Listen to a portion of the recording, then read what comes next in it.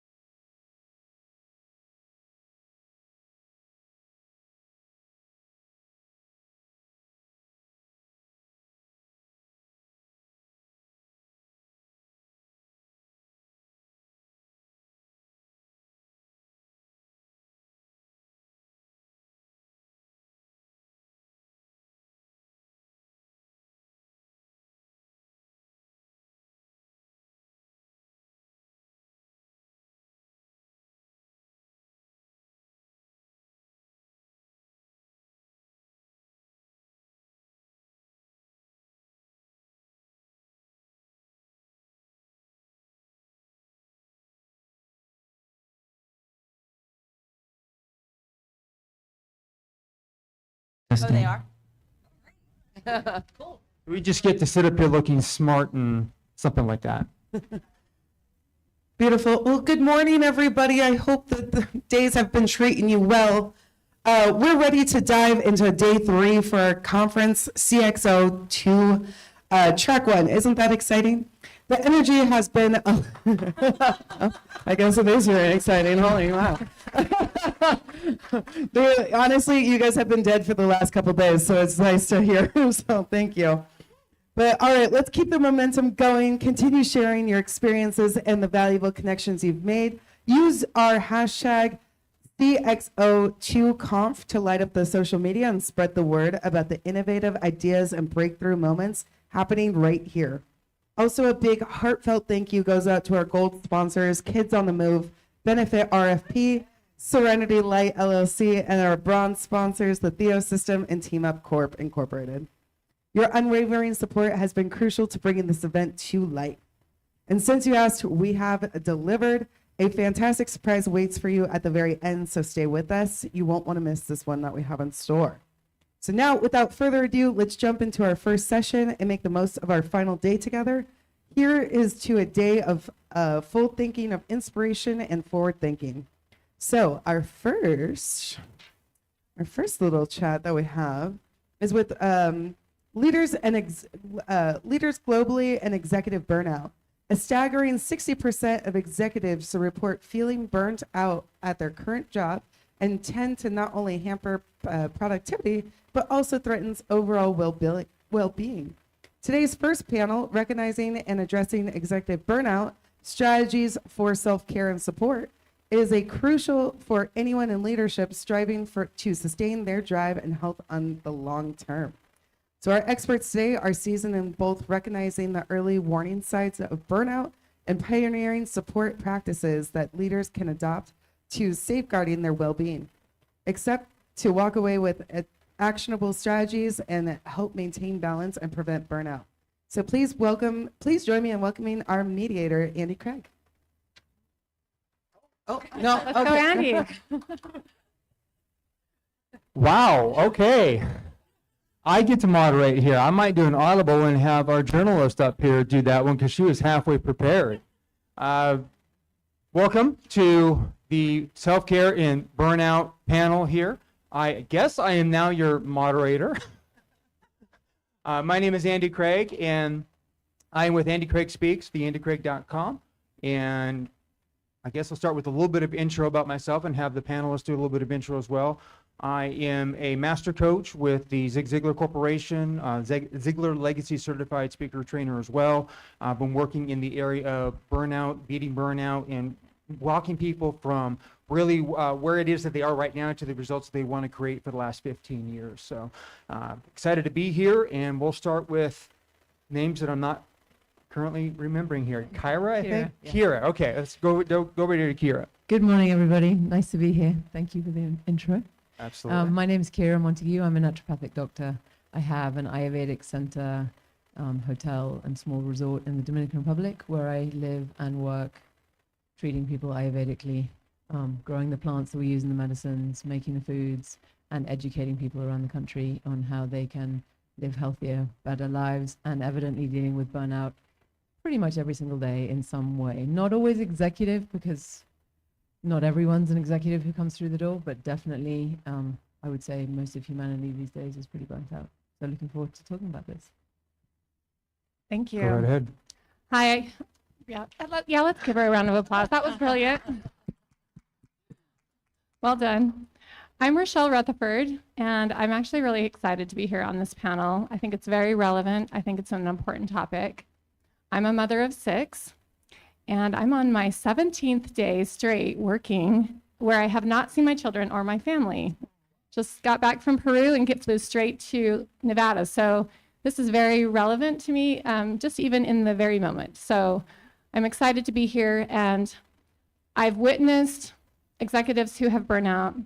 I've been on the other side of that, of someone coming in to take care of an organization when major health crises have taken place with leadership within organizations that I've worked for. I've been in the room when those emergencies have taken place, And this is a very real topic and something I care about. And I'm glad that we're here, and I'm excited to be here on the panel. I am excited to be here with all of you and just honored to have you all in the audience. My name is Layla Morcos-Zissis, and I'm the owner of Layla Morcos-Zissis LLC.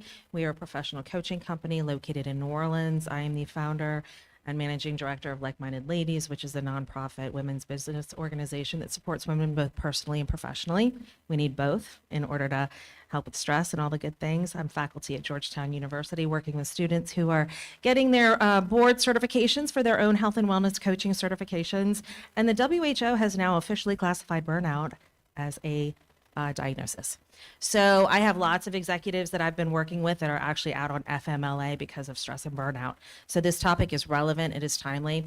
I'm a victim of stress and burnout, and I actually am a cancer survivor, and I think a lot of that stress and burnout led to my cancer. So working with my own clients, I definitely understand a lot of what they're experiencing and what they're going through. And this is a chronic problem, not just for, leadership, but all the way up to, C-suite and down to the mailroom. I mean, every level and every business, people are struggling. So I'm glad that we're talking about this. Absolutely. Well, yeah, go ahead. Round of applause for everyone up here. One of the first things that comes to my mind, and I will ask the question, then we'll go in reverse order, and then I'll go ahead and answer the question that I posed here. One of the first things that comes to my mind when it comes to stress and burnout is simply knowing what it is that you're doing and why you're doing it. What suggestions do our panelists here have for determining the direction that you're going in beating that burnout? What does that look like for you? What thoughts do you have on that? So when I start recognizing burnout in clients, they are coming and they're saying things like, I need work-life balance. I need help with organization. They're not even understanding and noticing that they're at that stage of burnout yet. They're like, I'm stressed. They're talking about their symptoms. And I'm like, well, can I share something with you? And, I'm curious. Have you ever considered, do you feel like you might be burned out? And then once we go into that, it's kind of like a big aha. They don't even realize that they're burning. Well, they know they're burning the candle at both ends. Something has to change, but they're not realizing the toll that it's taking on their body, their mind, and literally their soul. So those are just kind of the first things that I start to notice when somebody is coming in that is really struggling. So just that kind of verbiage is the first thing that I notice. Awesome. Thank you. Go ahead, Rochelle.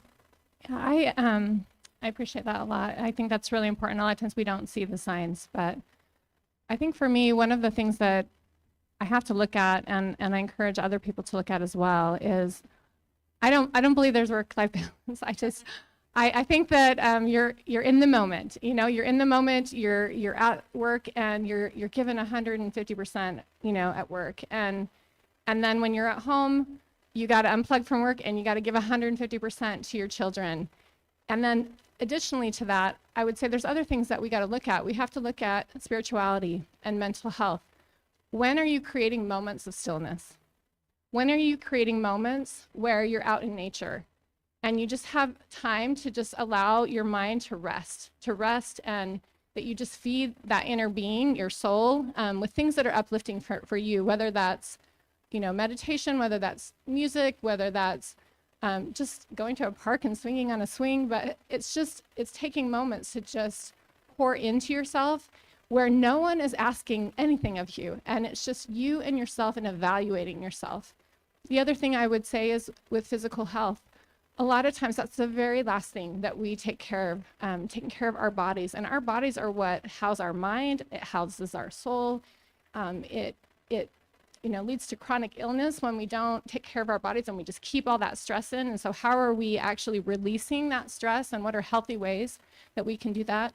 And then relationships. What types of relationships do we have? Do we have connections with friends? Do we have hobbies? Do we have things that we love to do that are just areas where we can spend time doing other things outside of work, and just creating moments intentionally in our life to be able to just have a purposeful life that's just not, at the end of the day, businesses will come and go. Businesses will die. They will live. There's a never-ending supply of emails. It'll never end. You can do it 24/7, but at some point you have to say, if I'm not really truly living, then what am I doing? What am I doing if all I'm giving is giving, giving, giving, and I'm not replenishing and refilling up my cup? And so those are some of the first things when I start to feel overwhelmed. I start looking at my life and evaluating those things. Am I doing any of those things in my life? Or do I need to stop and create some space? And you have to be very self-aware. And so self-awareness is very important and key. Awesome. Thank you. Thank you. Agreed. From an Ayurvedic perspective, it's all about finding balance. So you can call it what you like, burnout, stress, heart disease. In the end, or in the beginning, from the Ayurvedic perspective, it's all about looking at the person and trying to help them find balance in their mind, in their body, in their spirit, in their emotions. So I would say that everything that you guys have just said is completely relevant and valid. What are you telling yourself? What are you saying? What's the first thing you think when you wake up in the morning? So yes, the moments of silence. Yes, breathing exercises. Yes, meditation. And even just a minute. We have this idea that we have to go to these classes and spend an hour doing yoga, or, we have to go and sit with our eyes closed and have half an hour of total whiteness and Zen. That's not necessary. In order to address any kind of imbalance, 1 minute, 2 minutes, 3 minutes in the beginning is enough, because it will make a difference. If you stop, find stillness, take a deep breath through your nose, which helps to calm the nervous system. One deep breath, I mean, it would be better to do more, but even one is going to actually center you in that moment. Presence, finding presence. But with regard to your question and how do you start to see it? I think any kind of imbalance, in essence, is a form of burnout. In Ayurveda, we look at different constitutions. And so if you have this constitution and you have, if you have a more fiery constitution, then probably you're going to be more irritable, or you're going to have digestive issues, or acidity, or maybe some heart kind of fluttering or stuff going on. If you have more of an airy constitution, it might be more anxiety or fear or insomnia, not sleeping so well, or jittery. If you have more of a watery constitution, it may be that you're just, you don't have the energy to get up. You're feeling more heavy. You don't want to move. You're a bit more apathetic. You're a little bit more depressed. So everyone's different in the way that they express it and show it. But I think ultimately, anytime we're out of balance in any way, we're already taking our system into a form of burnout, because balance is what keeps us young and bouncy and with energy and healthy and vibrant in our minds and vital and joyful. So it's really about finding for yourself what you are, and then finding the ways and the things and the activities and the foods and the lifestyle and the time of day makes a difference. Obviously, what you eat, a lot of people think healthy food is one thing. It's different for everybody. What's healthy for me may not be so healthy for you. And so when we begin to understand and listen to our bodies, coming back to, so many of us live, this is somewhere and this is somewhere else. And it's like, no, we have to listen to our bodies, and our body is telling us all the time, all the way through the day, this is good, this isn't so good. But we've lost the ability to listen to that, or at least we've lost the connection with our bodies, because we're so kind of living in the future or living in the past, and the body's right here, right now. So it all comes back to everything that you say, and I'm looking forward to what you have to say, Andy, because I think it's As so am I. relevant. That's Fire away. I love that. For me as a coach, one word stood out over here, and that was purpose or purposeful. And if you're feeling anxious, overwhelmed, low energy, or any number of other words that you can as a CX, whatever position that you've got there, the one question that I've got for you is, are you operating in your given purpose? 87% of individuals on this planet never find their created purpose. Every single one of us has unique giftings, skills, talents, etc. However, we very rarely focus those in on what is it that I'm here to do. If you're feeling any of those emotions, it could very well be either A, you're not on purpose, whatever that looks like for you, or B, if you've got a team around you they're not empowered to do what they need to do to take the stress and the load off of you. So it may be a matter of transferring responsibility from you to your team. And coaching can take care of that. Any one of us up here can walk you through all that stuff. So with all of that, I had a question, and hopefully this question is going to come right back around here, and I'll start over here with a good doctor. What other suggestions do you have for what in your specialty? You're talking about the health benefits here. Maybe we can all answer this here. How vital, and maybe this is a question that it's almost a no-brainer, but how vital is health to our emotional well-being when we're taking in the right foods or exercise or however it is that we work in our physical body? How much does that have an impact on where we are emotionally, psychologically, spiritually moving forward? A huge impact, but I would love to start with where we are emotionally is affecting our physicality as well. So it's totally interconnected. What we eat is very important for our emotions, for our, for how our body, what we eat is going to affect negatively or positively our growth, our thinking processes, our reaction time, our vitality, our sleep, and all the rest of it. How that affects our emotions completely. Having said that, your emotions are going to govern what you're eating, at what time you're eating, what you're drawing towards, because that's going to make me feel better. It's going to make me feel better in the moment emotionally, but later on physically not so much. So I think you have to look at the whole picture, not just one aspect. That's a very holistic way of coming about anything. But I really believe that what you eat and how you think go hand in hand together, because the happier you are, you're also going to make healthier choices with, what you're putting into your body. And as we all know, the food that we eat is the medicine that we're feeding ourselves every day. So when we're coming at it from a more connected and healthy mindset, we're going to be choosing foods that nourish us and that make us feel better generally. So it's a vicious happy circle or not so happy circle, depending on which way you're coming at it from. Totally agree with that one. Go right ahead, Rochelle. Thank you. I absolutely agree with you. And I think when we look at our life, and I'm going to direct this to women, and not that this doesn't apply to men, but it definitely applies to women. As women, we're caretakers. We take care of everyone around us.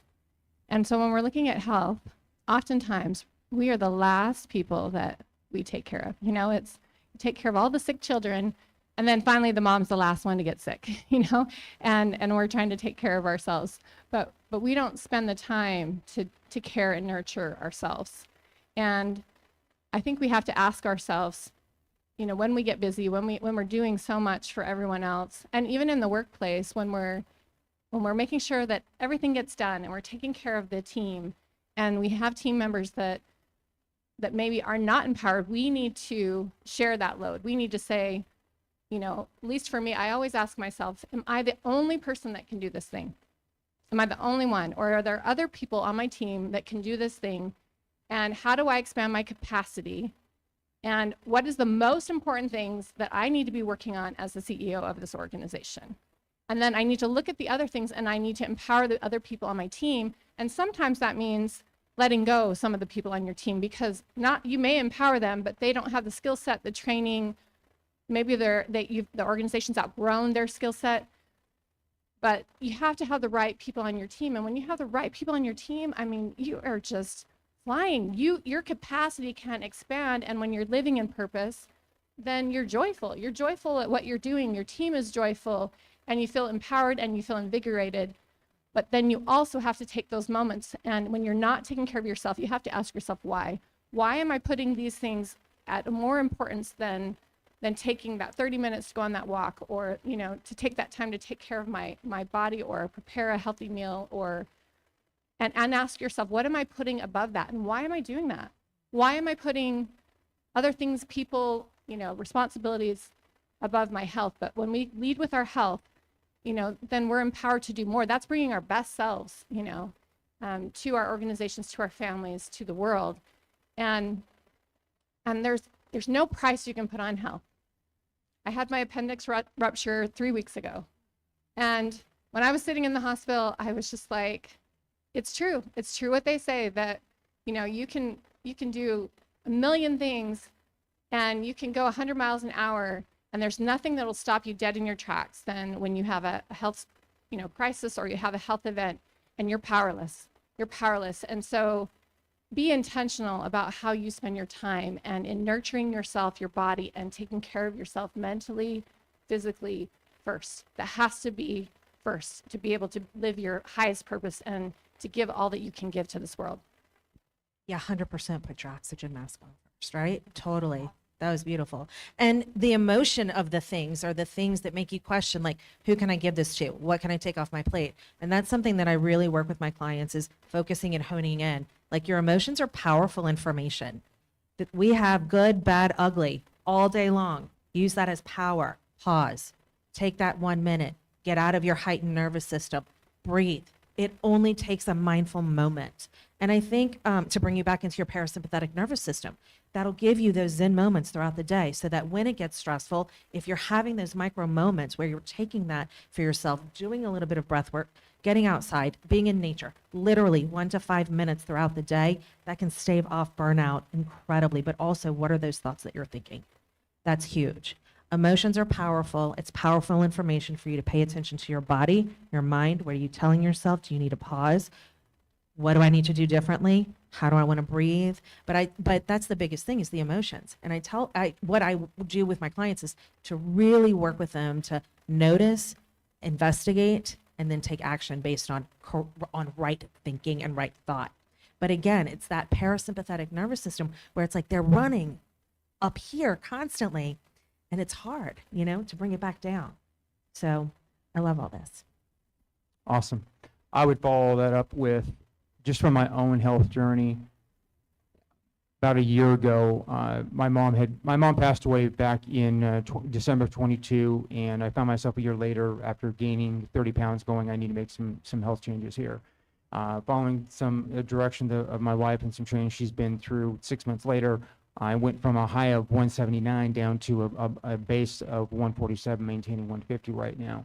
And I know that I've got a whole lot more energy to do what it is that I need to do. It's the foods that we eat. And I've got to pay attention to my own energy level with all the seminars that I'm doing, because with all the driving and past couple of days flying I've been doing here, my energy has taken a major hit.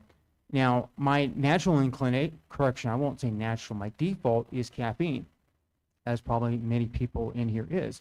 Now, it gives me an immediate impact, but later on I'm paying for it.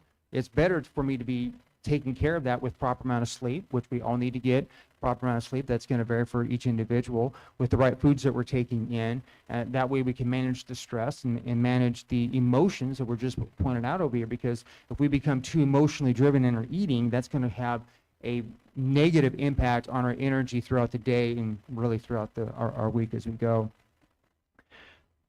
I'll throw out a general question here.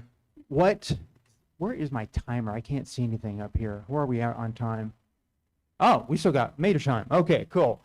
I have no sense of time up here, so I got to figure out where it's going here. So cool. Starting over here with Layla, what's one tip that you want to throw out right now for recovering from burnout, pressing through burnout?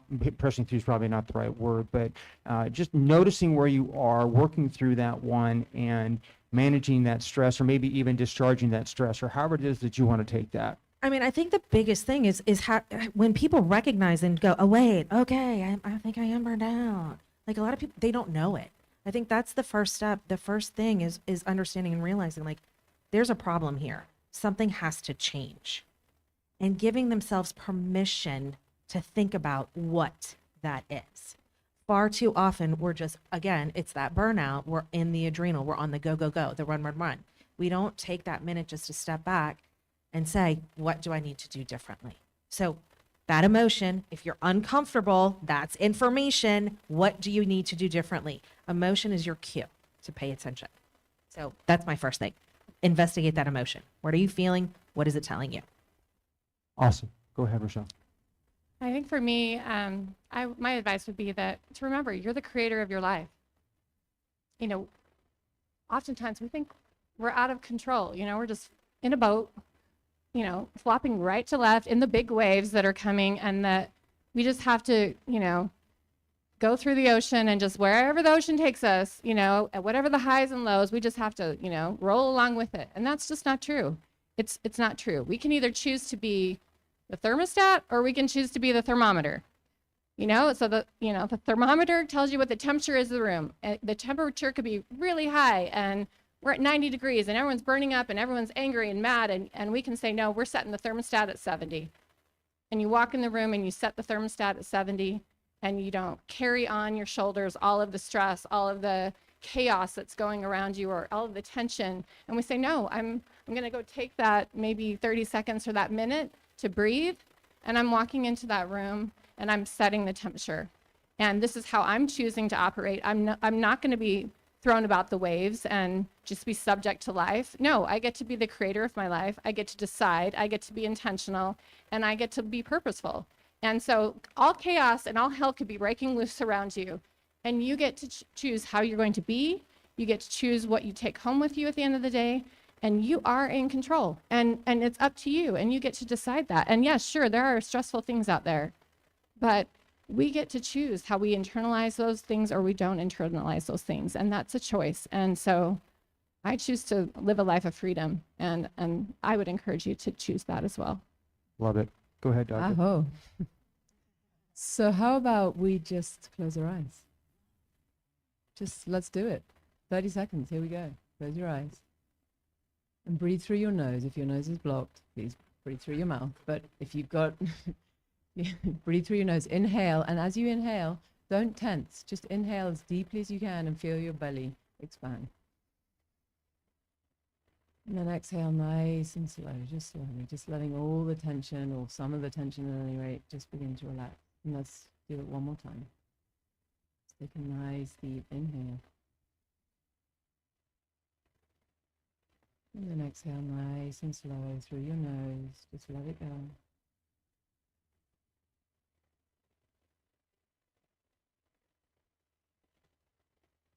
And whenever you feel ready, just open your eyes and just take a moment to check in and see how that feels. Because that's just presence. And it took less than 30 seconds. Maybe it took a few more. But presence is such a way to just, in any given moment, I completely agree with everything that we're talking about. But sometimes when we're in the heat of the moment, we just don't remember all this stuff. But what we are doing all day long, 50,000 times, 20,000 times, depending on how you're doing it, is breathing. What most of us are not necessarily doing is breathing correctly in a way that's going to calm us down. Most of us are breathing in a way that's actually stressing us out more. So the breath that we just took, and even if you're doing it through the mouth and you're breathing into your belly and you're moving your diaphragm and you're expanding your chest, it's going to activate your parasympathetic nervous system, calm your sympathetic nervous system. It's going to drop your heart rate is going to slow down just a little bit. It's going to bring your mind, if you're paying attention to the breath, into the present moment. And it's, it's easy to say it's easy, but you are breathing anyway, so why not make it an intentional breath just to bring you at any given moment of any day into that space where you feel better, right? Yeah. That's all. Calmer. Excellent. Yeah. There's 3 items that have just come up for me as we've been talking here, and it's 3 A's. If you're a note taker, go ahead and write these down. It's admit, ask, and action. I got them reversed there. Whenever you're in an overwhelmed situation, first of all, admit, and which is something so many of us have a hard time doing, simply admit you're in overwhelm. There's nothing wrong with it. It happens. Secondly, ask yourself why. Why am I feeling this way? Do I have too much on my plate? Is my team not doing what they're doing? Am I not training my team? Just check in with yourself. And then take an action. What is the best thing? And use your intuition. I would personally say to pray. Pray about what it is that you need to be doing, who you need to be talking to, what team member can be facilitating or taking whatever it is that you're working off your plate, just depending on that situation there. But admit that you are feeling the emotion that you're feeling, because that's the first step. Any addict will tell you the very first step that you have to do in overcoming an addiction is to admit that you've got it. I'm not calling anyone in here an addict, but just acknowledge that you've got that emotion. Ask yourself, what's going on? Check in with yourself. Our emotions are very powerful indicators of what's going on within us, especially mentally and emotionally. And we are the masters of our emotions, or at least we're supposed to be. The emotions are a very powerful tool. They can either rule us or we can rule them. If we choose to rule us, then they are powerful tools that we can use to create some outstanding things in life. And then simply take action, whatever that action is in that particular moment. So that's my one tip that's in 3 different categories or steps in this particular case here. So I'm going to call an audible and ask our journalist what she's got on her mind, because she's done this kind of stuff before. And what questions are popping up for you as we're talking here? I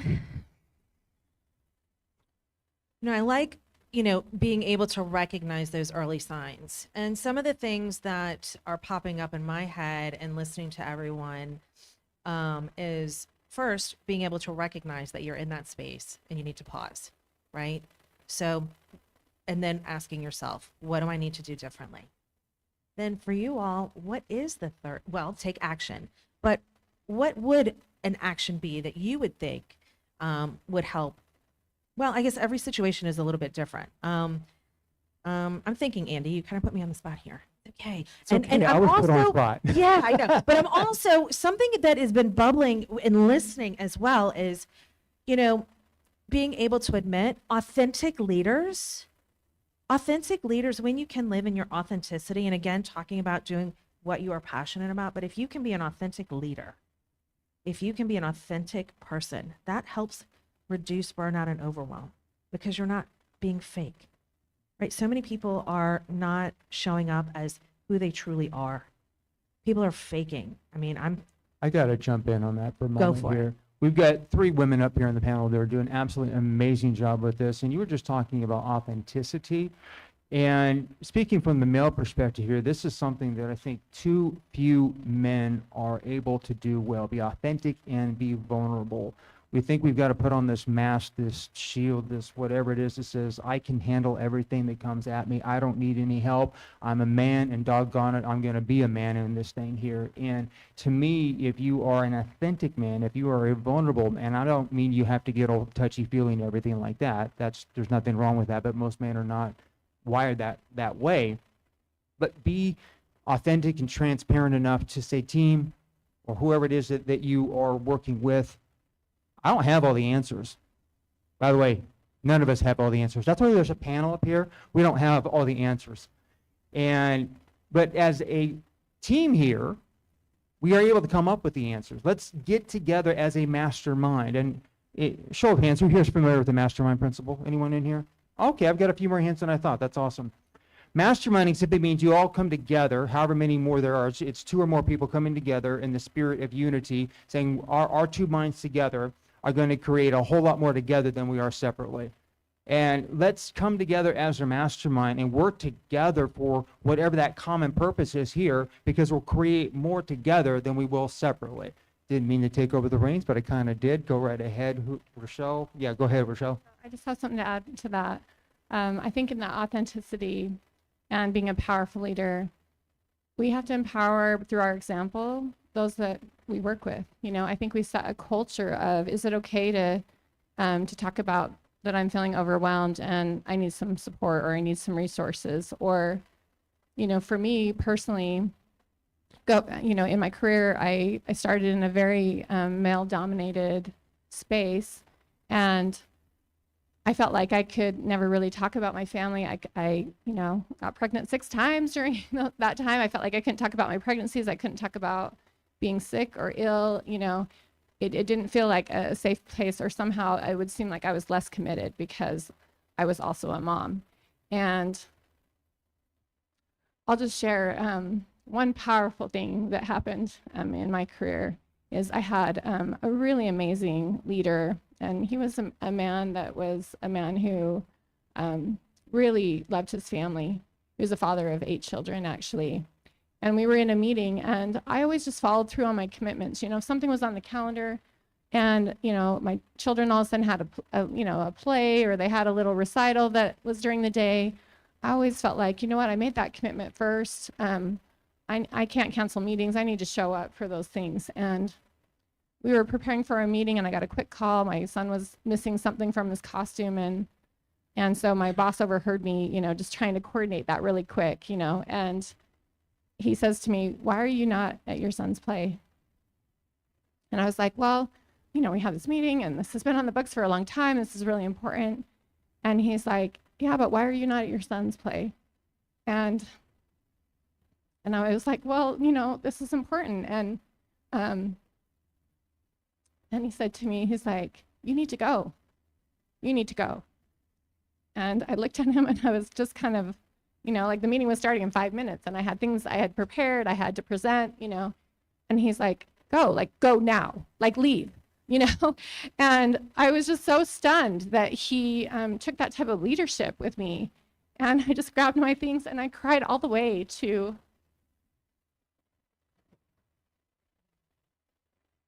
my son's play. And that taught me such a powerful lesson about leadership, that we have to empower people. People are human beings. They have lives. They contribute so much to our companies, to what we are creating, what we are building as leaders. And we need to give love and compassion. And yes, at the end of the day, we got to get the job done. And if you have the right team, you got a committed, powerhouse team, and they all know what they have to do. But the most empowering thing that we can do is that we can give people permission to be human beings and to show love and compassion. And I think that starts with us as leaders. And so I realize we're talking about executives here, but we're at the top and we set the tone, and we can empower an entire organization and create a movement within our organization if we choose to show up and be those authentic, powerful leaders. Amen. Can I respond to that? Please. I'm so glad that you had a boss like that, because one of the things that set me on a massive health journey was I had a horrible, this is when I was still, this guy, I quit because of him, and I went in what an idiot. Anyway, this is back in 2010. My husband was diagnosed with MRSA. He was in the hospital, methicillin-resistant staph infection. Okay, it was in his knee. He was alert. None of the antibiotics were working. I was working full time, PR executive, running around, going to the hospital, and I did not put my oxygen mask on first. This was when I was still in my 30s. I was still learning. I had not thought about coaching yet at this time. This was a catalyst that led me to that. And my boss was so unsupportive of my husband being in the hospital. He almost died. He was on home health for 3 months. His leg was almost amputated. This was the second of our health scares that we've been privy to in our marriage. Hopefully we are done with all of that. But anyway, he was horrible. And the amount of stress that he caused me, the amount of stress I put on myself because I was trying to meet unrealistic expectations and I was scared that I was going to get fired at that time. I'm so glad that you had that experience. That is authentic. The other stuff is deadly. It's not okay to be like that. I ended up gaining so much weight. I ended up putting on 70 pounds. We ended up having fertility issues after he was out of the hospital. We've had a lot of stuff because of this stress and this burnout. That's why it's so crucial that you get rid of it. It cannot be a part of your life. Again, emotions are powerful indicators that a change needs to happen or you need to pay attention. So I just wanted to comment on that. Thank you so much. Awesome. Doctor, you got anything to add? I'd love to just add that the vibration of authenticity is actually higher than the vibration of love. So being authentic to yourself, as in true to yourself, ends up making you more loving, more connectable with a better leader, a better parent, and better to yourself. Thank you for Authenticity saying is a that. really, really powerful. It is the most powerful energy, and it draws you. If you think about authentic people, they just draw people to them because that energy is just pulling people in. So if you think about that, be authentic, truly authentic, you're doing yourself a huge favor. That's absolutely amazing. Totally agree with all of that there. We have hit our 5-minute mark here. So I want to close up this panel here by allowing each of us to say if there's a suggestion or a way that if someone has a question, how can they contact you? What offering do you have? How can we help out our fellow leaders here in this room? I just want to say, it takes a little step. right? Like to deal with burnout, to deal with stress and everything. Really, it's not this whole program. You can start small and start noticing a difference in your life. So reach out to anyone, coach, a therapist, a mindset coach, or even just attending, a local maybe breath work class or trying something out like that, or just do some box breathing at your desk. Breathe in for 5, hold for 5, out for 5, hold for 5. Just do something. Start somewhere. That's it. Awesome. Michelle? Yeah, that's awesome. I think for me, I would encourage everyone to be intentional about your life. Think about the outcome you want to have. What's the relationship you want to have with your children?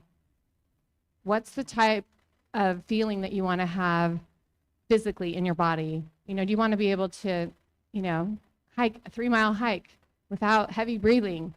Do you want to feel peace and joy in your life? Do you want to live in the moment?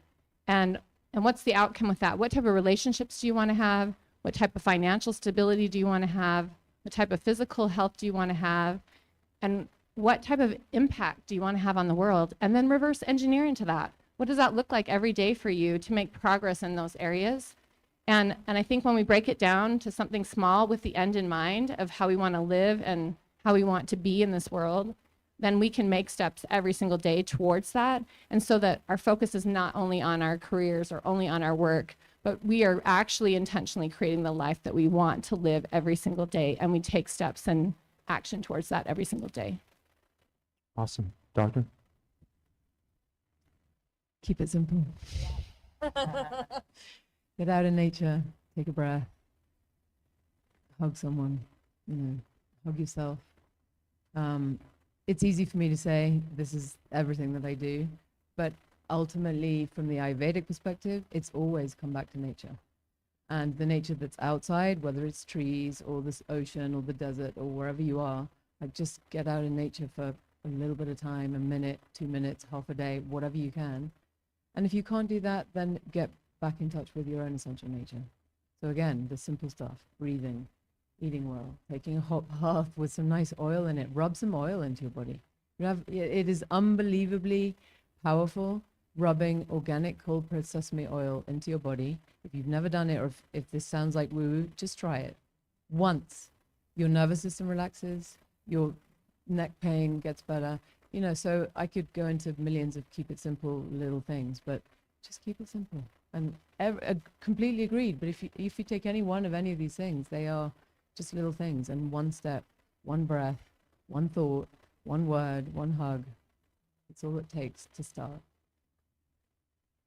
Wonderful. This has been magnificent up here. I would encourage everyone to focus on what you're created for. Only 13% of people know what they're created for. Be part of that 13%. And if you don't know, talk to someone. People around you know what you're created for better than what we do. Okay, there's a saying that when you're inside the frame, you can't see what's going on. You got to step outside the frame. And too many times we're stuck inside the frame of our own lives, not realizing what it is that we have that allows us to move forward and create the awesome life that we're able to create. So focus on what it is that you're created for. I'll almost end here with a quote. I'm going to butcher it badly because I can't remember the full thing at the moment, even though I know it very well. We are endowed with the seeds of greatness, engineered for success, endowed with the seeds of greatness, and go create destiny by design is what it is, or something along those lines. I've completely butchered it. It's a Zig Ziglar quote, which I've completely butchered here. But anyway, if I can help you in any capacity, come talk to me here. Look me up, andycraigspeaks.com. I'd be happy to talk with you or talk with these wonderful ladies here. All of us are here to serve you in some capacity. So hand it over to, I don't even know who I'm handing this thing over to. I'm your MC. I'll be here. We actually have some extended time for questions. So does anyone have any? Sweet. I'll run over. Don't you worry. Thank you for that.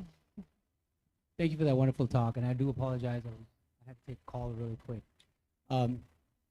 One thing I wanted to add, if I may, to stress. We hold it in our bodies. I know you mentioned box breathing, which is great. And I know you mentioned keep it simple. Thank you for that. It's really about that. But another technique that really helps me a lot with my anxiety and stress is tapping. If anybody is not familiar with what that is, you should look it up. Thank you. Yeah. Tapping is wonderful. If you guys haven't met Tyler out there yet, go check out Tyler. He's pretty amazing. I mean, and he doesn't just do tapping, but it's somewhat of his It is a protocol, right? Yeah. Thank you for saying that. Thank you all for the talk. Wonderful. Wonderful. Thanks. Any other questions? Is anybody feeling burnt out? I'm wondering. I'm just curious. Is anybody burnt out here? Yeah? Yeah? Is anyone I heard not one burnt yes. out here? Yeah, that's a better question, I think. Yeah, is anybody not burnt out here? Anybody feeling less burned out being here? Hi, I have a quick question. I've been reading a lot about building habits and everything that goes along with that. And one thing that is spoken about is cues. What are some of the things that you notice in the cues to where you need to decompress and just take a deep breath? What are some that you notice in building your habits to manage stress? I can jump in real quick. One of the first things when I work with people is we really focus on their energy levels. Like, how do they work, right? Are they lark? Are they night owl? How long are their ultradian rhythms, which are your ebbs and flows throughout the day, where you need breaks, where you need to pay attention physiologically, you need to move, you need to do something different. So that's the first thing is I get people to really pay attention to their energy levels, their individual energy levels and what works for them. When do they need those micro moments? When do they need to have those mindful minutes to kind of decompress or reset, recalibrate throughout the day? So really getting familiar with how you work, how you flow, when are you best energetically, and then what does that look like throughout the day? What's your flow like? That's the first thing that I do. How do you operate? Yeah, I want to add to that too. I like to take a preventative approach instead of a reactive. I think, if you're intentional about your breathing and you know what those rhythms are, then you can intentionally, whether you're feeling stressed or not, I'm going to take a minute to breathe here today, And I think preventative helps us keep from moving to that space of burnout. I think it's important to set your day. So for me, praying is important for me. Taking moments to breathe and to meditate before my day starts. Also, I practice a practice called conscious self-creation, where I've actually written down the woman I want to be. And I speak it into existence as if I'm already that woman. The woman you are. The woman I am, yes. If I'm a 5-star mom, I'm a 5-star mom who intentionally spends time with my children, who sends them notes and texts throughout the day and communicates to my spouse that I love them. And I take time to hug them when I come home from work at the end of each day. So I set the intention, I speak it to in existence, and I set my day very intentional from the very beginning. And what I found for me personally is that helps set my day. When I skip those things or when I don't take time for that, I notice it impacts my day. I come in less powerful, maybe not as authentic, but when I can drop into that and really connect with myself, my spirit, my soul, and then I can show up the most powerful version of myself and then take those moments during the day to just kind of refill that cup as I'm moving throughout my day. And sometimes even before I transition from work into my house, if I pull into the garage, I might take, a couple minutes just to breathe, and then I may have a heavy load I just carried that day, but I need to walk in with excitement and joy for my children as if I just woke up and I'm seeing them for the first time and try to pour into them and create joy in their life. And so that's what I found for me, that creating those habits that work for you and then help support you throughout the day. Anything from you, Doctor? I'm listening. I'll add a little bit here. There's 2 books that come to my mind that will probably help you out. Atomic Habits by James Clear, and then Choose to Win by Tom Ziglar. Both of them talk about habits. James Clear has been in the realm of creating habits, habit creation, and what it's done for him for probably 20 years. And he talks about not just creating habits, but what's referred to as habit stacking. which is one small habit and then stacked up with another small habit and stacked with another. And when you can get to that cue or that trigger that you're talking about there, that's going to set off a chain reaction of habits that will propel you through your day. If you're not already aware of it, we all have a paradigm that we operate in, or actually multiples of them, and they're all driven by habits. So if we know what our habits are or what we want them to be, we can create habits that serve us, or we can have habits that, well, we're serving. It's either the habit serving us or we're serving the habit, one of the two. And the question is, which way do you want to go? Do you want to have a habit that serves you? If so, be intentional in creating that habit. When you find that cue that's setting you off, find a way to turn that into a positive outcome, whatever that looks like for you, so you can move forward and creating the results that you want to create. Yeah, and we are creatures of habit. So I agree with, I think if you start your day from the minute you open your eyes, just take a moment before you move to just be present with yourself, sets you up in the right way. And having said all of that, when the cues that come for the habits that you're trying to change, you do the habits that you are trying to change. However, when you don't, be soft on yourself. It's okay. So today it didn't quite happen the way I wanted to. It's all good, because at least in the West, we have a very extremist mentality. Oh, I'm going to do new habits, but I didn't do it. It's out the window. It's not. You just try again tomorrow, or try again later, or and I Keep think in mind how that's long it soft- takes to create a habit. Right. 21 days to create, depending on who you listen to. It could take as long as 63 days for it to become set in stone. Exactly. So being kind to yourself as you change your habits or as you move from one to another is a big part of self-care. You might want to check out Tiny Habits by BJ Fogg as well. He's a Stanford researcher that wrote the book Tiny Habits, and you literally start tiny and build, and then don't give up. Start over. We make room for relapse in coaching. So be kind to yourself. Absolutely.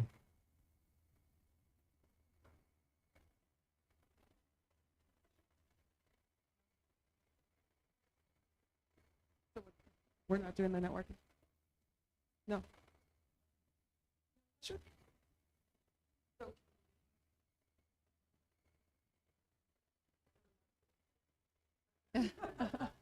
Yes, we can take another question. Fit it in. So you guys are talking about your own individual experiences and so on, but what programs are you bringing in, or what are you doing for your people, your staff, your underlings, however you want to gauge that, or even your contractors if you're working with them? What programs are you bringing in to help them deal with the same problem? So bring in us. That's what you need to do. We're the coaches. We're the people that can recognize and look at the individuals. We can see, team dynamics. We can see different, areas of, for me, when I go into companies and I work with wellness and teams and things like that, the first thing I do is I ask them to create a committee, right? And I start interviewing people. What's the theme at this company, right? What's the biggest thing that is going on, perhaps? I don't know if I'm answering your question, but I'm all being authentic. I brain fart because of chemo and menopause. So I don't know if I was asking your question, but hearing from the people. What are the people saying? What do they need? Did that make sense? Okay, good. Thank you. I would agree. We've brought in coaches into our organization. We have over 250 employees, and so we've brought in coaches as well as working with our vice president of HR to start creating opportunities and leadership and trainings for our staff. We also have a lot of internal committees. We're 87% female at our organization, and we've put committees together where we've put together pickleball challenges, and we've put together opportunities. We have a track right outside of our building, or on the grounds of a hospital, where we do steps, or we come together and we listen to our staff and our employees and hear about what they need. We work with children with disabilities and delays, so they pour a lot of emotion and spiritually, mentally, capacity, and compassion into the clients that we serve and their families, and they need that type of release so they can reset as well. And so we try to create a safe space for that, but we also are constantly evolving and learning and bringing new coaching, new trainings to our staff and empowering our staff to also create within their departments as well. It's not a one size fits all. We're all individual. So really good coaches, I think, get into the culture and kind of see and like dig in and talk and ask. And, you know, that's kind of the first step to see what is needed. And a direct answer to your question, I've got like 6 programs I can bring in. So Yeah, it exactly. really depends on what the need is that you've got or the other organization has after talking with you and your staff, figuring out, okay, I've got this program that's going to address this particular need. And so it comes out of a conversation that we have to determine what it is that you need out of the resources that I have access to. Anything, Doctor? Treat your employees like your family. And I mean, I don't have a lot of employees, so I'm not running a, huge business, but I have definitely found that every single employee has been with me since the beginning. And I can't say for sure, but they are family. We are all a family. So we work together like a family, which means that when clients and guests come in, and we have people staying, so they come to stay with us for anything from a day to a month, they feel like they've come into a family, which helps their healing process too. Sure, in a bigger company, I think that's harder, but it's, to me, it just, how would you like to be treated? Treat your employees as close to that as you can, and I think you're going to have a pretty good, you're going to be an authentic, loving, kind leader, and I think the world needs more of those these days. Give it for our panelists. Thank you so much. Folks.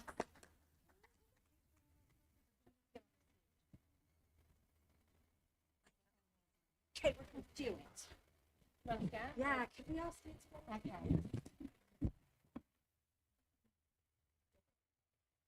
Okay.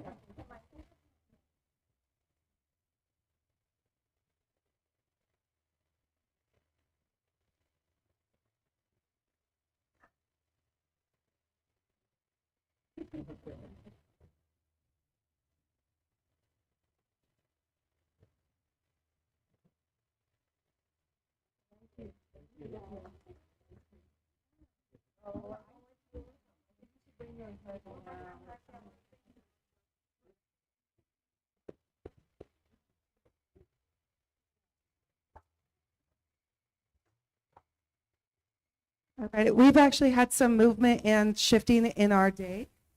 So our next speaker is Enridia Wakacher, and partnership at Rec AI, angelic solutions that leverage multimodal AI.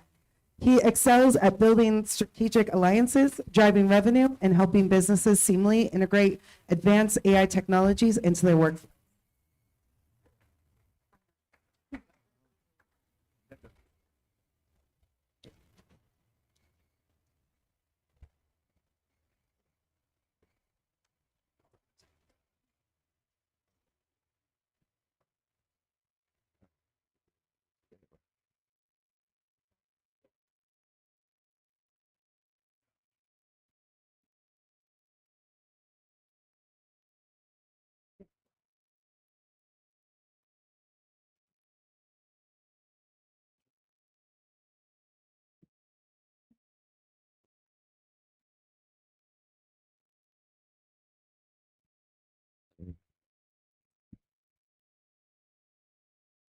So my name is Anirudh. I work with a company called Reka AI.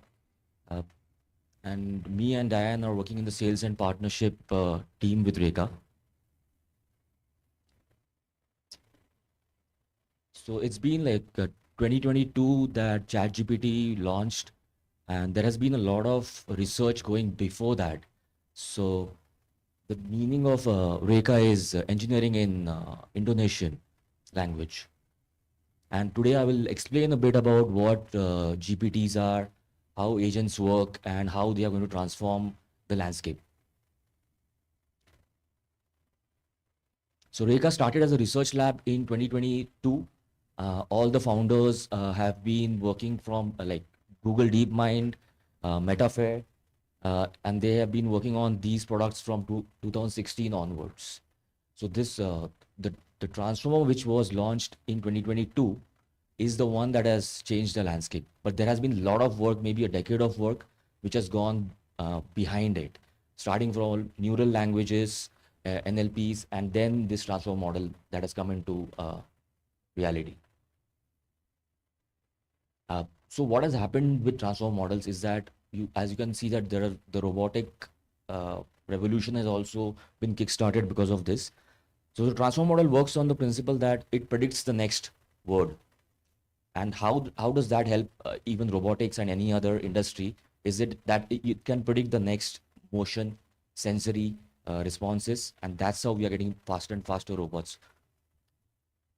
But we are working on two main applications. One is fraud detection, and the other is video surveillance agent. We started off as a foundational model company way back in 2022, funded by NVIDIA and Snowflake, around Series A funding of around $180 million for GPUs. So what's the meaning of multimodal? So multimodal stands for 4 modes like image, audio, video, and text. So all of these are together understood by the transformer model, and it outputs either text or audio. So earlier, last year, there was only output that you could get an output of text in ChatGPT, but now it can also talk to you or any other model. For example, Grok AI or Anthropic, and Reka is one of them who have been able to create and deploy foundational models from scratch. So it's not very easy to create foundational models. That's why even DeepSeek was one of them, and they have created a model which is working with smaller model but working as well as the other ones. So I'll talk about the real world applications of these two models. So there are many other industries which are being affected by foundational models. Not only enterprises, but even healthcare industries, for example, any manual task of maybe assessing radiographies or tests or anything else for that matter, any images, cell, or maybe genetics also. So the transformer model predicts the next thing. So if you feed it images, so that is like image, one is image, then you have videos. So the second is video and text. It can also take any handwritten notes and maybe transform that into 100 languages, and it can talk to you in those languages. So that's the reason now there are regulatory and ethical implications of this, that where will it stop? It's getting better and better. It's doing a lot of the manual work that was earlier done by analysts or maybe customer service agents, or people doing the repetitive tasks like those kind of things are being offloaded to the agentic AI. So agent is a word, kind of a worker word. It means that it not only understands, but it does things. So it will give you alerts. It can, in our case, we work with video surveillance. So example, if there are video cameras and you're feeding it 10 to 15 video cameras surveillance, in real time, it will let you know, like at the airport maybe, oh, this bag is left unattended for 10 minutes. So it will click a picture of that bag and the one person who's dropped it, and it will also tell you where the person is with a screenshot. It will send alerts. It will alert the cops. If there's a medical emergency, it will call 911. And so those kind of things, that it will go the next step. The same thing in drones also. So a drone will be deployed. The drone will follow the person. If he's a wanted man, if there's a database of that person, it will understand the facial features. It will understand the way the person walks. It will understand the behavior. If somebody's loitering around on the streets, it will immediately let you know that this person is walking around your house for the last half an hour. This is a bit technical slide, but what it means is that not only coding is one of the outputs of agentic AI. Like that's why coders are getting, even a normal person who's not into coding can now code, because you can talk to it and it will create a website for you. It will do stuff for you within minutes. Second thing is content drafting, file search, which is what most of the models are also doing. But it can feed your internal data. You can feed it your internal data, and it will tabulate it and give you the output. That's called multimodal data extraction. Web browsing, multimedia analysis. If you have videos or any PDFs within your organization, they will be analyzed. It will do the work which is usually siloed, for example. So it'll customer service calls, fraud detection, for example, it works like if someone is trying to impersonate someone, there are paper trails, there's audio, there's also images available. So it will assimilate all that. That kind of work is not possible for a single human to do, and it will do that in real time even when uh, everyone else is sleeping. It works 24 hours. And this Reka, the agents are built on top of our foundational models. So we work on the entire stack. Not only we are not calling on any other model or Anthropic or OpenAI. We have built the foundation models. On top of that, the agent works, and it is like a vertical stack end-to-end solution. That is what gives us the edge when we are talking to customers, because there is no dependability. This is on-prem. For example, on-premise means that this model is kept in a Docker container. It has all the information, and it is within your premises. So there is no outside access for anybody to work with your data, internal data. That's what on-prem means here. This is what I was talking about. For example, in banks or in healthcare industries, the medical documents, the internal Excel sheets, PDFs, the call transcripts, everything else, emails, claims, these all are understood by the model, and then it acts on it. And you can talk to it in your own local language, any language you can talk to it in, and it will give you the output. Okay, you can tell it, okay, I want this data. I want to know what's going on in this organization at this level. I want the report. So it will tabulate it for you. Or if you upload 100 receipts and ask it to tabulate the receipts cost-wise, it will give you tabulated data about it. And you don't need to work on Excel and you talk to it. It will just do that for you. Plus the UI. So there's a report that the senior management can look at, that this is a report that's going on in the organization. There are multiple applications here. Healthcare, finance is one of them. I just spoke about the other one as well, which is video surveillance, which is maybe port authorities, defense, government institutions, schools, parks. These are all monitored by surveillance, like live real-time monitoring systems. And this is what will be automated by Reka AI. The future roadmap is global. We are a global team of around 50 to 100 people based out of, I am based out of SF. There are sales team. We have sales team in USA, Dubai, Japan, Europe.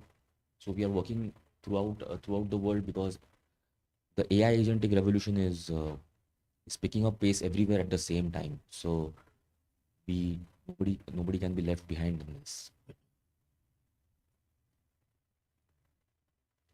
So we are open to partnerships and collaborations all in industries, and we are looking for about 2 POCs. We are already talking to a lot of government agencies, banks, healthcare, media, and other industries for POCs, and we are doing really well in those regards. Yeah, if there are any questions. Yep, please.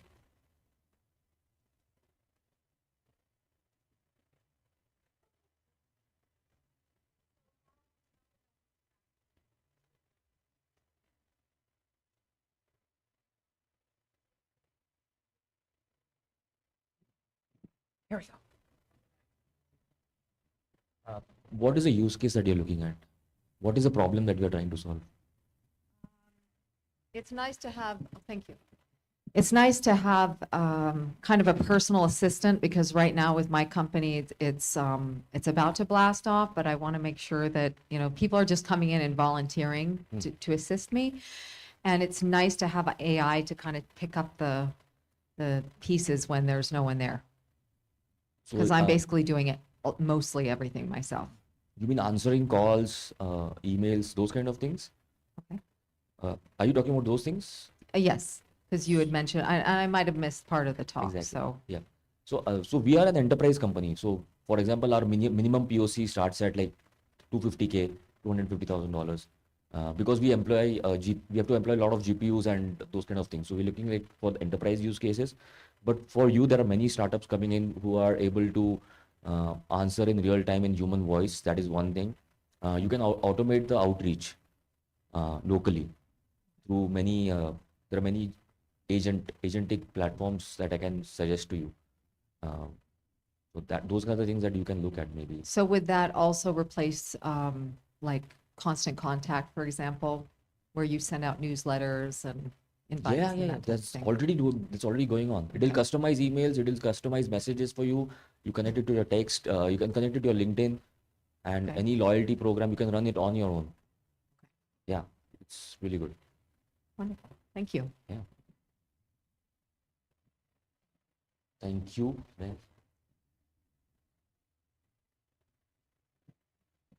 Let me know if you have any other use cases, and I'll be happy to help. Thanks a lot.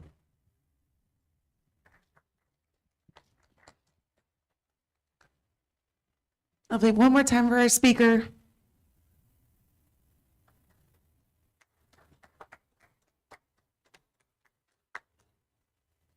Lovely. Well, as we continue to navigate through today's dynamic conference schedule, we now turn our focus to a theme that is every trailblazer in this room can resonate with, leading beyond the norm for organizational success. This isn't just about incremental improvements, it's about groundbreaking strategies that redefine what's possible within our organizations. So without further ado, please give it up for our moderator, Dr. Amanda Kennards, independent innovator at Kennards Partners LLC, and distinguished panelists to stage.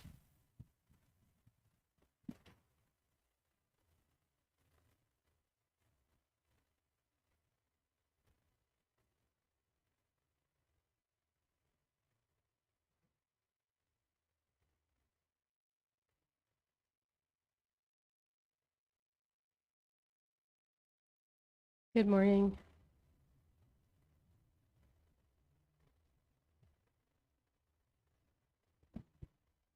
Good morning. Good morning. Yes.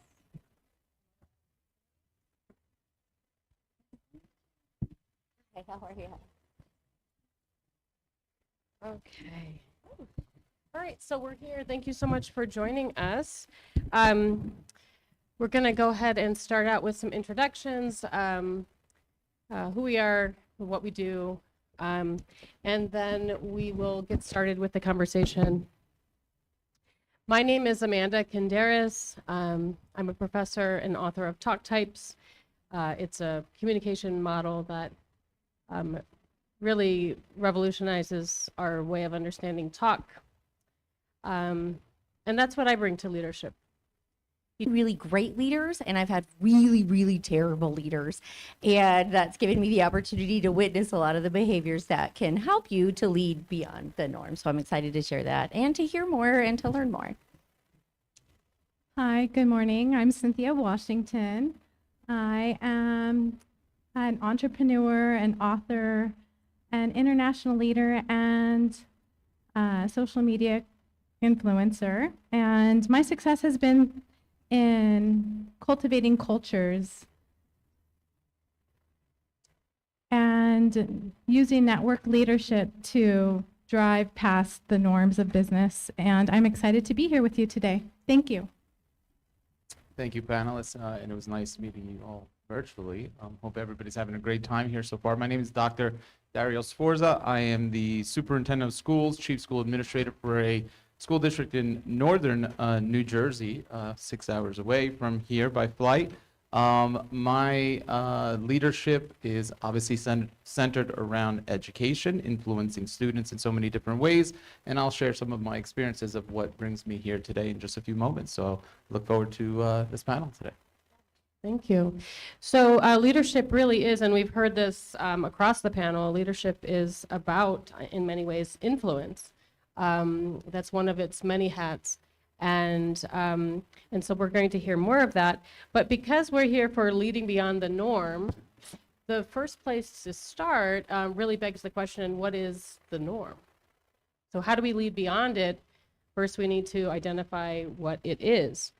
Some thoughts that we had is classical structures, hierarchical structures, status quo, systems like equilibrium. They like to stay how they are resistant to change. So if we are going to lead in a way that challenges that, then how do we interface with change? How do we make that happen in our communities?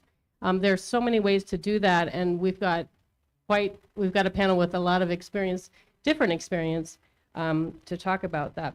So let's start out with maybe some more comments, just briefly, on the norm. What has been the norm in some of your circles?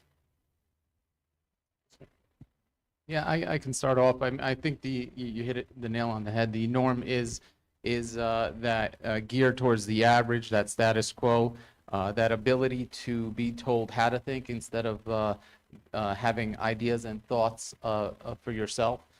In education, when reflecting on the topic, I think it is a systems thinking, and it is down to a fine-grained systemic level of how we as adults were taught how to think. And I think, the reason why we're here today educating some of our colleagues on this topic is because there's been a average, complacent, comfortable blanket sort of wrapping around students their whole life. And now that they're adults, when having the opportunity to be able to lead differently or think differently, the majority has a hard time doing that. So that's why we're here, and we have the privilege and the opportunity to share some of our experiences, which sometimes come naturally to us. And the more and more we start to have these thought leader conversations, I think we start to realize that it's a lot less common. And I think a goal of ours is to make it more common than less common, and leading beyond the norm and breaking those barriers and leading beyond that status quo. Sure. Did you, anyone want to add anything to that?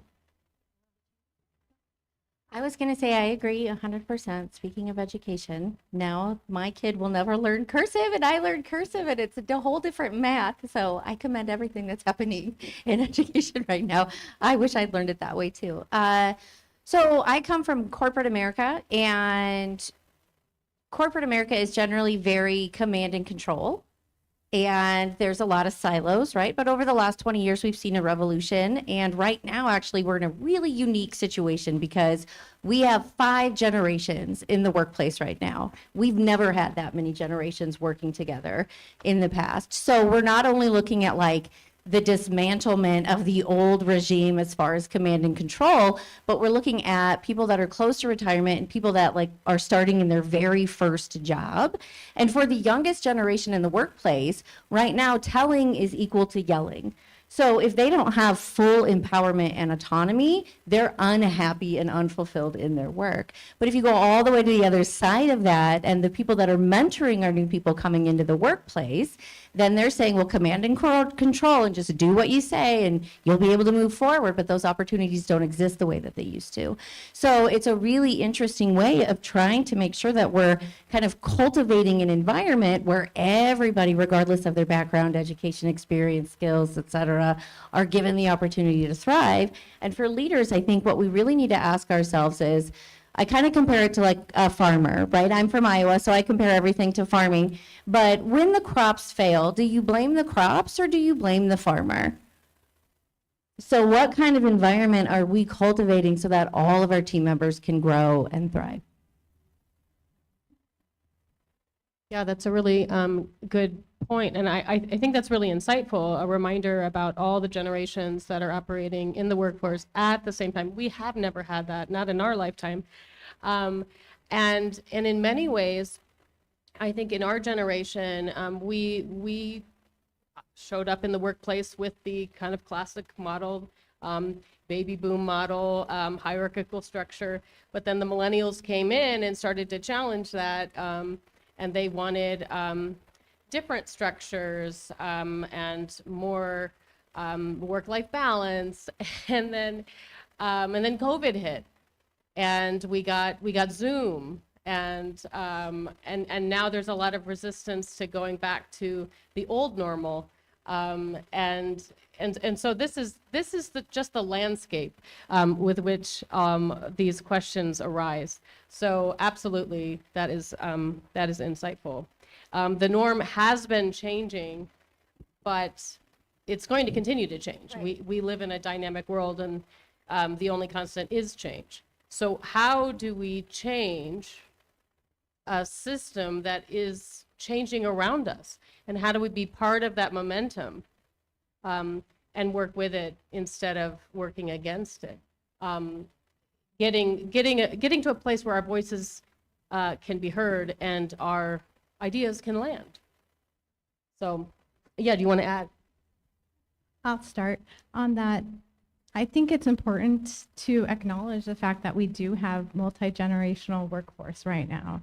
We have to focus on emotional intelligence to keep everyone engaged and functioning beyond just the incremental numbers, but leveraging the talents so that we can continue to thrive in business.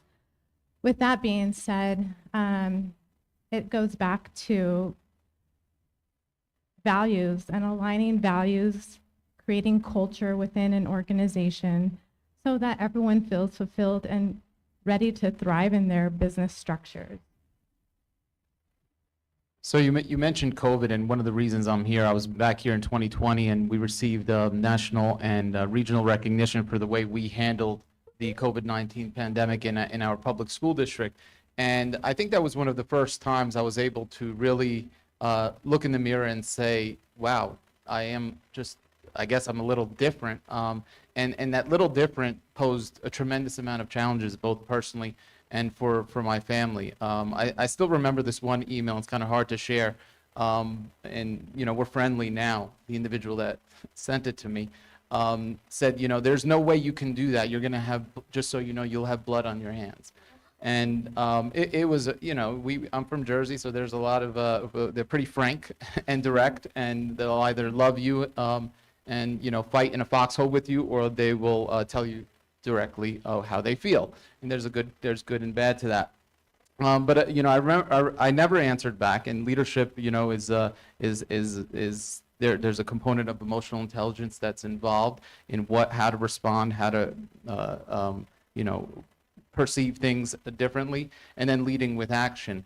But I never saw the opportunity to respond to that with words. I just got to work, and we got to work as a team.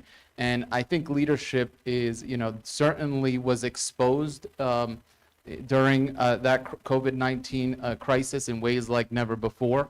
I had the opportunity to lead a regional study that showcased and showed schools how to open. And as a former science guy and somebody who has done extensive research on cognitive complexity, creative thinking, critical thinking, analytical thinking, I use that component to statistically analyze how safe or dangerous it was for kids to come back to school. Kids, remember, we teach kids, and of course the 6 generations that I lead, which certainly is complex in its own way. But first and foremost, we had to make sure that our students were safe. And as a father of 3, I saw that they were not safe at home. Learning through a computer is far different than learning in person, and there's a social connection that is instinctual and biological for students, and they were not thriving at home. So we rolled up our sleeves, we went against the greens, we ignored those emails, and we strategically had to outsmart the norm, right? You mentioned the norm is the average. The average is, well, we're all staying home. Well, we all have to do X. Well, we all have to do Y, because somebody is telling us we have to do that. And an analytical thinker, a leader, is able to diagnose that, separate it, and strategically analyze it to say, why? Why do we have to do that? Why do I have to take that? Why does, and then act. And we did that, and all of a sudden we started receiving accolades for it. But before the accolades, it was the students were able to come back. They were able to connect with their peers again. We were able to win a championship. We were able to build the confidence for those kids to be able to thrive in our situation during a time of extreme crisis. So leadership requires bold decision making. It requires the ability sometimes to not necessarily do the Simon Sinek thing of why all the time. You know, Emerson said you can't spend your whole day explaining. You just do it. And then, you know, if you have, you do it with some intellectual risk and some analyzing, and then, you know, beautiful things will have, should come out of that. In our case, it did. Yeah, I like that perspective, and it brings up a number of sort of points and directions here. You are, I understand, a superintendent. That's correct. Yeah, and so you are in a position of power and influence and great responsibility. And in some ways, it makes it easier to make change. In other ways, it can be harder because you have so many people underneath you that can push back against that. You have so many dominoes that can be affected by one simple policy change, for instance. So there are so many different, at different tiers and different levels, different considerations. But at the end of the day, if you wanted to make some change, you probably could. On the flip side, there are going to be, you know, leadership exists even at the bottom tiers, right? And I know that Cynthia brought up a book that had, you know, influenced her. This is You Don't Need a Title to Be a Leader, right? So I'd like to talk about leadership in spaces where we have power, we have titles, we have the ability to make change, and also in spaces where we don't have those titles, but we're still leaders. And we'll cycle back. We'll go back and forth with this a little bit. But Cynthia, if you could talk a little bit about that. Yes, absolutely. Thank you. Yes, the book, You Don't Need a Title to Be a Leader, is by Mark Sanborn. It's a great book, easy read, and it's very true. I've mentored many individuals over my tenure as a leader, and this book is one I've given to them as they want to grow and develop in their leadership capacities. I recently attended Columbia University and decided to surrender my ego because my daughter and her friends were doing school from home, and I wanted them to learn what it was like to attend university before they went there. And so I abandoned my ego, my title. I was in Silicon Valley sales management for a very large company and had a downline of 150 people. To do that, I was in a position financially to take on this opportunity to cultivate some learning opportunities for my daughter and her friends, which I'm grateful for. But in doing so, I have inserted myself without a title into different boards and different organizations throughout Park City, Salt Lake City, and Silicon Slopes, of which A Bolder Way Forward, Women Tech Council with their She Tech mentoring program, as well as Big Brothers Big Sisters of Utah. All three of those organizations have a focus upon cultivating and growing our younger generations through education, mentorship, and closing the gaps that exist between the multi-generational workforce that we have in this community at this point in time. And it's been really exciting to be in this space and use my skill sets that I currently have from my tenure in management and lean into this charitable philanthropic work to help level up our society and create a better Utah, ultimately a better space for our children. And I think you don't need a title to be a leader. You can use your influence for good, and each of us as leaders has that ability to drive change systemically. Thank you. Can I add to that? Of course, please. Megan. Okay, so welcome. I saw a new person. We're happy to have you. So for when we're talking about being able to influence and be a leader without actually having a title, yes, +1 to everything everybody else has said, but I would really like to focus on trust. So the foundation of any thriving organization is trust, and it's either going to be trust or distrust, right? So trust building is actually a competency that can be learned and practiced and mastered. So it's a skill that everybody can learn. And there's 4 domains of trust, and I'm completely stealing from one of my favorite books of all time, very, very thin, 10 out of 10, recommend to a friend if you haven't had a chance. It's called The Thin Book of Trust. And I'm actually a certified practitioner of trust at work. Please check it out. It's a wonderful program, but it breaks down what is trust, what is distrust, how do we define both of those things? And a lot of it comes down to recognizing what it is that you value and what do you trust other people with what you value, time, energy, space, money, kids, house, car, pets, whatever it is that you're going to hand over to somebody else, right? Or let them take advantage of or use. And then distrust, which is what I value actually isn't safe with this person.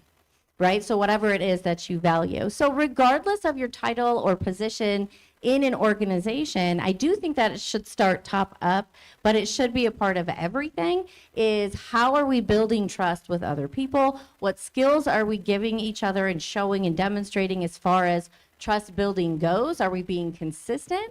Because in every single action and every single interaction that we have, we're actually creating a story. Right? So whenever we meet with somebody, we're here on this panel, we're all in this beautiful Luxor resort together. Every single time we come across another individual, we're actually creating memories. So a lot of that is asking yourself, what kind of memory do I want somebody to walk away with? How do I want people to explain my personality to other people? Are they going to say she's reliable, she's dependent, she's competent, right? So even if we're not a leader in title, these are things that we can do to build trust in an organization. And we want trust in organizations because high trust teams are high performing teams. Yeah, fantastic. And cycling back to Simon Sinek, we all have our opinions, but one thing that he said that really struck me is that teams aren't a group of people that work together. They're a group of people that trust each other, and absolutely trust is pivotal. It's foundational to teams, to organizations, and to leadership. And I think what Dario was talking about in his example is a trust that sort of came. It was established at the beginning, sure, you wouldn't be superintendent, but you took a risk, and then later people were able to see, that it worked, and that reinforced that sense of trust with your community. Yeah. Yeah, I think you're referring not only to the way we handled and navigated the pandemic, which was certainly something difficult in itself, but we went through a historic $40 million merger, and something that has never happened in New Jersey for probably about 75 years. But you go back, we talk about leading different generations. We could do a whole nother panel on Gen Z and millennials, and the Simon Sinek quote where he turns to and says, well, I haven't made an impact. Well, you only been here 8 months. I'm dealing with that now. I've lost a couple of team members who said exactly that, and my retention turnover rate is really, really low. So I take pride in not losing my members. Number one, we treat them really well. We build that trust. But there's 2 types of trust that I'm going to take from somebody that I heard speaking earlier this week. And there's the emotional trust, which I think leading beyond a norm requires an enormous amount of emotional trust with your colleagues. But I think where leaders start to fail in speaking with a bunch of leaders is they lack the courage to enforce the practical trust. And the emotional trust is, hey, I trust you, you trust me, you feel emotionally safe. The practical trust is, hey, I trust you, you trust me, but now I'm your boss. Well, I don't like to use that word, but we work together. I need to institute certain policies and make sure my organization is running. You're not pulling your weight, right? So now if I trust you and you trust me and you're not doing your part, now I'm losing the practical trust in you. The other thing that was talked about is empowerment and of course recognition. Something certainly that I could admit is one of my weaknesses in being able to deal with millennials and Gen Z and that constant recognition that they need in order to succeed, but certainly something that's critically important in leadership. But we built that foundation. The merger happened not overnight. Transformational leaderships, I believe, and we all, I think, agree, is baby steps. And not knowing exactly what the future is going to bring, but laying the foundation so that if that door opens, students in my case can run through it with happy smiles. And, you know, we saw an opportunity there that was able to transform an organization, not just for the immediate, but for a generation to come with increased academic and programmatic changes, increased social and athletic changes, and an ability to inspire generations of students. And there was a tremendous amount of trust that was necessary in order to get to that. So trust is essential when you've got boots on ground, you've got a plan, and you're there to execute. But how do we get to the point where we have a plan? How does vision play into leading beyond the norm? Great question. Does anybody else want to go first? Oh my God, I'm excited. What a great question. So I think for every leader strives to be good, right?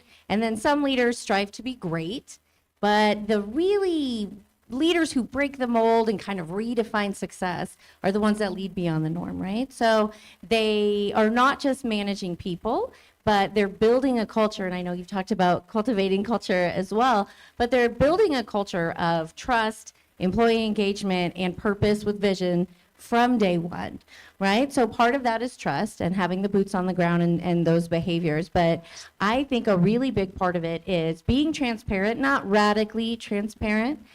So when I say radically transparent, this is, okay, so we're all friends here. So transparent is, here's the purpose and vision, and here's our steps, and here's how we plan to move this forward. Radically transparent would be, I one time had a manager who would put, when he was getting his back waxed, on his calendar. Like, that's radical for me. I'm uncomfortable, right? So knowing the difference between transparency and radical transparency. But also identifying and defining the core values of your organization, right? And using those as expectations for every single employee. So not just words on the wall, but actually using those core values to drive your decisions. So we should be hiring and firing based on those values. And part of that is having really clear expectations for what they are. So making sure that we're, yeah, I mean, if we need to crowdsource it or if it comes from top down, as long as we're living it, but making sure that every person who joins the organization understands that this is how we define success and good work, right? Part of that is knowing our core values and the behaviors, but also making sure that we're holding everybody accountable to them. In addition to that, I believe authenticity plays a lot of value in breaking that norm. In addition to that, network leadership helps drive that success, because if you have a multitude of leaders working together for the same purpose, you can drive change more accelerated than you can individually. Absolutely agree. We're at a conference and a day in time where most of our successes came well beyond the artificial intelligence that we continue to talk about. We talk about emotional intelligence, artificial intelligence. I think something that is that needs to be talked about more and more is authentic intelligence, and something that is critical in leadership is building that authentic, genuine credibility, and that does take time. That does take one conversation at a time.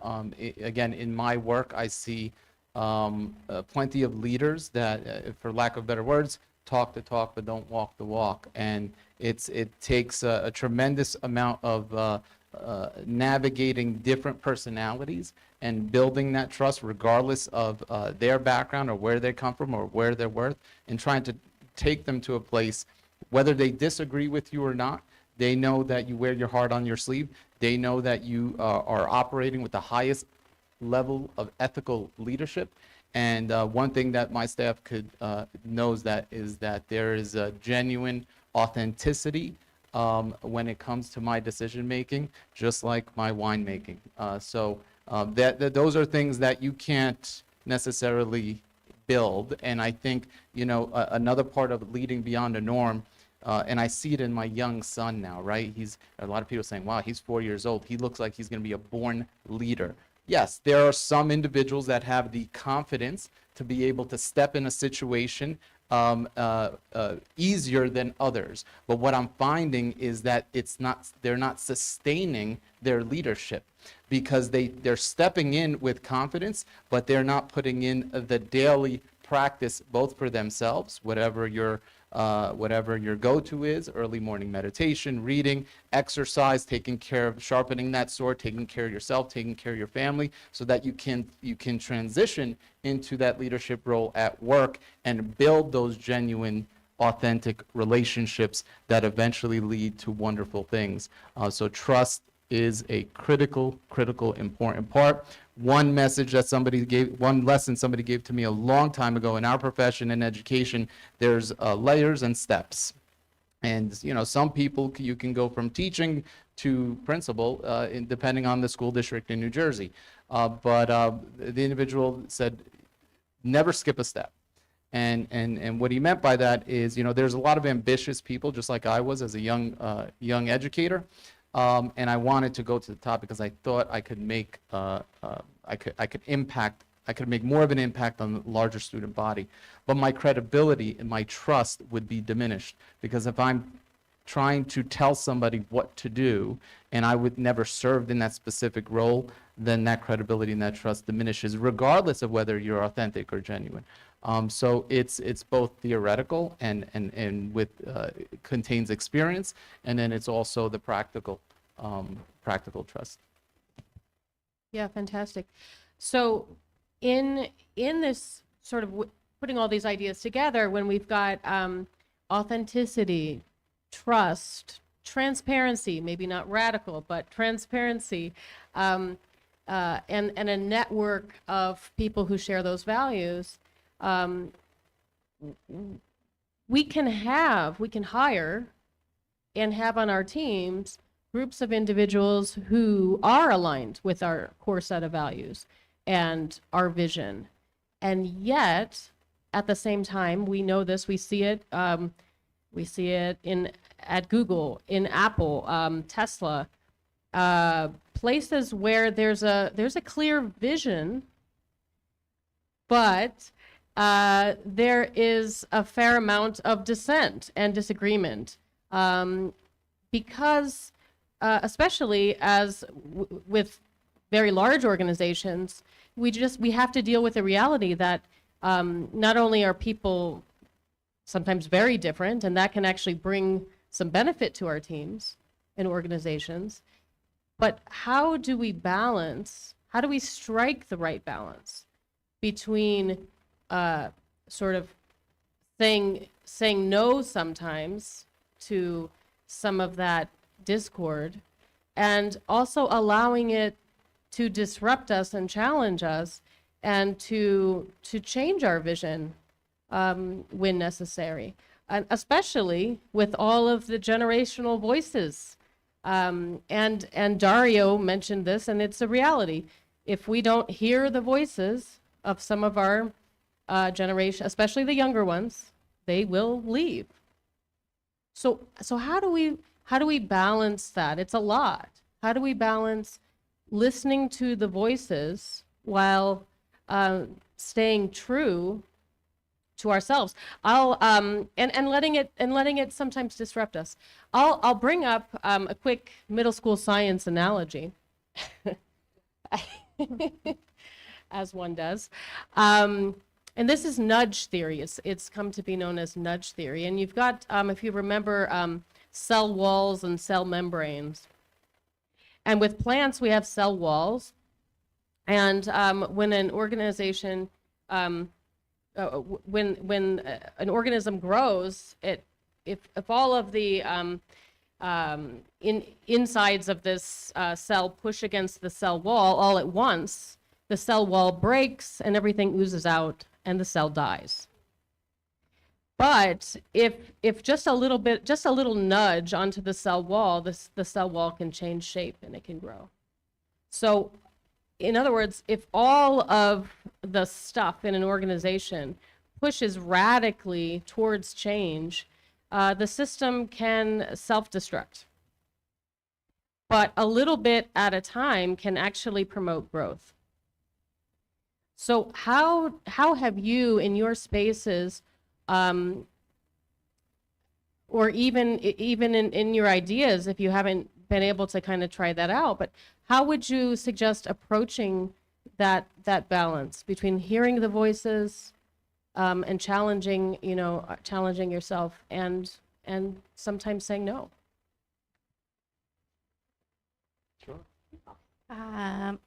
Sorry. There is no quick fix. What a great question. A couple of different things come to mind for me is one, making sure you have the right people in the right roles. And I'm just going to lean into a little bit of my background, which is learning and development, right? So adult learning theory.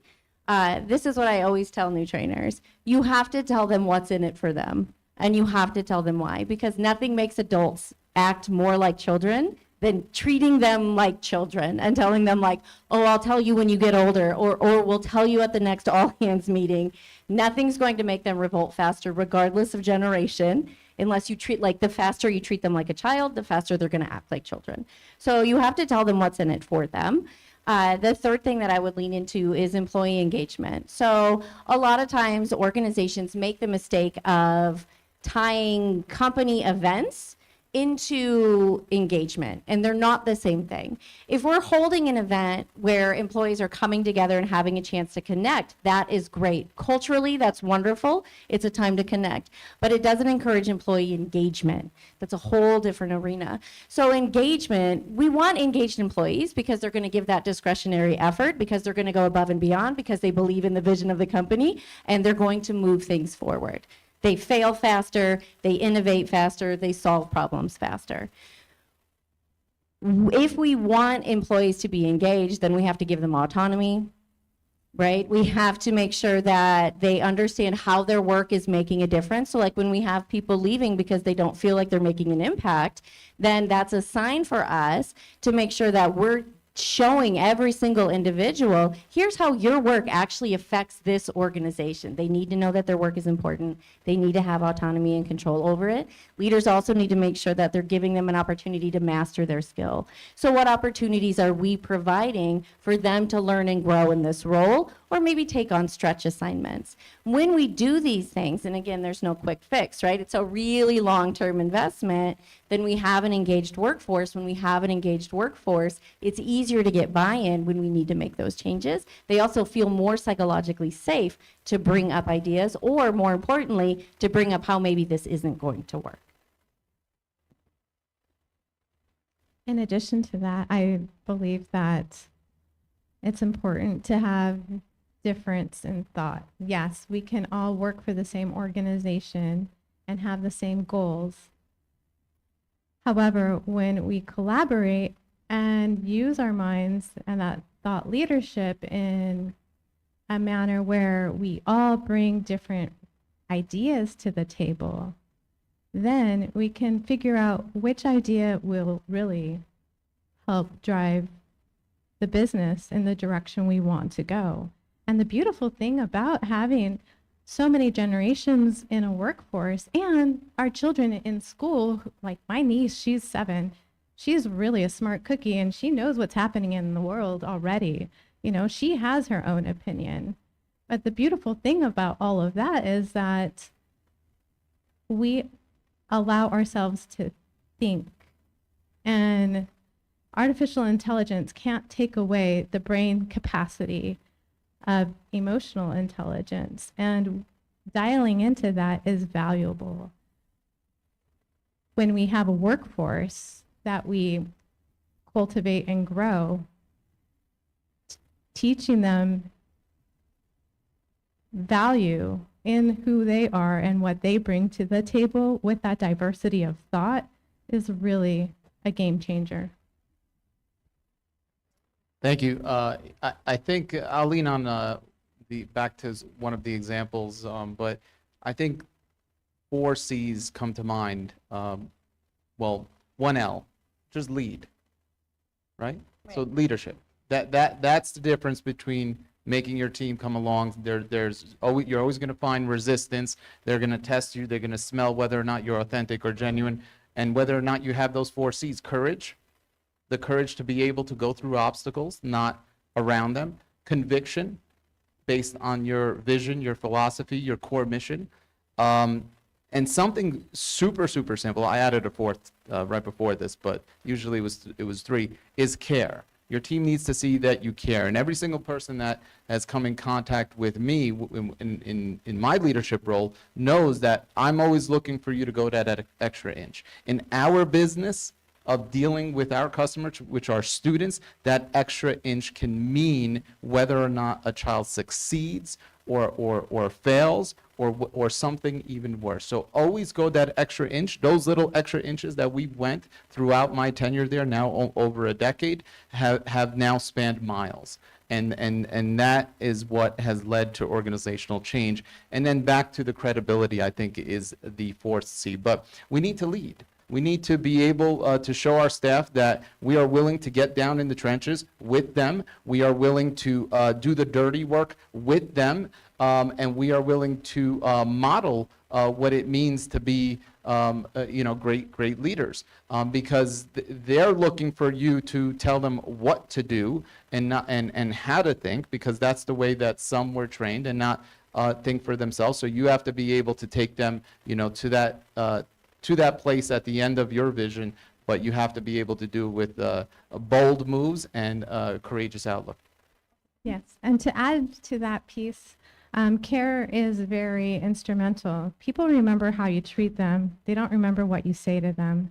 And that goes back to having that care mentality in what you do as a leader, which comes from being that authentic leader and using your influence for good to cultivate your culture to success. Absolutely. Oh, I'm sorry. Sorry. Continue. One last thought. Think different. I think different, right? Think different. That was Apple, I believe, right? Think different. And that hasn't lost its momentum. It's still a valued piece in the workplace. And we have to allow that collaborative thinking to be different and to drive ourselves forward. Right. So thinking differently, hearing different voices, but showing that we care. And I want to piggyback on what Megan said here with organizational kind of reflecting back to our employees that they are valuable and of course tying that into the care. And I think that a key takeaway of this from almost any organization that we get where we have employees saying, hey, something's not working here and pushing back against us, it's almost always not pushing back against the vision. It's almost always pushing back against some aspect of the pragmatics, the organizational culture, the way things are handled between people. And that can change without changing the vision. So I think that's an area of leadership that perhaps is a little bit more neglected than it ought to be. And that's a good reminder for us. We have just a few minutes if we can open it up to questions and comments.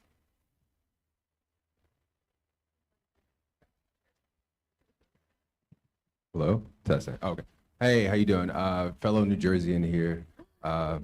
Newark. My mother is a teacher for 38 years in Newark and Maplewood. So she's approaching retirement. And, one of her biggest issues is like, what I'm trying to always encourage her to do is like, learn from the new generation, because a lot of times they talk about, how it was back in their day. But I think she's doing a pretty good job in that transition. But my question to you would be, how can a teacher with 38 years of experience relate to a new generation of educators, bridging the gap in teaching approaches, technology, and student engagement, while also navigating the transition to retirement, because she plans on retiring in about 2 years. She wants that pension. Ensuring that their expertise is passed on and that their personal shift out of the workforce is still fulfilling. Dario, good luck. Yeah, I was about to just say retire. The opportunity for, you asked a question earlier, as a superintendent, I never take for granted the opportunity to be able to lead an organization. And one of the things that are critically important to me is being able to discipline myself more than anybody in my organization and holding myself accountable to the 6 generations that I lead. But I'll jump to your mother, 38 years in the business, which is impressive. And it needs to be honored and it needs to be appreciated. And what I found with, I've always tried to surround myself with people that know more than me. But I've also often, as I look back in my life, I've always surrounded myself with people that were way older than me, right? They were able to inspire me and give me a wealth of wisdom, not just information, totally different, right? So I would just say to your mother, who is looking to retire in a couple of years, is to embrace some of the changes in the technology as much as possible, but offer some of the young individuals that are in the business, leave your legacy by offering them the wisdom that you learned throughout your 38 years on how pedagogy really works, right? How students really learn, what is authentic beyond the artificial. Because there's a lot these things, technology especially, come in generations. When Google came out, everybody was scared. AI, same thing now. Don't worry so much about that. Your mother can provide an authentic teaching, mentorship experience to the young generation, well beyond her understanding the technological differences, which sometimes they feel that their capacity is lower and they need to keep up. But I say quite the reverse. We can learn from each other, no matter how many generations you're teaching. And I would recommend that she focuses on that. She will probably, in my opinion, leave work feeling more fulfilled than just trying to fill the day, right? Huge difference between fulfillment and being full. My wife knows that, who's here. I love Mediterranean food, and we had a different type the other day, and then she said, how was it? I said, I feel full, I don't feel fulfilled. There's a huge difference. So that's the words of advice I would give your mother. Thank you for the question.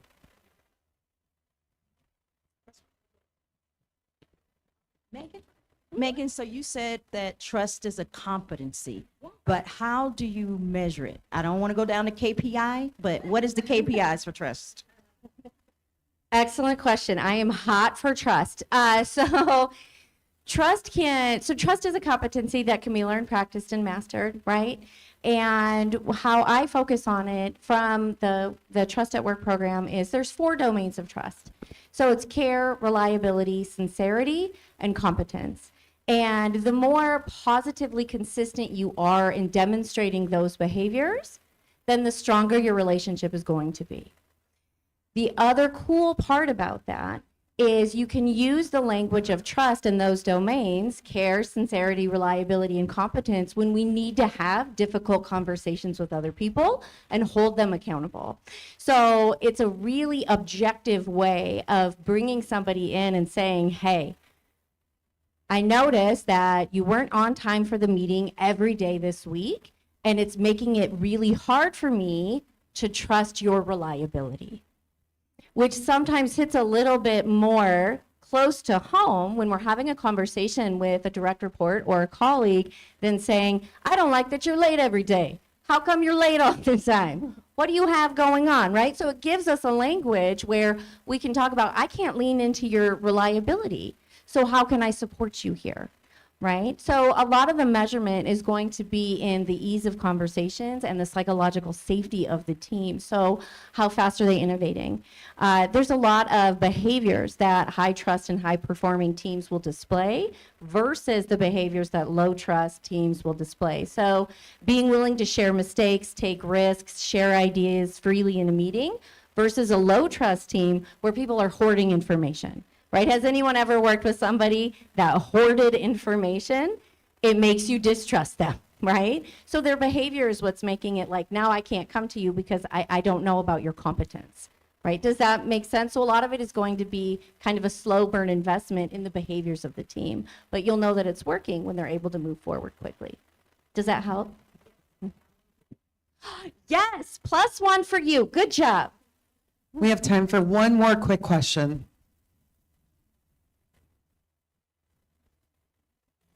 Just real quickly, how do you balance with the multi-general workforce now? How do you balance and find that balance to break through the norm? As you said, the norm in all organizations is equilibrium. And if we're going to break through that norm, how are we going to break through given the challenges that some of the older generations, they're very take the direction and go with it. The younger generations focus on the why and how it impacts the greater side of things. So can you talk about that briefly? I would quickly say collaboration. You balance it with collaboration. We've talked extensively about being able to lead multi-generations, in my case, 6 generations, 5 generations, and you have to approach each of them with a different type of tool. Go in your toolbox and use a different type of strategy. But allowing them to collaborate with each other, I think, is the balance that we need in order to be successful. I'm working with a company that reached out to me and said, we'd love to pick your brain on education. I said, me? I said, why me? I said, you guys seem like a group of really intelligent individuals. And he confided in me, said, he's like, look, I worked at Google and we all said about 5 words to each other all day. And that opened up my eyes to say, wow, I mean, there's different types of generations that really have different types of skills. But their skill set with coding and building AI platforms is tremendous. Our skill set with the human interaction, that authentic interaction, is something that we can provide them in addition to the educational value. But I think, in my experience, I feel blessed to be able to lead different generations. And I think that's what's led to the success of my organization. And I'm going to miss the individuals as they begin to retire, but of course they'll be replaced. But I believe that collaboration between them is key and has been key to the success of our organization. In my current role, in my personal business, Level Up with CW, I have the opportunity to work with numerous companies internationally, great teams, product managers, product development teams, leaders, CEOs like yourselves, and just a wide dynamic of teamwork. And across those teams, we do see the multi-generational piece, and it comes back to treating people like people, you know? Everyone is there for a reason. They serve a purpose. Honing into what they bring to the table and their innate abilities to be in that room to help create a product, a service that's going to be a long-lasting incremental business opportunity is very important, and it comes back to caring, that authenticity and collaboration of thought. And I think that's where we engage as a multi-generational workforce.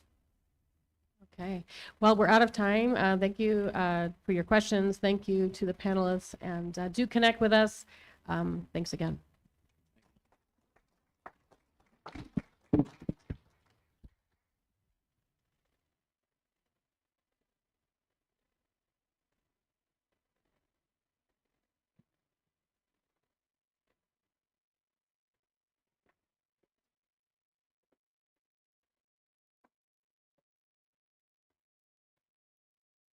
One more time for our panelists. Thank you so much for that discussion.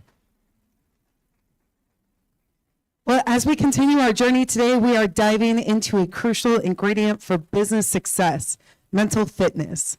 So this session, Elite Mental Fitness to Become Unstoppable Leaders, explores how top leaders harness their mental strength to navigate through high-pressure environments and emerge victorious.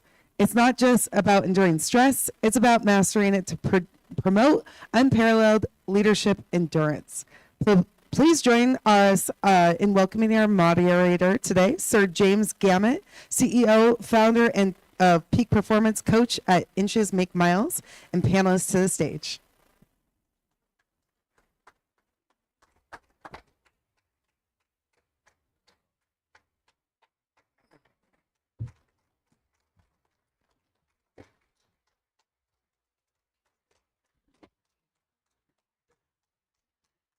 Thank you, folks.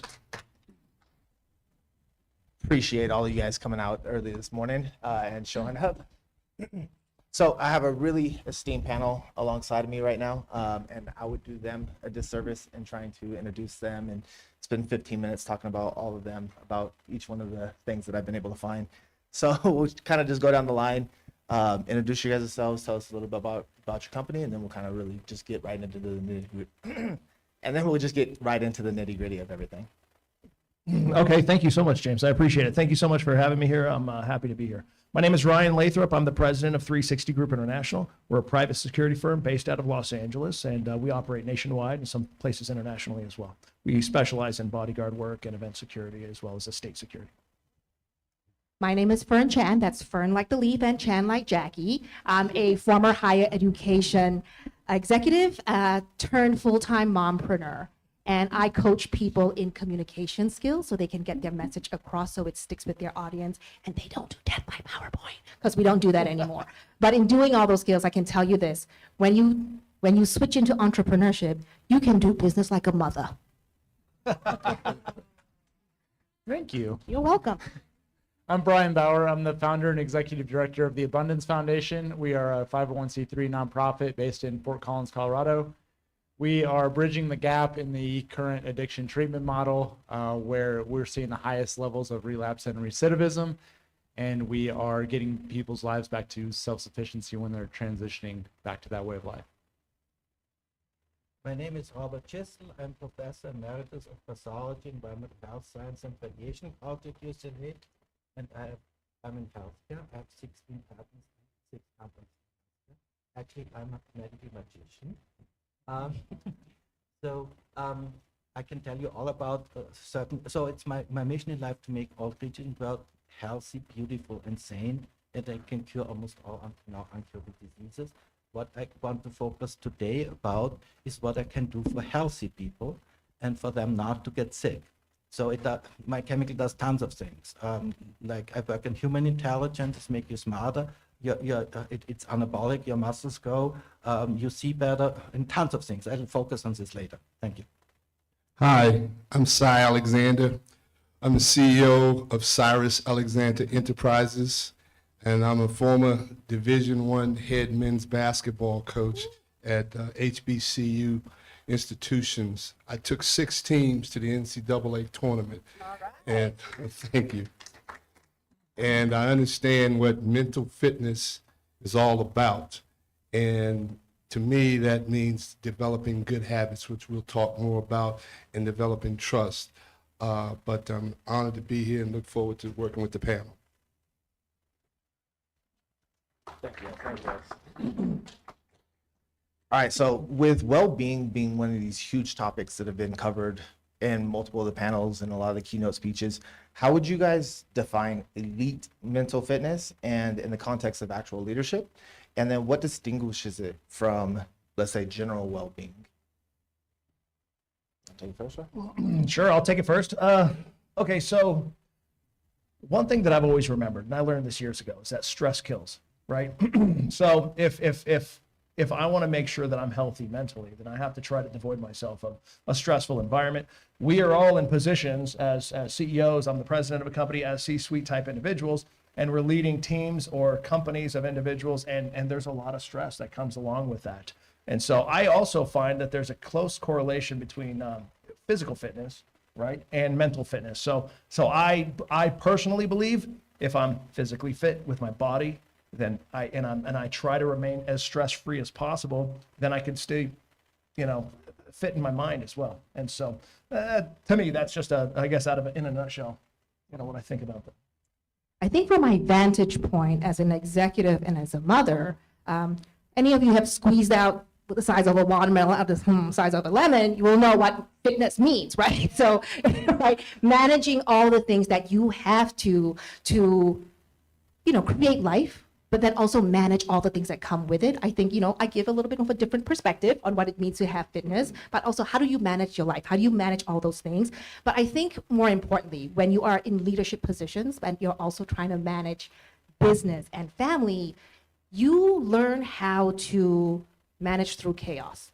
Because believe me, when you're a parent or when you're in business, disruption comes at you anytime. I just got a call from the nurse's office this morning, and I'm like, sorry, baby girl, I can't come get you. Mommy's in Vegas. So call daddy, right? So again, how are we in those moments? We need to know, because we're always the fallback. We tend to be the fallback for anything that happens when things go wrong with the children, right? So I think we also have to understand that we do a lot of executive functions as parents, and all those things lead really well into business. And those skills, the empathy, being able to say, okay, we are in crisis right now, but I want to also hear and acknowledge you are in this state of discomfort, pain, and then be creative problem solvers. Because what we don't want to do is become the dispassionate leader that doesn't give a hoot because, things are falling apart, right? Because I don't think we're going to be good leaders. So I think from that advantage, how do we use all the skill sets in business and parenthood to make sure that we cultivate something of value when we face challenges, and build in that chaos as just part of what we do and thrive. Love it. I heard a while back, there's a saying that I really loved, and it's extremity expands capacity. And what that means is the more hard things that I do, the more capacity I have to do more hard things. So if I'm continuing to push myself, whether that be physically, and I believe in the fitness world of that too, I do, and now that I've added cold plunges and all of those activities. You're a stronger person than I am. Well, I did it the other day, and I told one of the guys that I was doing it with that that's gonna be the hardest thing that I do today, is to get out of my warm bed and go get in water that's like 32 degrees. Anything else that happens that day is going to be insignificantly easier than that. But then that applies to just everything else. So if I take like that idea of I'm always looking for the next way that's going to push the limits on what I'm able to do, and then I'm like, oh, okay, well now I know that I can do that.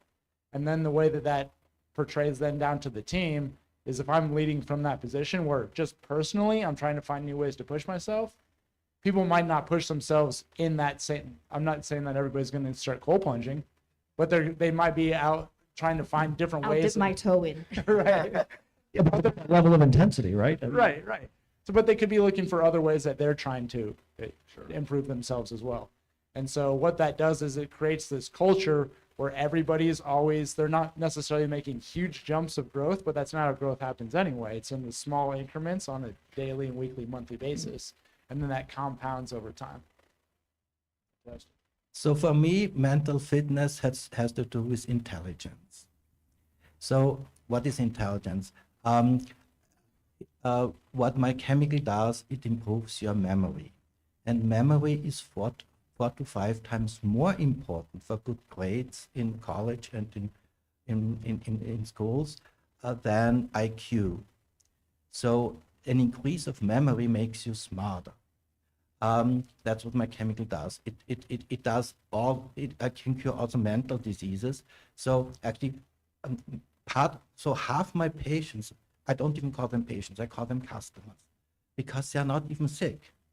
They just want to sleep better. I'm now down to 5 hours of sleep. I'm never tired during the day. It gives you almost too much energy. You drive better. Your reactions are faster. it's even psychic. You just observe other people, and you have a good idea what they're going to do. And it cures all the other, so it's a mind body thing, because I can cure all the other diseases as well. I'm now down to 1 in 500. I can tell you all about other diseases, but now I want to focus on what it does for healthy people. It does tons of things. Your hair grows, tons of things. Your muscles grow. It's anabolic. You see better. It improves your vision. Why does it improve your vision? Because your optic nerve and your retina are nerve cells. It's neurogenic. It fixes nerve cells after surgery. It's very neurogenic. That's why I can cure also mental diseases. And it supports your own digestion so much that you need less toilet paper and less chemical cleanings of toilets. It does tons of things for healthy people. And it also prevents all the diseases it cures. And that's why people take it being healthy. And it actually, it's the only, that's why I call it a chemical and not a drug or pharmaceutical, because it's the only substance in the entire world which doesn't have any negative side effects.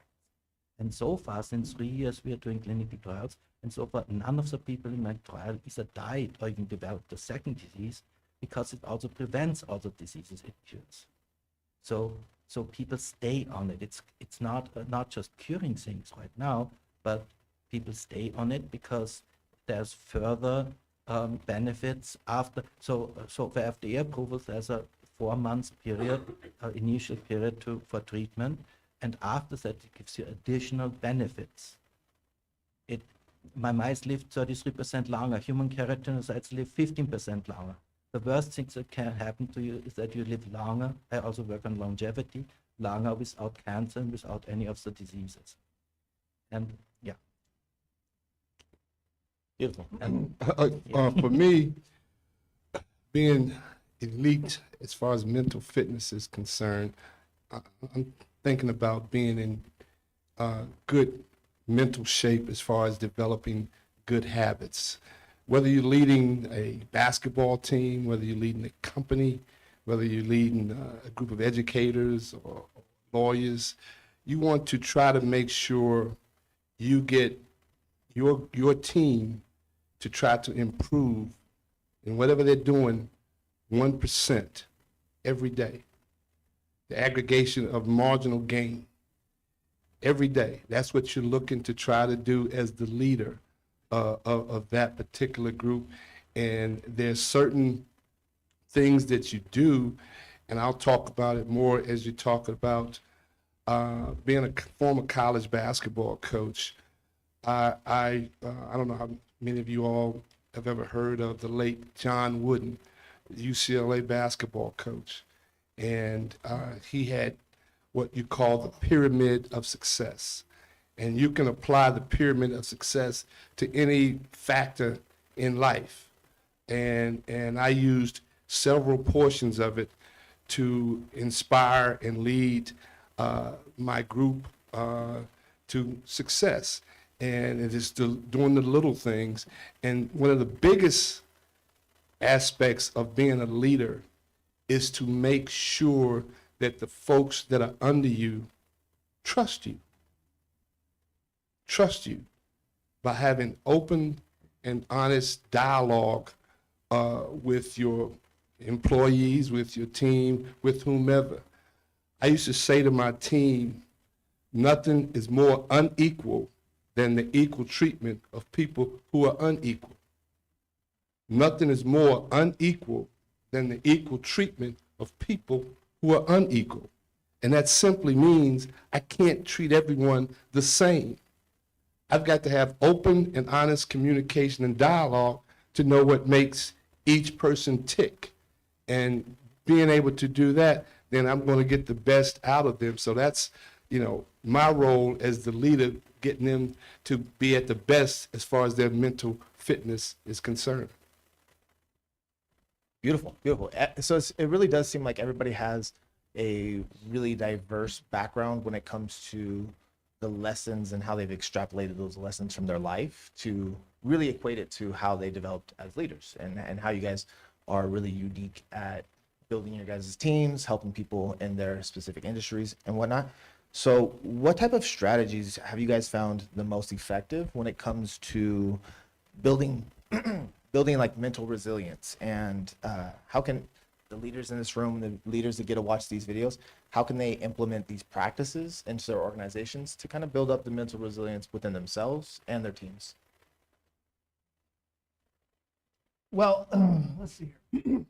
I think for mental resilience, I'm going to tap into a little bit of what Cyrus was saying too, because to have the team and to have people following you, right, you need to have that buy-in, right? You have to have people kind of want to follow you. You have to encourage them to be better and encourage them to be the best that they could potentially be. And I need that buy-in. I need that buy-in from my employees and from my team, right? And so the resilience, I think, comes from that and getting that courage from each individual. You're going to get those different and varying levels of experience. People that have been in an industry, like I'm in the security industry, right? So you're going to get varying degrees of experience. Somebody who may be a retired police officer, somebody who may have 2 years in the industry, somebody who maybe came right off active duty, right? So you're going to get a varying degrees of experience. And so, but I want to hone in on that, and I want to harness that experience and continue to foster that mental well-being and the courage to, hey man, you're on the right track. Keep doing this. Hey, I need you to be on board with us because we're doing this. Now it's different in our industry and probably in all the other industries here too, with the exception of what Cyrus does, right? Because there's a clear indication on like winners and losers and this and that. You know what I mean? So hey guys, you're on the right track. We're doing a good job. In my industry, yes, we get another job, we get an ROI. There's more business that's coming. And so I think that helps motivate people. That helps keep that mental fitness strong within your team. And it's important to me to make sure that all of my employees, feel welcomed, feel trusted. And I think that really galvanizes that mental well-being. And I will add too that I think your mindset plays so much into it. How do you foster this open mindset, but also change the language where we're not striving for perfection? One of the things that's good leaders is we have to say progress over perfection, right? You just got to be maybe 1% or 2% better today than you were yesterday. Like, be less shit today than you were yesterday, right? Depending on your audience who you're talking to, because you want them to feel like inch by inch becomes a cinch, but yard by yard becomes too hard. So how can we give them the space that they can grow as leaders, hold space for them and give them that space to make mistakes? But don't rake them over the coals for it, because we would not be good leaders if we don't help them also learn from that. How do we build resilience from our mistakes, from chaos, from learning and iterating? So we also have to say, hey, I'm also learning from you. So if this doesn't work, it's okay. What did we learn from this? And then let's move forward, because then this becomes an iterative and collaborative process, like you said, right? How are you going to earn that trust so that they believe in you and you say, okay, it's okay. We're all humans. And I think we have to do that as leaders to understand and be empathetic, right? There's a lot of things happening in their lives. We don't know what is affecting their well-being, but if they know that my leader has my back, regardless of what happens, because they're empathetic, then we can move forward and create a better environment as leaders. Moms, parents, whatever it is in the role, because I think they're all connected, right? Why should we be different when we're at work, when we're at home? Because they're the same skill sets. Well said. I think I can add on to that a little bit, and this kind of also goes with what I was just talking about. In the therapeutic world, there's this idea called the window of tolerance, and within that window is what you are able to go through basically mentally, right? So whatever you can tolerate without being just overwhelmed and anxious and having a breakdown or a panic attack or any of those things, anything that's outside of that window would be something that puts you in that realm. So like for me personally, so I've been sober for a little over 12 years. But congratulations. Good work. But the reason that I bring that up is in the beginning of that, my window of tolerance is super small, right? So going to the grocery store and having a conversation with the person at the checkout counter was like, they're like, how's your day? And I'm like, geez, I don't know what I'm doing. And but now I'm here doing this. And so it's like Inch by this- inch, my friend. Yeah, inch right. by- And so, but it happened because each step of that was slightly outside of the window of tolerance. But I had to push, and anytime there's a push against that, I was like, okay, now it expands. Now here's the expansion of the capacity of what I'm able to do and withstand.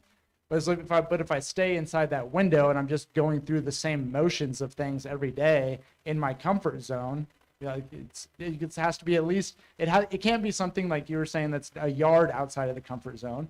It has to be just outside of it, and then just outside of it again, and then just outside. But it's the consistency of that over time that ends up building that out. And then before you know it, then it's like you turn around, it's like, oh, actually, then when something major happens, it's like, okay, I can manage it because it's still inside of my window of tolerance.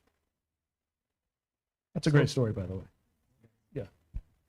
So mental fitness is for me mental health. The thing is that what I do has huge societal implications. I can get rid of anxiety and depression. I can cure within a week, the fastest ever. It gets rid of most of the suicides, of the weird behaviors, and of the withdrawals. It gets rid of addiction. It gets rid of aggression, which is involved in killing and in wars. You sleep better. I can cure also mental diseases, and I can also prevent other mental diseases. So you just feel almost too good to be true, and you probably notice now that the whole thing is worth a ton of money. Anyway, every year I come here to get 4 more awards, and I'm in this time I'm in 6 panel discussions.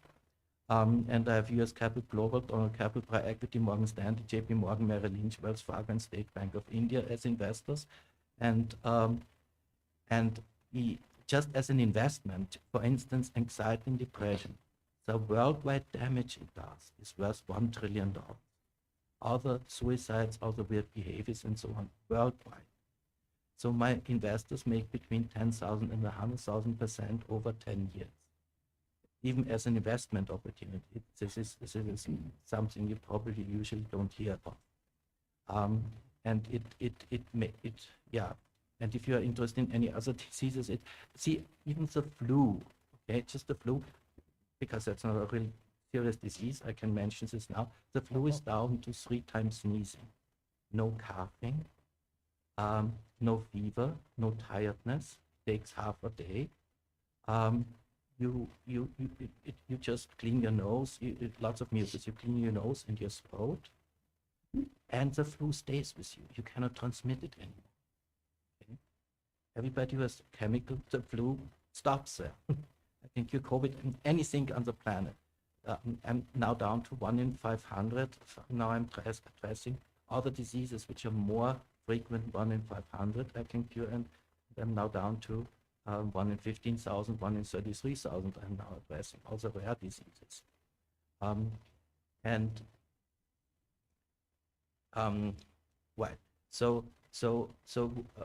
The other thing which is extremely unusual for me, because I have a compassion for all people, and I'm the most unusual.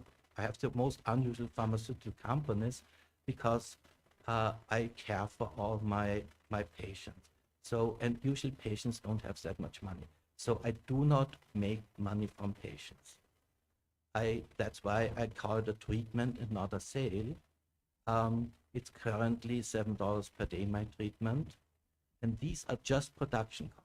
And I just charge for sending my chemical. And I send my chemical worldwide. And we can currently produce 2,000 tons per year of my chemical. That's good for 5.5 billion people, and that's how many people would benefit from this. Thank you. As a former coach, as a leader of men, it was incumbent upon me to do 5 things in the process. As Ryan said, I worked in a bottom line kind of business that was exposed nationally. either won or you lost. And when you lost, everybody knew about it. When you won, everybody knew about it. So the most important thing is as a leader, and this can carry over in any profession. One, you got to know your subject or know your opponent, whether you're an attorney, whether you're a well-versed doctor, or in law enforcement, or in whatever. You've got to know your subject inside and out, because your team is going to be looking to you for, assistance in helping them get where they're trying to get. In my case, it was trying to win a game or trying to win a championship. Two, you got to know your team. You've got to know each individual, what moves them and what pushes them, and how you can push them.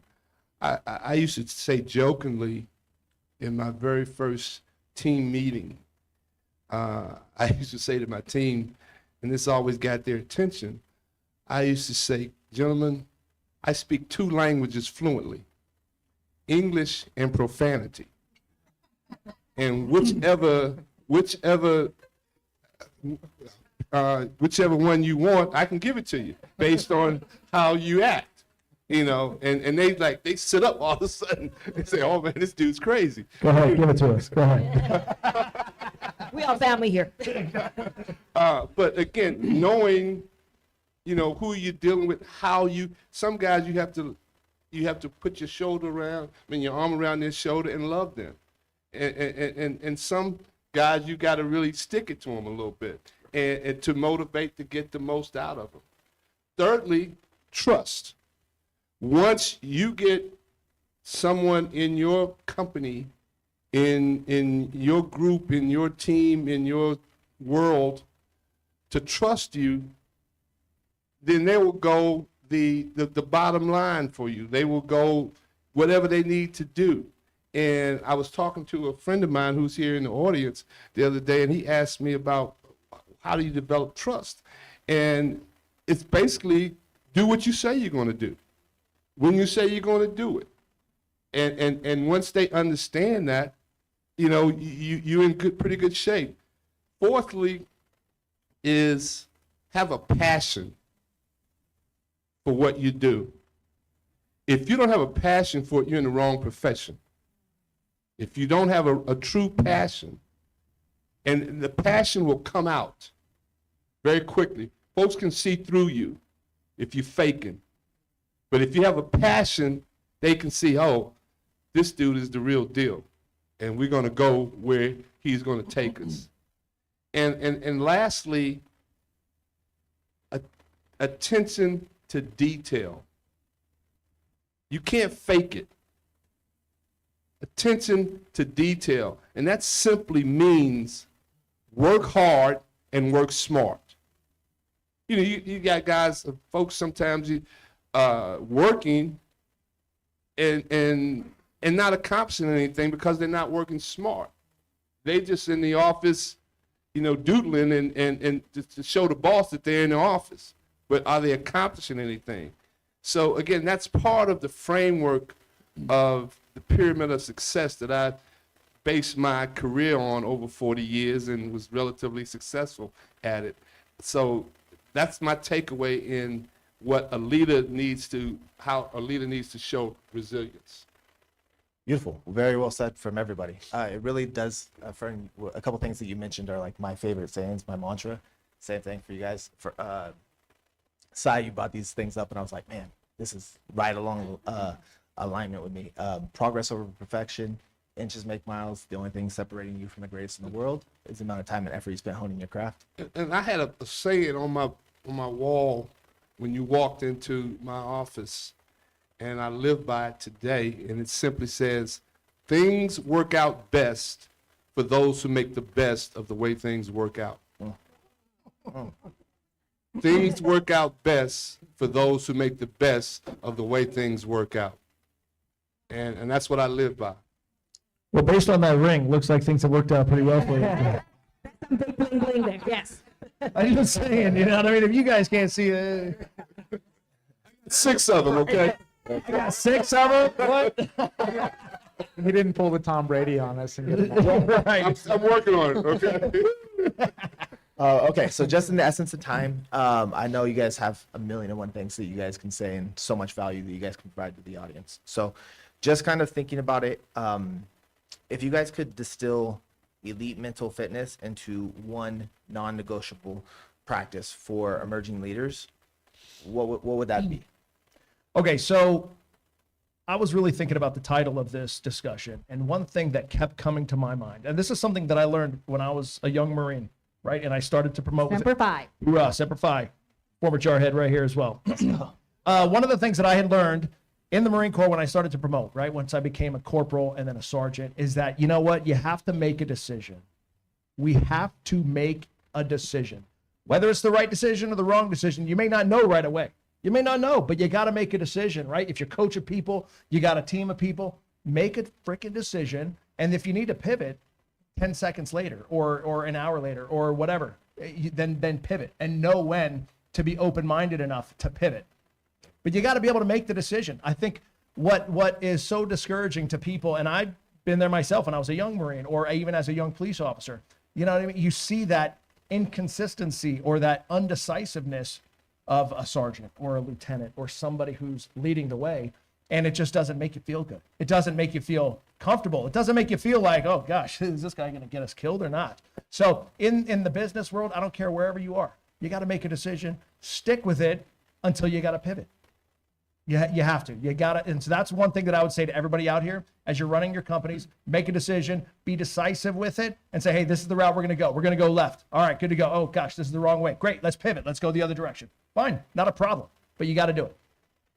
Great thought, because I believe in that too, right? But I think my mantra is do it scared, do it messy, do it anyway. But in that in that field of thinking, I would say I would distill this down to this: to have intentional perspective shifting. Because when I'm in my CEO hat and then something happens that I put my mom hat on, when you can transition, when you can master that transition, but you gotta be all in, fully present in that moment. If I have my CEO brain on and I have to figure out strategic planning for this quarter, I'm all in. And when the nurses call from the school office saying, oh God, your son fell off the monkey bars again, I have to put on my, okay, I gotta be caring mom, empathetic mom, I'm all in. So when you can manage those shifts, but be present in that moment, you'll be a much more effective leader because you are there 100%. Love it. There's a book called The Power of One More. It's by Ed Milet. And I love his take on it, where it's everything that you do, when you think that you've done enough for that time, do one more. So when you're in the gym and you hit 10 reps, you do an 11. When it's 6 o'clock at night and you need to make one more phone call for a sales job, you make the one more phone call. When you need to send the one more email that you're going to put off till tomorrow, you send it right then. And you just do it in the moment, and you start building that habit of doing one more every single time, and you make that a habitual thing on a daily basis, and those things compound over time. And then by the end of the year of doing that, you're exponentially farther than you would have been, because you figure you make 365 more sales calls in a year, and watch where your business goes. Sure. Fantastic. So I'm a man of few words. So for me, the most important thing is compassion. Make love rather than war, and go approach the world not what the world can do for you, but what you can do for the world first. And once you tell the world what you can do for it, then things come back to you. Have the best day ever. Sai? Hard things are hard. Hard things are hard. That quote was on the desk of President Barack Obama that he saw every day on his desk. When you're the leader, expect hard things to be hard. And you have got to have the resiliency, the know-how, the skill to bring it all, because it wouldn't have gotten to you if it wasn't hard. So understand, don't expect anything to be easy, but expect to be able to work through it by being having elite mental fitness. Hard things are hard. I got to tell you, I've learned more like mantras and sayings today than I have in ages. You should put them on T-shirts and sell I them. got to tell right? you, you guys are full of it. I love it. Not full of it, but like full of the. Full of great ideas. All right. Yeah, that's debatable. So on that note, I got one more mantra for you. One more mantra for you. All Bring it home, James. So brilliance in the basics leads to excellence. Excellence in the way that you mix your leadership, your style, your flow is what creates greatness. If we look at the top people in any industry, whether it's copywriting or basketball or martial arts and fighting, they're really good at every single thing that they do. But when we think about the greatness, when we think about the GOATs, it's the way that they put it together, the way that they're able to lead by example, which really makes them stand out in our minds as the GOATs, as why we'll argue for Michael Jordan or for LeBron or for, whoever it is. We'll be like, this guy's the best ever. Are they the best in any specific stats? Usually top 5, top 10, maybe. But it's the way that they're consistent with everything is the reason why they're considered the GOATs. It's how they put their little flair on it. So do we have time for any questions in the back?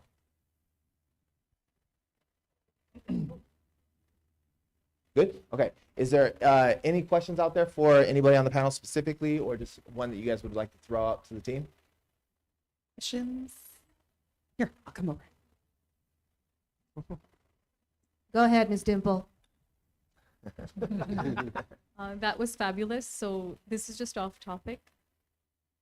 Fern, how do you have such a perfect skin? Oh my God. That's very kind of you to say. Lots of water. Oh, I also have a cosmetic company. I make everybody beautiful. I make everybody beautiful. And a constant sales pitch. No. I keep people beautiful. Yes, and yeah. And it cures all skin diseases. Yes.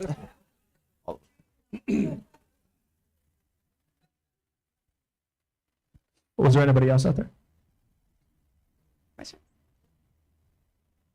Did you ever play against Bobby McKnight? Indiana. Yeah, I did. I coached against him. Yeah. I lost, but I coached against him. You were What there. did you so that's learn all from matters. that You were loss? there at that stage. Appreciate you guys. Thank you guys Thank so you much for very your time. much. Panel, amazing job. You guys are freaking awesome. If you guys have any questions for them, they'll be out in the hallway. Make sure you guys get those LinkedIn accounts. Make sure you guys link up and connect with everybody. Such a plethora of knowledge up here. So appreciate you guys. Thank you, folks. Thank you. Thank you so much to all of our panelists.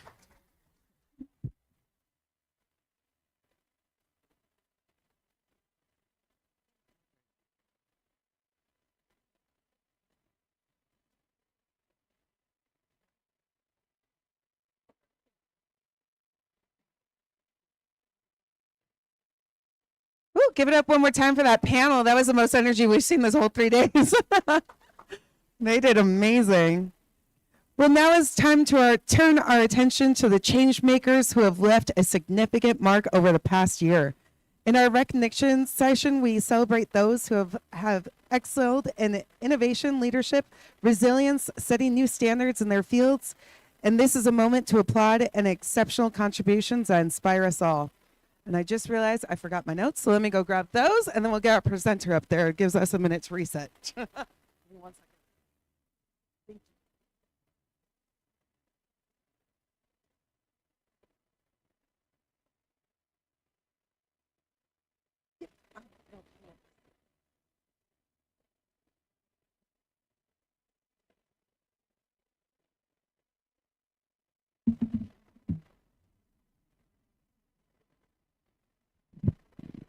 Alrighty, so I know we're all excited about the awards.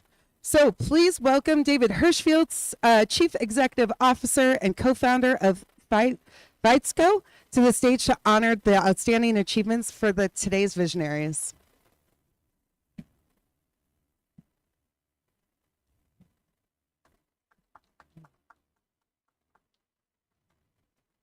So I do need to warn everybody, just keep in mind, my whole goal is to not butcher your name, so I'm going to try my best, okay?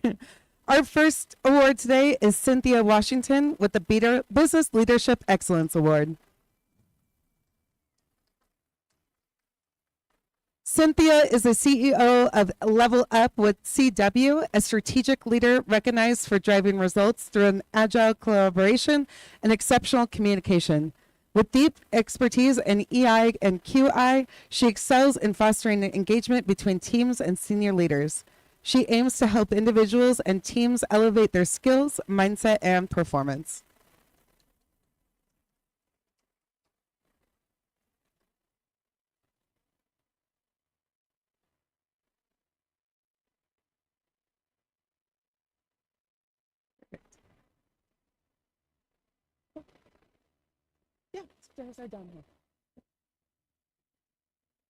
Perfect. Next, we have Jasmine Guy for the Business Leadership Excellence Award.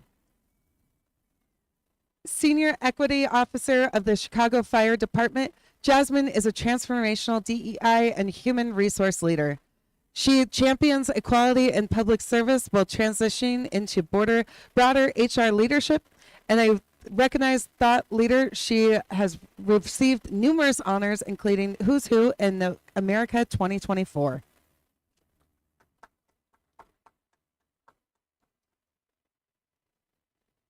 Next, we have Professor Dr. Robert Schenzel for the Business Leadership Excellence Award.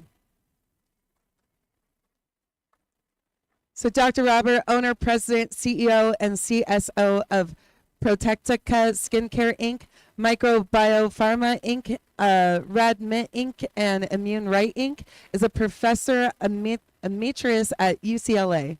His mission is to prevent and cure diseases, enhance beauty, and simplify life. Holding 15 patents, he has developed 5 innovative products.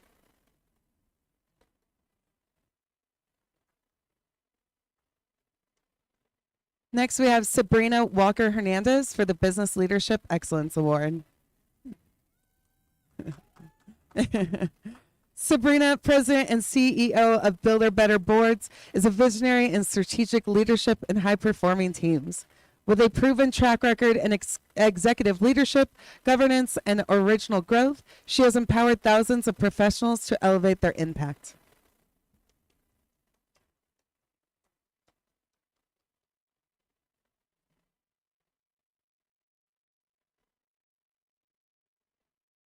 Lovely. Now, the next awards are going to be virtual, so they are not going to be coming up to the stage. But we do want to highlight Stephanie Paneer for the Business Leadership Excellence Award. Stephanie Paneer is the founder and CEO of New York Level Work, a pioneer in leadership development.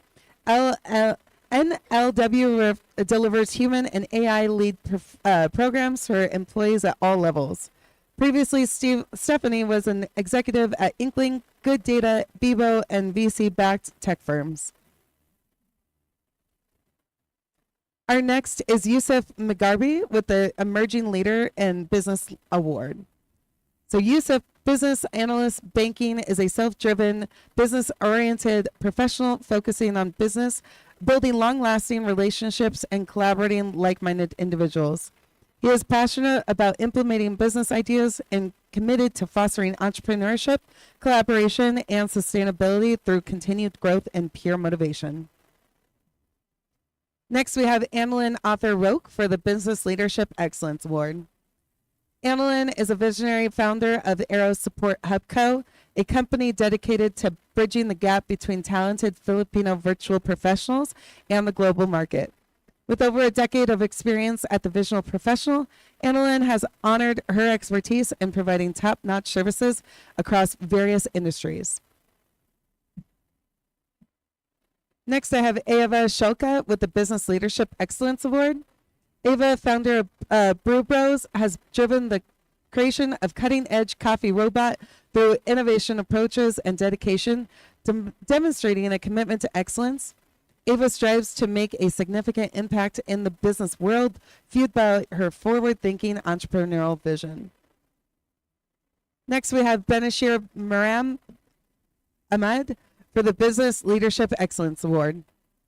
Benashir, a founder and choreographer of B2Z Dance School, has dedicated over 2 decades to dance. Classically trained and veteran, her passion ignited at age 7, leading her to teach. Next, we have Charles Griffin with the Business Leadership Excellence Award. Charles, partner of Infinite Coordinator Group, is a veteran leader with 35 years of experience at Amazon, American Eagle, Outfitters, IBM, First Data, and venture-backed companies. He founded Mile Zero, and a last-minute technology company later acquired at HIG. Next, we have Dr. Demetra Davis with the Business Leadership Excellence Award. Dr. Davis, CEO of Gordavaldi LLC, is committed to socially responsibility and giving back. She also leads nonprofits Take 20 for Life, Inc., and Incarcerated Lives Matter, Incorporated. Recognized for her leadership, she has been cited in the Wall Street Journal and received awards including 2023 CEO of the Year and 2024 Inspired Women. Next, we have Jerica Jones with the Emerging Leader in Business Award. Jerica is the Executive Director in InTech Foundation, driven by passion to create intergenerational social change.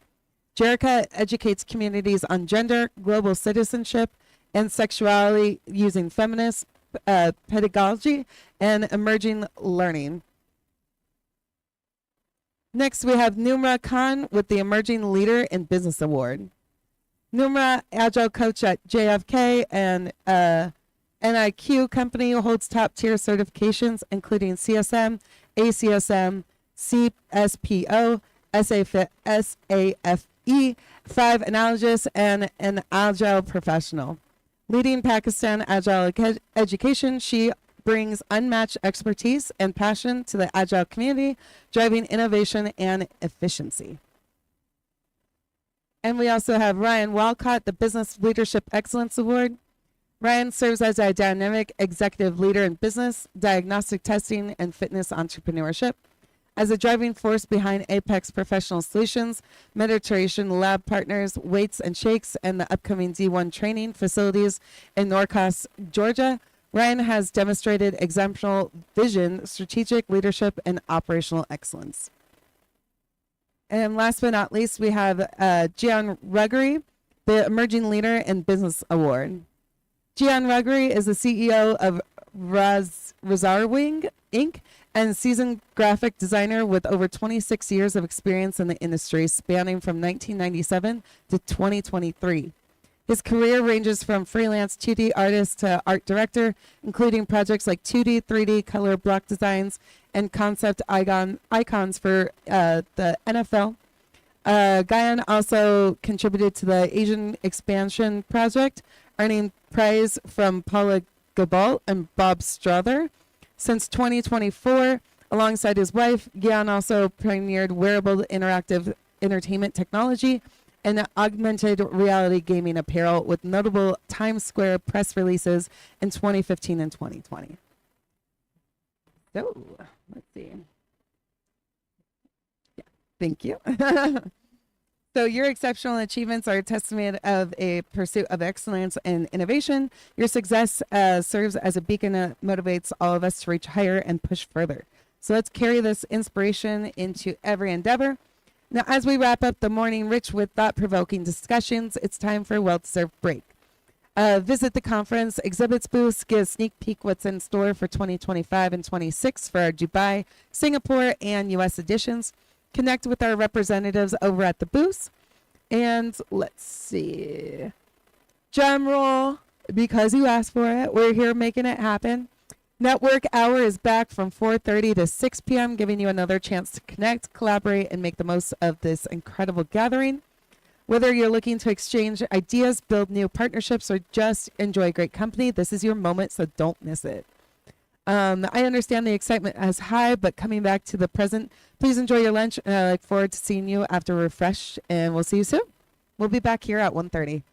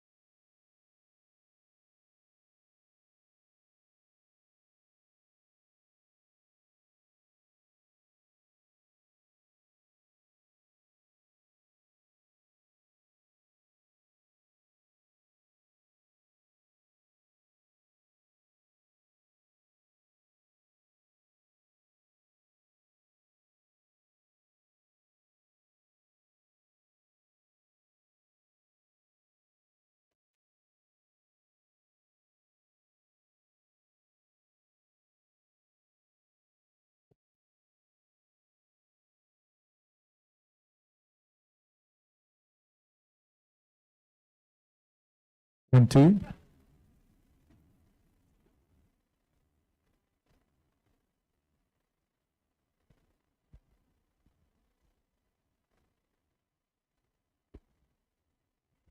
Hello. It's all working.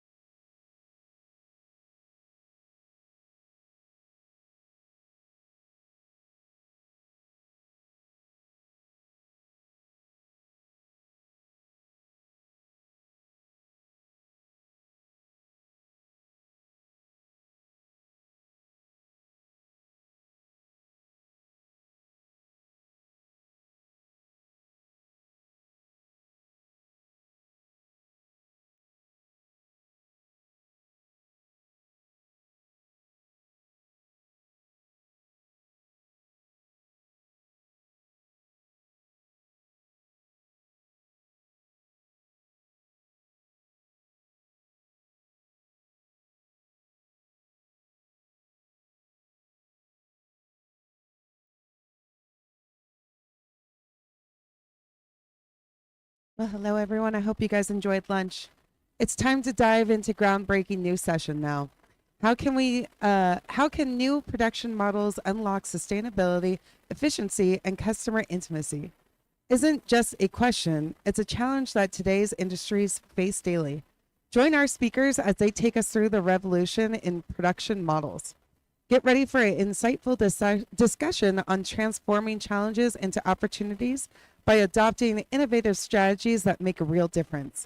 Let's warmly welcome our speakers, Jay Goncalves, co-founder and ethical scaling, and Leonardo Bartelli, CEO of Young and Hungry Brazil, to the stage.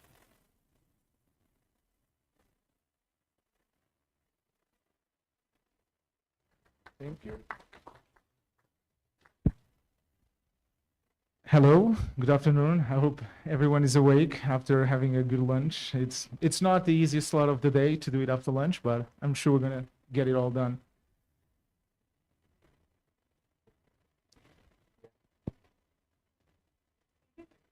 Okay, cool, perfect. You want to start talking about a little bit about the sustainability part of some of the models? Should we in introduce our- ourselves first? Yeah, let's go. Let's do We that. should- So my name is Leonardo Bartel. I'm CEO and owner of Young and Hungry, digital marketing agency.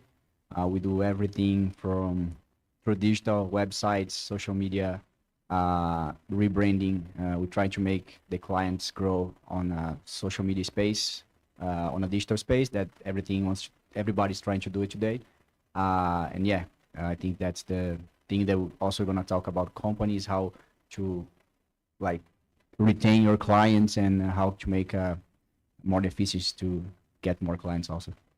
Perfect. My name is Jay Goncalves. I know my surname is not probably the easiest to say. I'm the co-founder of Ethical Scaling. Basically, we focus on the boring part of a lot of businesses. We focus on the post-sales process. So we focus on client success, client retention, increased referrals, increased lifetime value, and how to scale a company through the real definition of scaling in our own perspective and my perspective, because I was an engineer for 10 years. The definition of scaling is the ability to generate more outputs out of the same inputs, not just to do more, to get more. That's the definition of growing. And I think that taps a little bit into our conversation today, which is the efficiency portion of some of our existing models in the business space. Yeah, talking about sustainability, I mean, I think how to retain a client for a long time. What we do in our agency, we try to be first. I think you need to deliver results, no matter what. I mean, if you don't deliver results, you can do anything you want. The client's not gonna stay with you. He's gonna find someone else that he can do it. But also being transparent and try to show what's not working, what's working, and I think these are a key for keep your client as long as you can doing that. Yeah, it's interesting that in the sustainability point of view, I think there is this big idea that we just need to chase and find new clients, whatever business we have, that more clients is always going to be the solution. And I think that also is one of the models that doesn't make some of these businesses not sustainable. They're not sustainable because of that chase of new clients. And I think that retention piece that Leonardo was talking about and the ability to keep clients working with you from a place of transparency, from a place of understanding what are your client expectations and how can we meet expectations is going to be key to create more sustainable business models. Yeah, one thing that we do always for our clients, and we have a Google Sheet. We send a few questions for them every 3 months to see how the business is, get an answer and try to analyze, see how we can make it better. It's funny when you send those to like a head of marketing or anything like that, it always like came a lot of answers, different things. But when you go to a CEO, he just like, I want this, and that. So I think to your point, having this review and making sure clients give you a good feedback on what are you doing for them, I think that's a great tool to, again, keep that sustainability longer. I think also tapping into the second point, which is the efficiency portion of things. When you take the time to listen and understand what your client expectations are, how can you deliver a better experience, how can you make them happy, how to create the perfect environment for them to bring their friends and family and all their acquaintances to work with you. It's to listen when you do those surveys, listen to your clients, listen to what they actually value when they work with you. Because we have this big idea, a lot of business owners, and we've ran multiple of audits, they just think you need to do more for your clients. And the more you do, the more your clients are going to perceive as value. And perceived value is not necessarily based on more, it's based on what do they really expect from the work you guys are doing together, and how can we deliver on that expectation consistently, time over time, so that we can retain them for as long as possible. Yeah, one thing you said in the beginning, we always trying to have a coffee with the client, at least once or twice a month. I think that face-to-face, sometimes go there not for talking about business, you know, see how it is, how is life, talk about soccer, about anything else. Many of those times is gonna come out good things about business and bad things, but I think that's how, you know, the client sees that you care about him, you care about his business. I think that's a good thing, and we should do that also frequently. Yeah, and I think if we think about the third piece, which is creating that customer intimacy, that's how you do it. It's like by creating relationships. I think nowadays everything became so transactional that I do believe there are moments, there are business models, and there are situations where you can be transactional. But when you sell a service, you want to create relationships with those clients, with the shareholders, with whoever is involved in the decision-making process, the implementation, the integration, because the more you can deepen those relationships, the more sticky your process is going to be, and the more you can retain them, making everything more sufficient and sustainable and efficient over time. Yeah, more you know about their business, the more they need you in the long term. So being there for them, you know, send a gift on a birthday or a Christmas, whatever it is, try to show them that you are there for them no matter what. I think that's also a good sign. One of the things we've observed over the past 5 years with ethical scaling, and we work now with more than 100 different companies, is that most owners, when they think about client success and client happiness and sustainability, they don't think about gifting. Yeah. And they forgot that in this world that everything is remote and everything is online, the impact that it has for someone to get a gift, and a lot of times it can be a physical gift, it completely changed the trajectory of that relationship with that client. Like, okay, I feel seen, I feel heard, and this company really cares about me. I'm not another number in their spreadsheet, in their balance sheet. I'm actually a human that they care for. Yeah, for good example, in our my company, on Christmas time, we give a gift for every single client, and I deliver that in person, shake their hand, say thank you for your job. Being part of our business is great for us. I think that that period is a period that, you know, we want to say thank you for being part of our business, and it's always good to, like you said, give. The idea is not give it a gift, but just tell them how we are grateful for us being a partner. I think that's the main thing. I think one thing that we can talk about as well is on the efficiency, because we're focused on the emotional connection between a service and a client, but there is also a logical connection, and there is an operational efficiency that can be accomplished and established when working with clients. So when we think about operational efficiency, one of the things that I always try to keep top of mind, it's called the rights law. And basically what rights law says that anything you produce, it should become cheaper and easier to fulfill over time. Like, as an example, if you bought an iPhone 1, I don't know, 15 years ago, the cost to manufacture an iPhone 1 today would be ridiculously low, but probably less than $1. Why? Because things tend to get cheaper to fulfill over time. And I think in the service space, and nowadays, a lot of people don't understand that the rules still apply.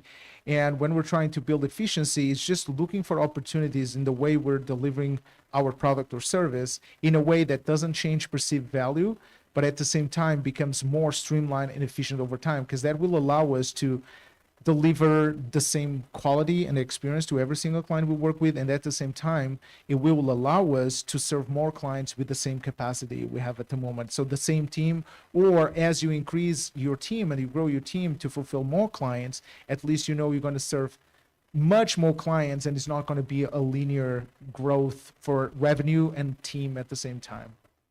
Yeah, and that's gonna lead to a referral, right? if you do a good job there, your client's probably going to refer to another client. And I think that's what we're trying to do here is the referral is, I think it's way more important than trying to go out there and try to get a client, because a referral is just someone that have experience with your business.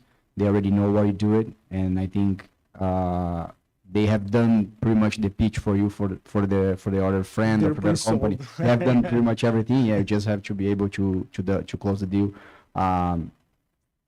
It is very hard to get new clients and show your business and everything. But if you have a client and you do a great job, the referral is the best thing you can do it. Then you know you are doing the right thing. It just tends to grow organically as well. Like, yes, the first batch of referrals might be a bigger challenge because people are not familiar Takes more time. that you actually enjoy working with referrals. But as soon as you get more, the newer referrals, it's just obvious to them. I was referred, so it does make sense for me to refer people to work with this company. And again, it makes everything more sustainable as well, because again, you don't need to go out there, you don't need to find new clients, because your clients are going to be the perfect people to find your best clients. They will know better than you, even though, like, I know you have a marketing agency, but we know that your clients are always going to be the right ones to find you. Ideal clients are just like them and that they want to accomplish the same results that they did. Yeah. Should you ask people that have any questions for us? Sure. We'll take a quick break. Do you guys have any questions regarding subject? No.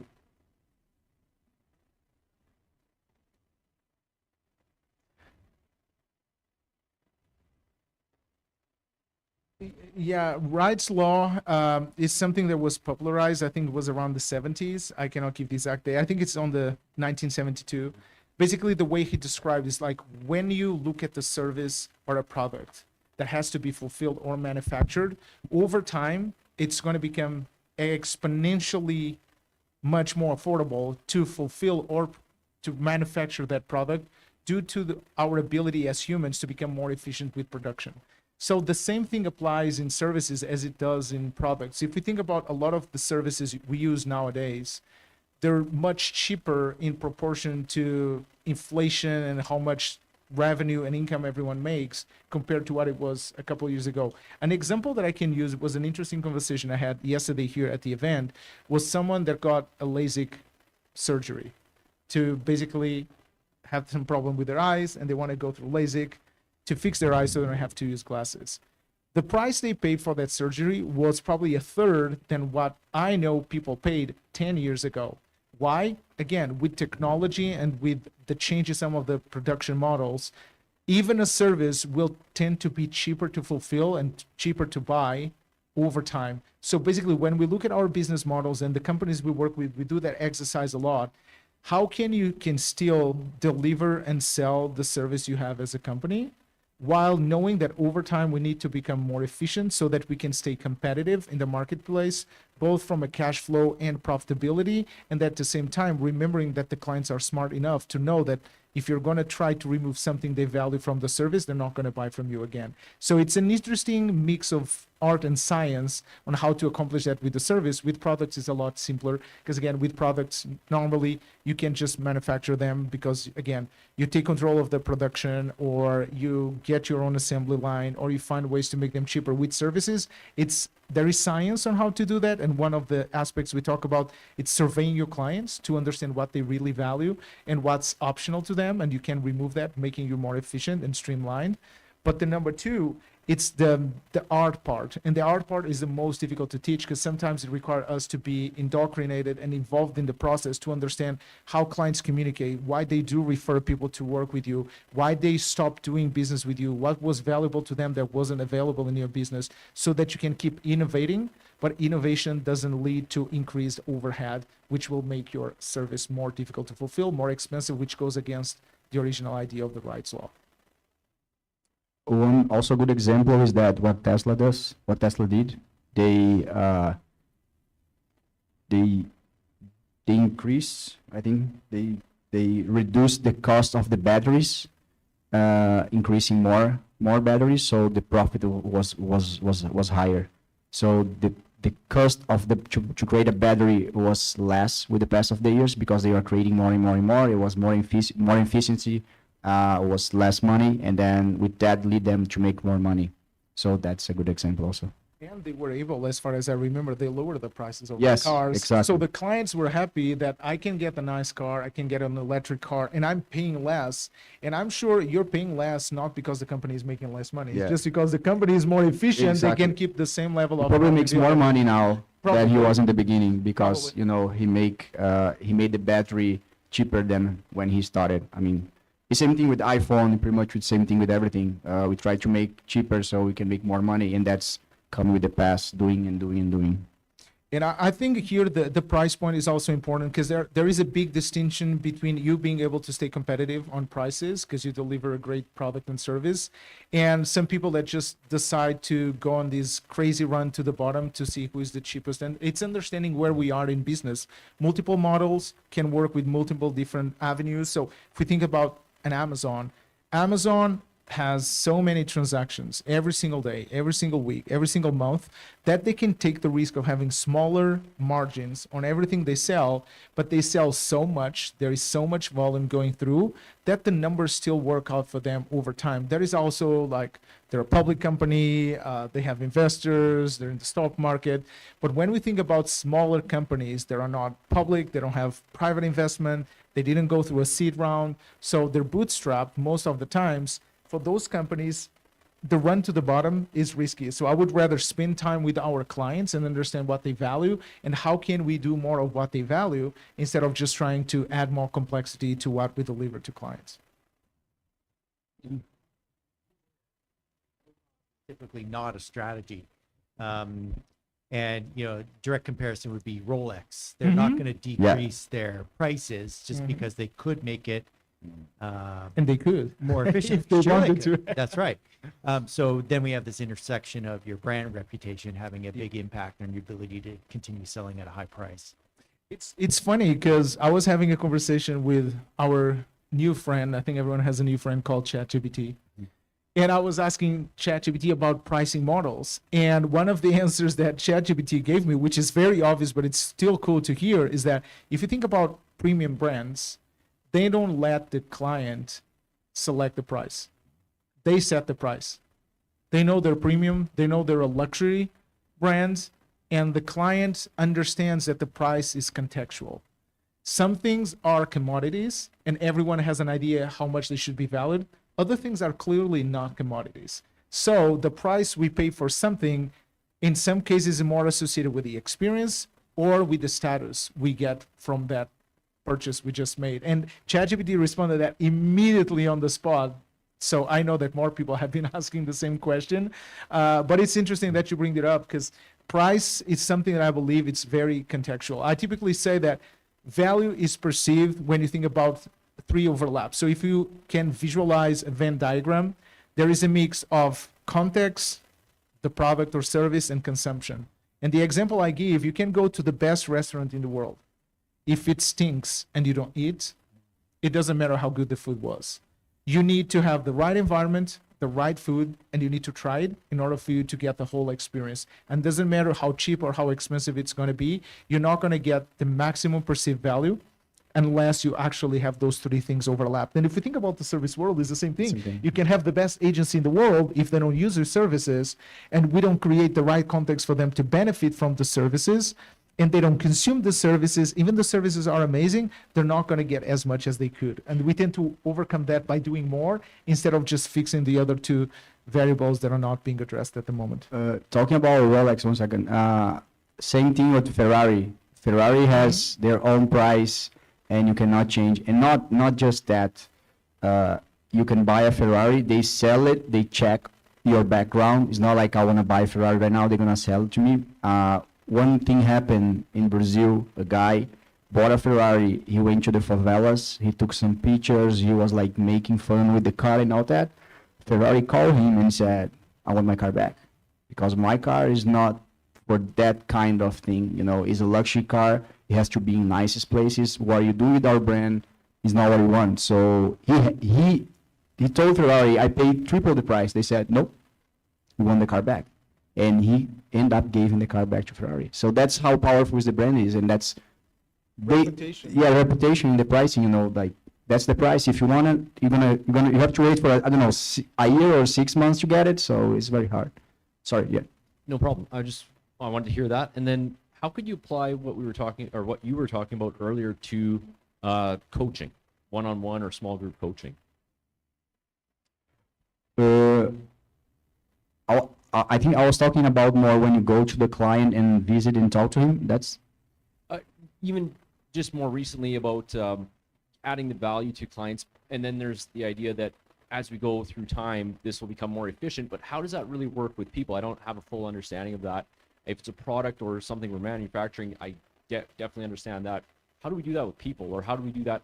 Maybe it's more that you have the experience yourself, and now you're able to do that with less effort. Is that the trade-off?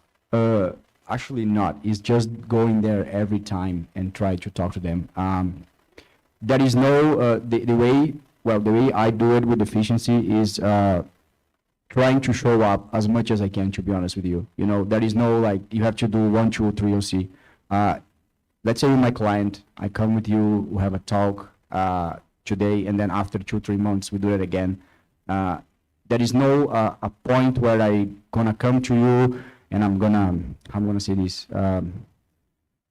Try to make, we're gonna talk about this, that, and we're gonna talk business, family, and sports. It's more about being there every time and show up and show for the client that you are in there and try to engage you in other ways. I think that's why we do it. I don't know if you have any other view of that. Yeah, we have a lot of experience working with coaching and consulting companies. We've helped multiple of them scale. And I think your question is spot on, which is, okay, cool. We have a service that is very much catered to supporting our clients on a one-on-one basis or small group basis.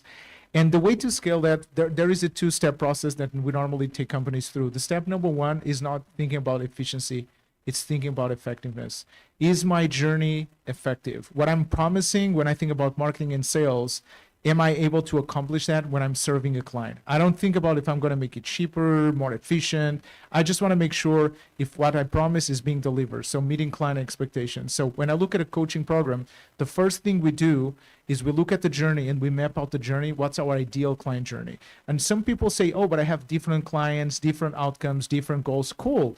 Let's think about 3 different implementation pathways, different starting points, different endpoints.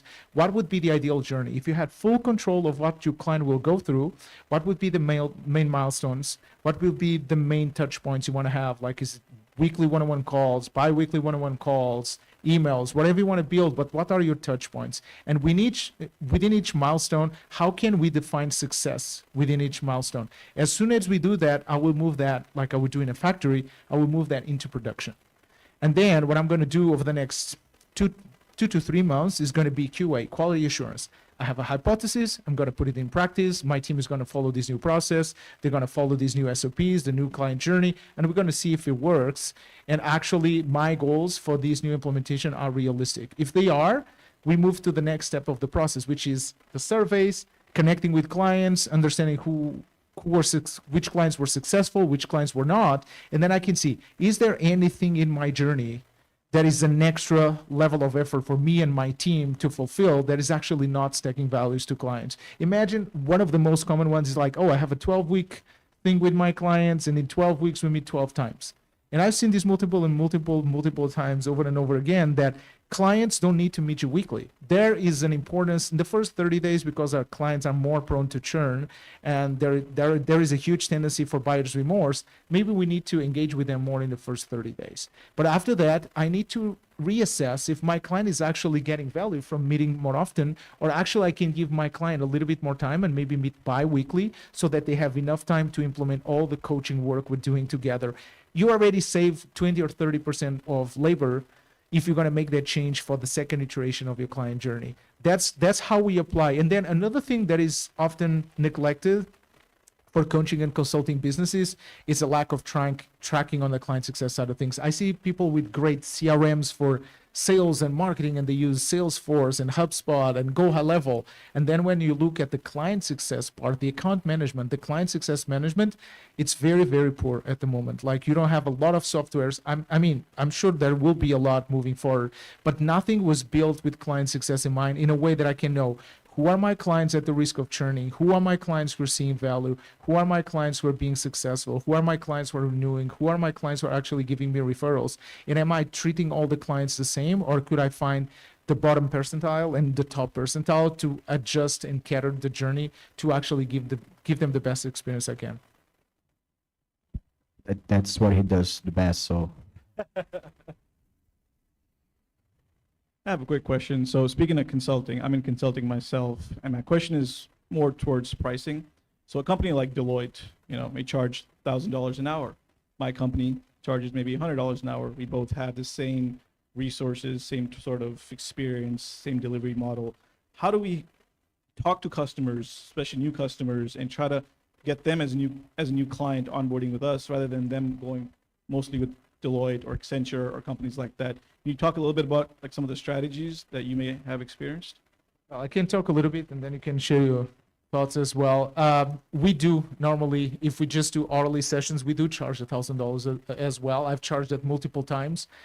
And I don't think, again, price is very contextual, and it's going to be based on reputation. Is it hard for me to say, am I worth $1,000 an hour? Am I not? I believe I am. If I am or not, it will be dependent on who is getting value on the other end. We just need to remember that when you're getting a new client in the door, you need to think, do I want to charge hourly, or do I want to charge based on the outcome? What we've found over and over again over the past 5 years in this business we have is that charging based on an outcome was much easier than actually charging hourly. Yes, there were moments, there were clients that were willing just to pay us hourly to get some consultation, get some feedback, look at something specific, and we give them something tangible to work on. But a lot of businesses, they have an outcome in mind. So as an example, if a company comes to us and they want to work with us, they're going to be suffering from 1 or 2 or 3 of these problems. They're losing clients, they're not selling as much as they can to their existing clients, or they don't get any referrals. So it's super easy for me when I'm having an initial conversation with the prospect to understand how to find what's the ideal outcome they're looking for. Our sales process is a consultative sales process. So we look at numbers, we understand how many clients they're serving, and what's the upside potential. So if I can show them that while we work together, they can make $500,000, if I tell them that they're going to pay me 50, it's going to look like nothing. Oh, like if I put 50K on ads, I don't know if I can make 500K, but if I work with you and I spend 50K as an example and I can make 500K for an evergreen system that will keep generating those results after I work with you, that's amazing. So again, it depends on how you want to position yourself. When you think about consulting, do you want to sell your hours, or do you want to work with them to help them accomplish an outcome where you can anchor a higher price? And again, this needs to come from a place of integrity. I would never do this just based on marketing and selling a big dream and then not helping them accomplish that dream. But when you know what you can help your clients with, whatever type of consulting it is, if it's moving them away from pain or getting them closer to pleasure, it's always going to be easier for you to anchor a big price and sell a more productized version of your service. One thing on that, also about branding. I mean, if the brand is bigger, has more money, I mean, has a, good marketing, they can charge as much as they want, because, you're buying the experience, you're buying the brand. So if you're charging 2,000, 3,000, they don't care, because they know the brand, is a reliable brand and all that. So that's very important. Invest in marketing, don't forget that. Oh, it's massive, and we're just able to do that nowadays because, again, so 5 years in the works, a lot of people who work with, a lot of word of mouth, and as soon as we launched our book, it was, again, a big branding and marketing authority move. It's like, oh, these guys have a book, it's a bestseller on Amazon, everyone loves the book, everyone that reads it wants to have at least a conversation with us. So it all goes back to positioning, authority, and how you package your services. And for me, I think nowadays more than ever, if you really want to scale slowly but steadily your business, the way you package your business and you position your business to help them solve a big problem, mostly on B2B environments, so business to business, it's going to be critical. Because normally when a business owner searches for another consultant or business owner is because they have something they want to solve. They need someone with the knowledge, with the insights, and with the ability to help them solve that problem. And normally that problem is worth a lot of money, or they wouldn't be looking for help. You might have answered this already a little bit, but are there any specific strategies that you guys use to exceed client expectations so you can get like more referrals, like very specific things, like maybe like not show up to the house, but you know, things like to show that you care? Oh, I go really hard on that in our book. I love exceeding expectations. I just have some pushback because I've heard that multiple times, and there is an amazing study done with consumers in the US where they were able to measure the difference between the value that is perceived when you hit expectation for a client and when you exceed. And they asked the companies and the clients. The companies think that the value perceived after you exceed expectations is parabolic. Oh my God, if I exceed expectations, this client is just going to love me. And what they found from clients, it's marginal to none. As soon as you hit their expectation and they understand you can do that consistently, they're going to be happy. There will be exceptions to the rule. I found multiple businesses that they know how to constantly exceed expectations. And I do believe that companies that can do that, they win the game. But when I look at businesses and people ask me, how can I exceed expectations? I'm like, cool, let's look at your clients and how many of them are actually just meeting expectations. And then I just found that a lot of them meet the expectations of like 10, 20, 30% of their clients. Like your first goal should be to meet 80, 90, or even 100% of your clients' expectations before thinking about exceeding expectations. But as soon as you cross a certain threshold, which for us is 80% of your clients, you're hitting their expectations on the agreed timeline. So I want to play with expectations being aligned with the timeline, because you can meet expectations if you have an infinite amount of time, which we normally don't have with clients. But as soon as you do that, there are multiple things that you can play with to exceed expectations. So one of them, it's understanding if your client is riding this wave and they're at the peak of the journey, how can you recognize that and highlight that? And that could be through, depending on your service, if it's more intimate and more one-on-one, do you want to grab the phone and call the client and acknowledge what they have accomplished? And when you understand you have deposited, I use the goodwill deposit analogy, you're working with a client, you're depositing goodwill. And when you feel like you have deposited so much goodwill, then you can ask for something in return. One thing that I've seen for business is that they ask too early. They haven't deposited any goodwill in your client's bank account to be asking for so many difficult things, referrals, reviews, testimonials. So there is a time to exceed expectations when you can consistently deliver on your expectation. Then there are a few things: make your client feel seen, make your client feel heard, tap into their ego, tap into their status, make them feel good. And again, for me, referrals is more about timing and being reliable with your service delivery than anything else. One question: what do you think is a good timing to ask for referral in a client? That is like a timing that you guys saw on that? Typically, this is why I love starting with the journey in mind, is that I need to understand what's the journey. What do I expect my client to go with? And typically this applies to any kind of business, coaching, consulting, agencies. It's understanding, I normally envision that the majority of my clients around week 10 get an amazing win when we're working together. Cool. I know that I can start planning around week 9 to 11.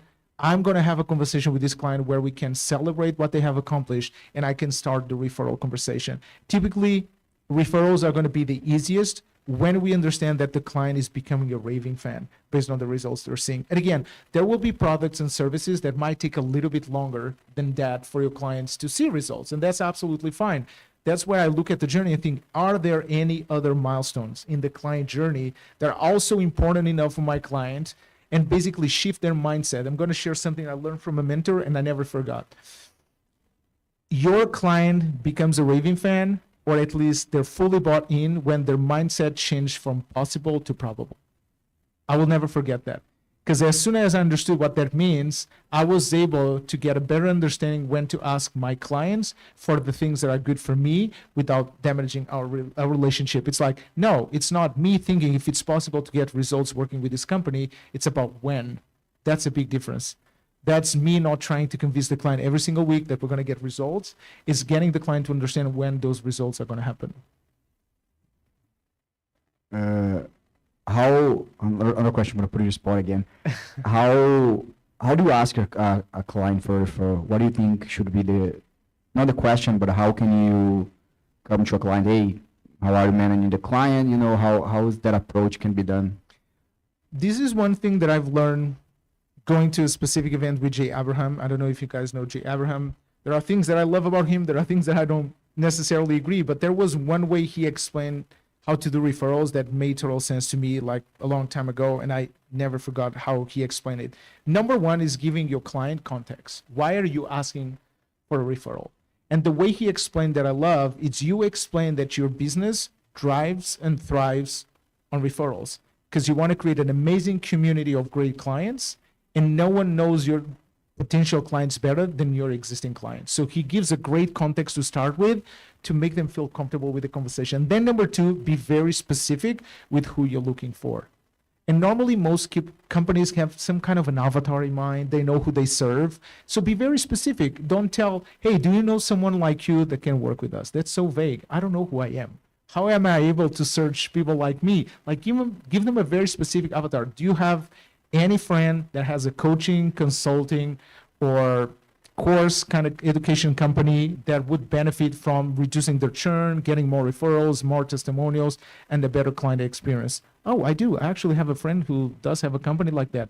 My follow-up would be, what's their name? I just need one thing. I need the name. I might not get an email. I might not get a connection. I might not get the referral right away. But as soon as I get the name, that existing client give me permission to follow up. And most of the referrals are going to be closed on following up with them. 3 days later, hey, by the way, did you spoke to Jay? Did you speak to Jay? Did you have that conversation? Oh, actually, I didn't meet Jay yet, so I couldn't find if Jay would actually be interested in knowing more about your services. Okay, cool. Are you meeting Jay soon? Oh, next Friday we're going for dinner. Okay, cool. Next Monday I'm going to follow up again. And there will be a time that they will say, oh, Jay is actually not interested, but I have someone else that might be a good fit to work with you guys. And also, again, it's a lot of reps and getting comfortable asking for referrals that a lot of people don't feel comfortable asking for referrals as well. I'd say that. Does anyone want to share how you guys try to get a referral, or no one's trying to get a referral?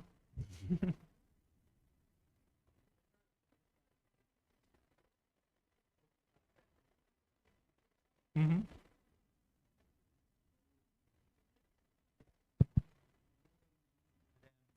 Yep. Make it easy for them to make the introduction to say, hey, I'd love it if we could do a call together. That'd be great. And usually there's hesitancy. Well, could you send a note on my behalf? No. Could I send a note referencing you? So you kind of work down the ladder to see what you can get them to say yes to in terms of making that connection. I love the easy portion because that's another part that people forget. They make the referral process so complicated that then they don't want to refer anyone because it's so complicated. And I've seen multiple things working well, like just a three-way chat, like an SMS where the three of you connect. I've seen people sending emails. I've seen people doing things that are a lot more complex, like they have a specific funnel that tracks UTM links and the source of the referral. You can do multiple things. Depends on how much volume you're actually managing at the moment. If you have a handful of referrals a month, I would just keep it very simple. Email or SMS, make it very clear. Just let them do the introduction. You borrow trust from your existing client. You take the lead, you connect with a new person, you explain really well what you do, and you find an opportunity to connect with them and see how you can help them accomplish what they're trying to accomplish. Great, I think. Any more questions? No. Anything you want to add? I think we can wrap it up and kind of organize a form of a summary. We talked about the sustainability, and I think the core thing we discussed, the ability to keep clients happy and working with you makes your business model much more sustainable because you don't need to chase for new clients all the time. So that was one of the big takeaways. We talk about efficiency. So your ability to understand what your clients value, what they don't value, how to keep them engaged, how to remove the unnecessary, and how to double down on things that they actually value. And then we talked about intimacy, how to build relationships with clients, how to give them trust. Yeah, build that trust, get those relationships going, and understand that even as you scale, as you serve more clients, you can still build that client intimacy and those referral processes if you understand that you're still dealing with humans. And it doesn't matter if it's a B2B offer, a B2C offer, there are still going to be humans involved. Maybe there's going to be a business to AI offer in the future. I don't know if that's going to exist, and that might have different rules. But for now, I think if we understand that retaining clients and working clients for longer and meeting their expectations is going to be the most sustainable, efficient, and better process we've seen to scale businesses in the new generation. Yeah, I think that's it. Thank you. Thank you. Yeah. Okay. Thank you so much to our panelists.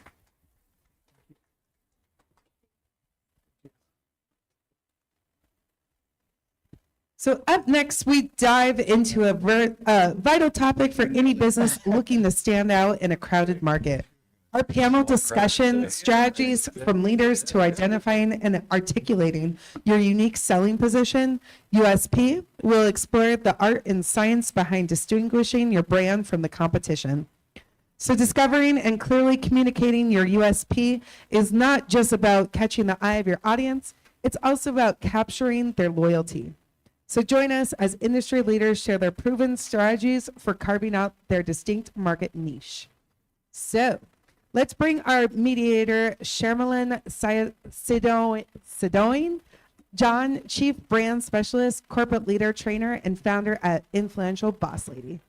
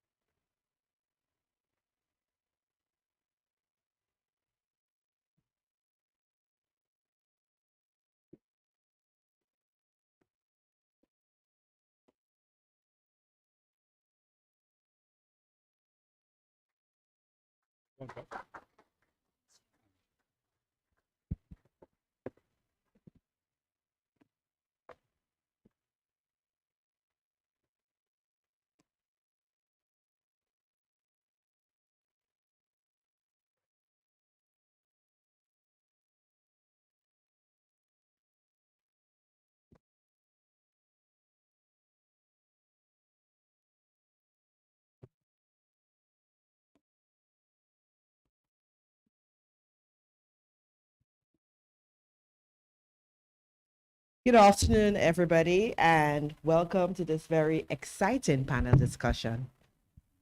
So I'm going to start off by asking a very important question. What makes you you? It's something that some of us have not thought about, but if you haven't, you really, really should. Why? Because we understand how fierce competition is right now. We also live in an environment where things change at the speed of light. Wouldn't you agree? And leadership is no longer about expertise, but about influence. I think we could all align with that.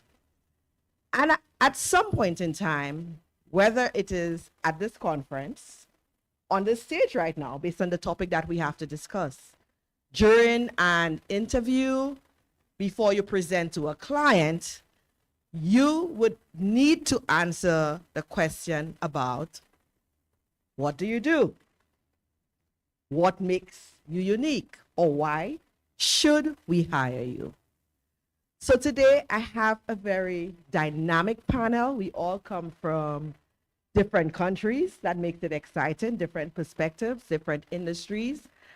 And we will be sharing some insights with you today on what is your unique selling proposition. A very important question to anybody starting out or wanting to pivot. So I'm going to go on and introduce my panelists. All right. And each of you, what I would like you to do is in 30 seconds, just let our audience understand a little about you and how are you changing the world, more or less. So let's start off with you. I am Panarat, role leader. I would say that everything I do is aligned with my God life of helping others. So mainly I'm doing three things for my career. I teach as an adjunct, for MBA students. I teach business classes. I do nonprofit, and I also do consulting business. So these three areas support each other, and I love what I'm doing. Thank you. Yes, hello. I'm Michael Misterker. I come from Italy, all the way here to Vegas. So it's great to be here at the conference. I'm in IT consulting. I do implement, it's called ERP systems, mainly in SAP, in the SAP field. All processes like procurement processes, sales processes, and financial accounting. I mainly do this in Europe, mainly in Germany and Austria, so in German-speaking market. And now a bit exploring the US, and try to give my best at in my consulting business to have happy clients and deliver great results to them. Exciting. Let's go on to you, Ken. Hi, my name is Sam Golgoon. I'm the founder and CEO of a nonprofit called World Music Development. Our vision is creating peace through music, and the mission is accomplished by producing events, conferences, seminars that raises funds for the causes that we call the 5 pillars of peace, which includes education, housing, nutrition, healthcare, and economic development. In addition to that, I have a business consulting, web development, and marketing company.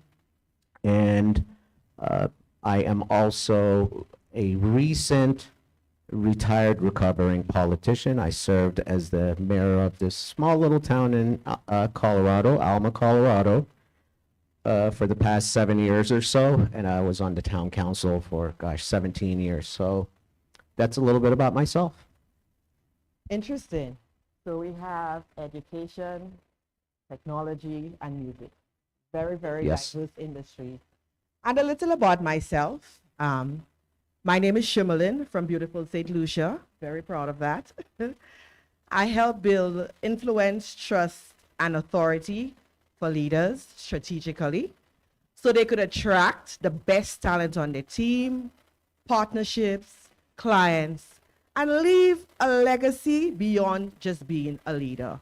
And that is very important, especially in today's environment. Leadership, and funny thing, just before we came on, Sam asked, what makes a leader? A leader is someone who has the ability to influence others to take action, from your 8-year-old daughter or son right up to an executive, an executive. And as a leader, if you don't have the ability to explain what it is you do in a way that your target audience could understand to drive them to take that desired action, then you need to go back to the drawing board. Wouldn't you agree? So that's what I do. I help build trust.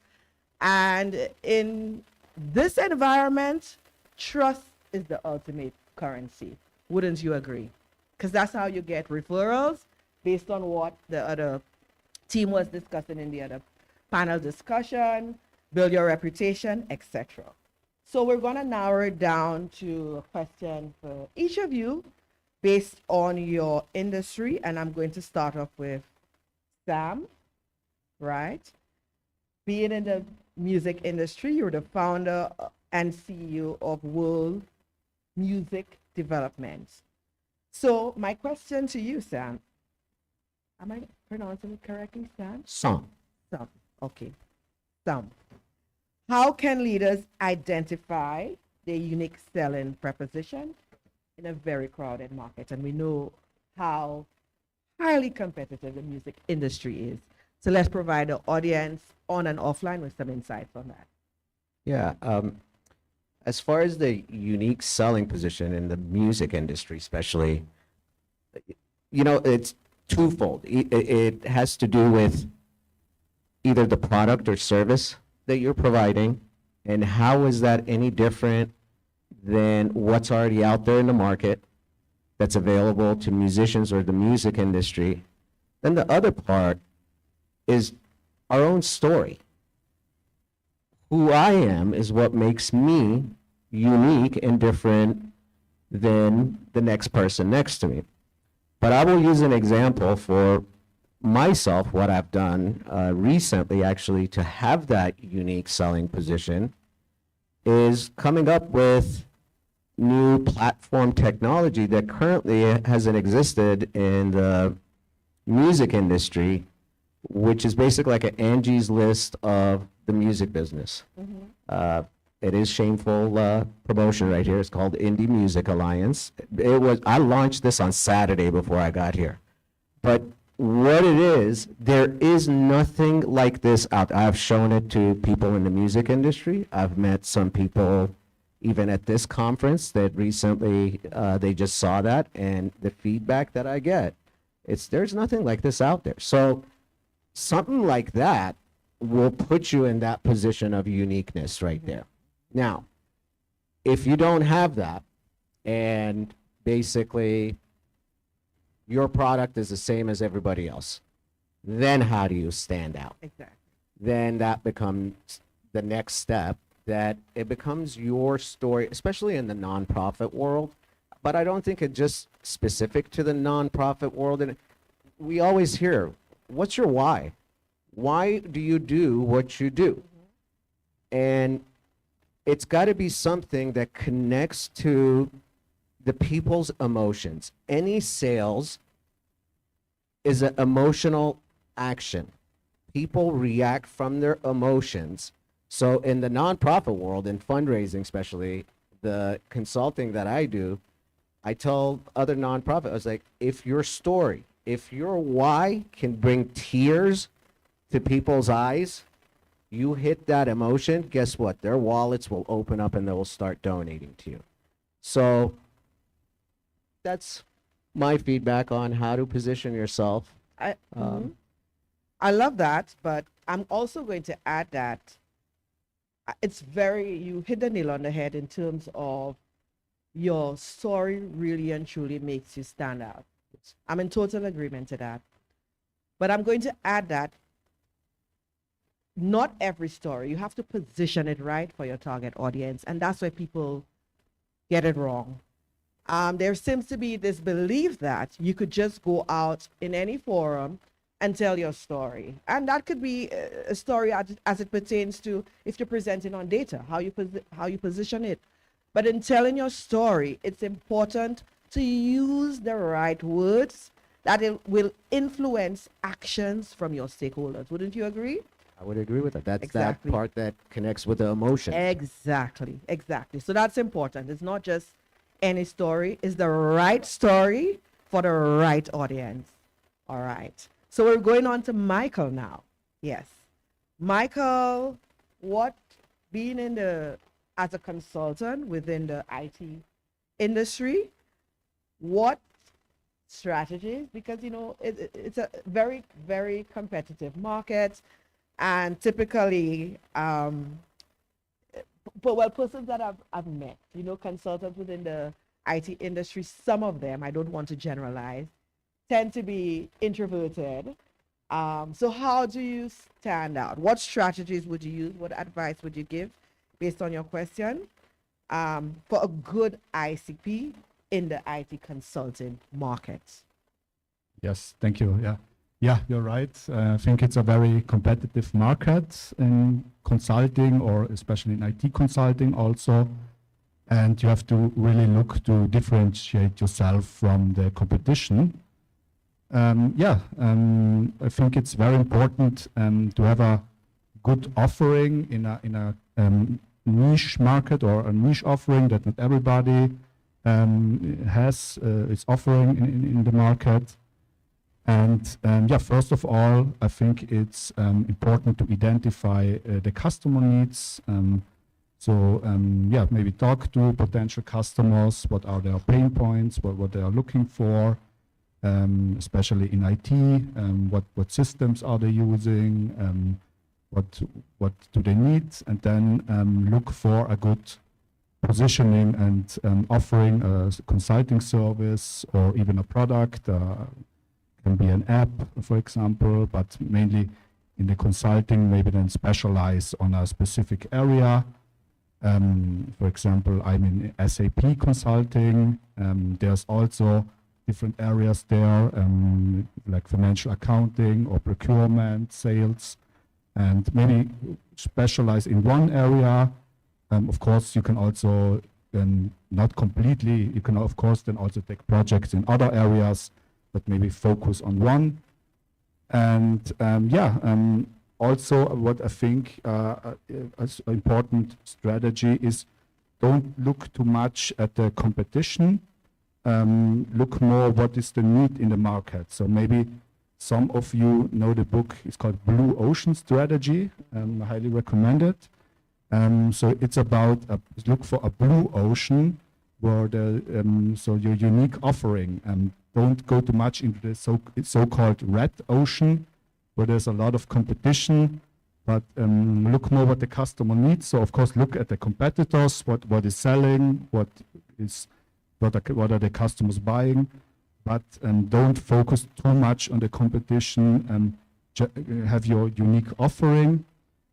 If we talk about consulting, maybe also combine different fields. So have a very clear niche positioning, but also try to combine it.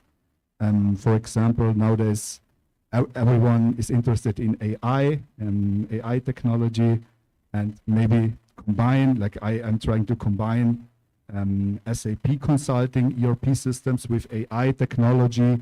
So this is also not many people are really offering, and this is also a good strategy to find a good unique selling proposition.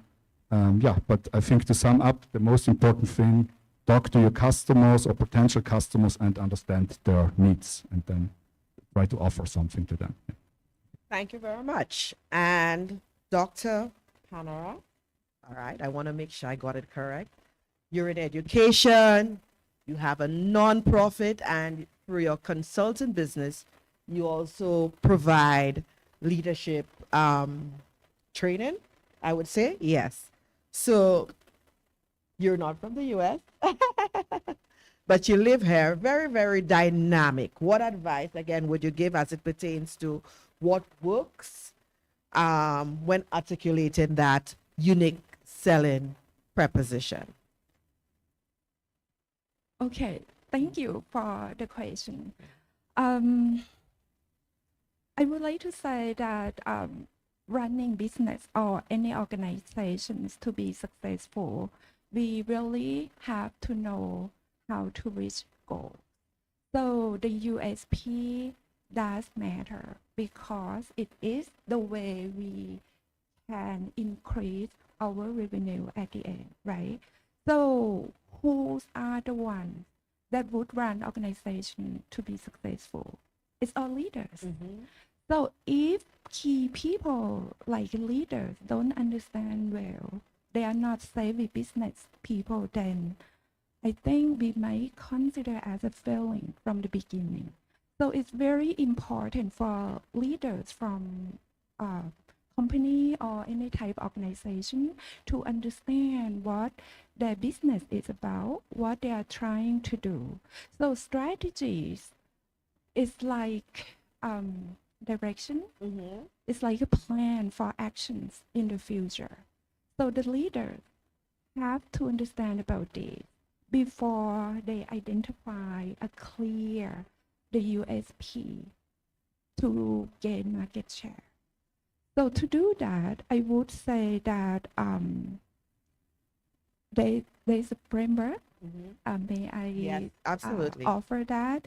This is my own framework, and I'm happy to share. Okay, if we read strategies book, there are many, many views from different authors. But here is my own view. First of all, leaders need to understand their business. They need to be a business savvy people, right? And then they have to know prospective customer and current customer, especially about their needs. Okay, and after that, they have to find ways to respond to customer needs by come up with the right product or service, which leads to the sale, to gain more revenues at the end. And lastly, what they're supposed to do is about communication with their employees and to support employee to have a good performance. And that performance, of course, align with the strategies that leaders did create earlier. And I would like to add more to this. So this is, we couldn't reach the success goal yet if we don't add our USP as a part of our branding and marketing. It doesn't matter what we are trying to do in the process within organization. Start from designing the product and service maybe. It wouldn't help us to make money because that's only the process, right? So the point that we're gonna gain a lot of revenue, it is about acquiring customer or as a part of marketing, where how we're gonna make them have good perception of our product and service. So I would say that it has to be something that respond to their needs, because customer are variety. They have diverse background. Different one has different needs. When they're gonna make decision to buy any type of product or service, they have to select something that would help them to solve problem or satisfy their needs. And of course, it starts from positive perception about that product and service. And as an organization, it's our job, it's our way to create positive perception about our product and service. So that's how I see it. So leaders are very important. At the end, we all want to reach organizational goal, right? Exactly. Thank you. So love that. And just to add, to tie off that this round of questions, I'm going to add that. So a mistake that I've observed that leaders do when trying to articulate their unique selling proposition is the fact that they focus on their skill sets. And at the level you're at, the skill sets that you have, a lot of other leaders possess it. So that's not what's gonna make you stand out. Your unique selling proposition is about differentiating your skill set and putting yourself in a position where you're the obvious choice.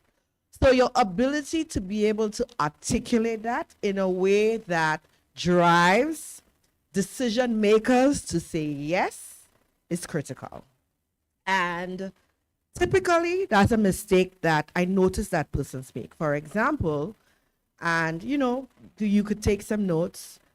If you are going to represent your company at a conference, say this conference, for example, what skill sets do you want to identify? So in introducing yourself, you could say, my name is Shimelin. I've spent the last 15 years building global brands. Yes, but so many other persons have done that. So what makes you unique, right? So identifying what makes you unique, first of all, I am from the Caribbean, but I have built global brands. Doesn't that make me stand out, right? Being from the Caribbean and having to build a global brand from scratch allowed me to build resilience. You see how I'm starting to position my unique selling proposition? Because of the fact that I am a TEDx speaker, it means that I have the ability to curate stories in a way that influence actions. Isn't that a key leadership skill in driving your teams? So you see how we're starting to position what makes you unique and what's suited for this audience? So that's important. And why do I do it? Because I know what it's like to be a high achieving leader who sometimes feels invisible. And because of that, I know organizations are experiencing that quite a bit because it causes team members and other leaders to be disengaged. And because of that, you could lose some of your most impactful talent. You understand? So, as leaders, it's important to be able to communicate effectively, highlight what makes you unique for the setting and for the key decision makers, and the why. Drive that emotion. So that's my contribution to that. Yeah? All right.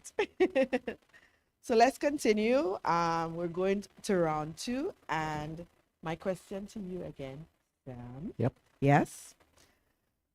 So, how do you ensure that leaders, how do you ensure that the USP remains relevant based on the market that you're in, the industry that you're in? How can leaders ensure that their USP remains relevant based on the market that you're in? Staying relevant is staying up to date with what's going on in your industry in the first place. Mhm. And if you don't have a good understanding of that, that can be challenging right there. The other thing I think it comes down to practicing what you preach. Saying one thing, but then your actions being opposite of what your statements are, what your mission statement on your website is, or your vision. People notice differences very quickly. I've always heard this quote that perception is reality. And I say it's not my perception of my organization that's creating that reality. It's the perception of my audience, it's the perception of my customers that creates that reality. So I have to be engaged with that audience to understand what their perception of them is, of me, to stay Absolutely. relevant in the changing landscape of any industry, basically.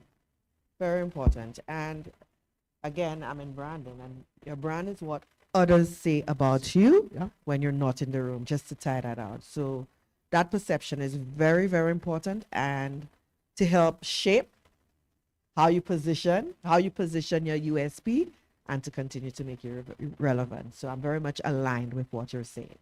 I'm glad to hear that. Okay, Michael, over to you. What are some insights you could provide to us, the audience here, based on the European IT consulting market? Your unique insights in keeping with our topic of your unique selling proposition. Thank you. Yeah, maybe someone here in the audience or also online is interested in the European market, so to expand to Europe. So I wanted to give you some insights also in connection to the USP. So maybe to start with, I've done also IT projects in Asia, especially in Singapore and Malaysia. I worked with a large Chinese company, corporation, and so I know also a bit the Asian market, and I've also done some projects in North America and in Canada, so I know a bit the differences. What is special about Europe? It's would say it's quite a different market than the US. So the US is very, you have one language, one culture. Of course, I know there are also differences in the culture, maybe within the US, but in general, it's a lot, to say, a big market. Meanwhile, in Europe, it's very fragmented. It's a lot of countries, a lot of different cultures, languages. So you have to really understand your customers' needs. When it comes to IT consulting or also consulting in general, in Europe, there are many different regulations in each country, so very, very different. For example, in Germany, The tax law is different than in Italy. So you have to understand it if you want to have your financial accounting IT systems to what I'm doing. So you have to understand the different laws in the countries. Also, what is also special about Europe for the IT market is there's a high focus on data privacy. For example, a German company or a big corporation, they maybe don't accept if the server is running in the US, so they will not accept that. They say we have to have it in Germany or at least in the European Union.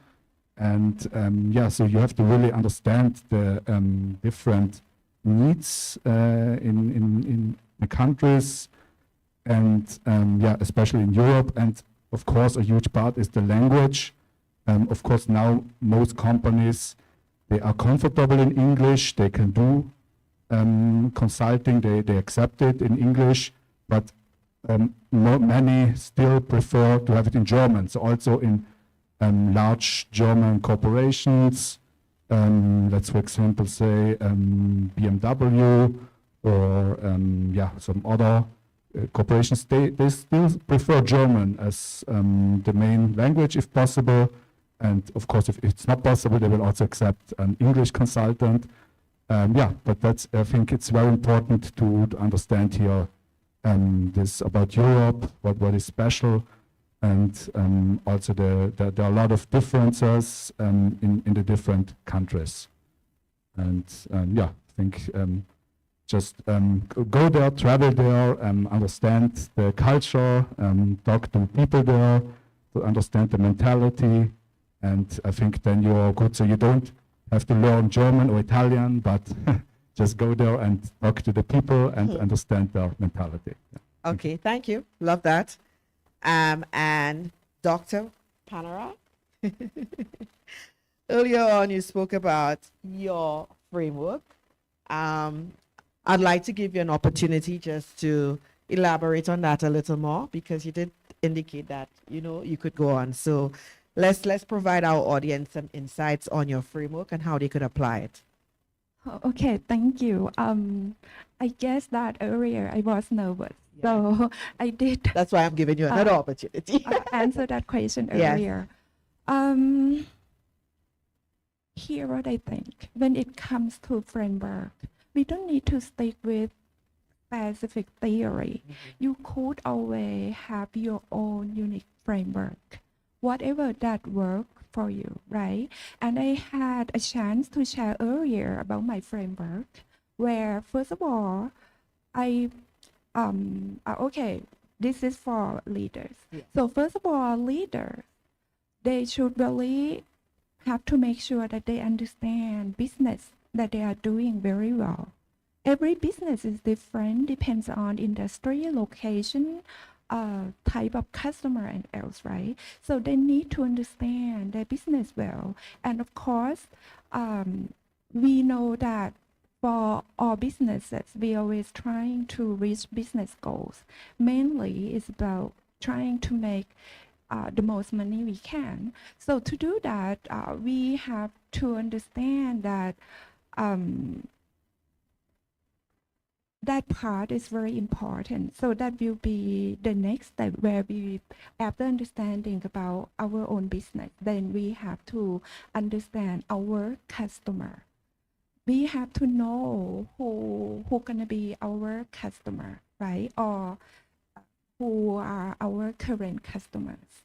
So we need to kind of read them, let me say it that way. So we need to understand their needs, because Mr. A, B, C, D wouldn't make decision to buy any product or service if they don't need that.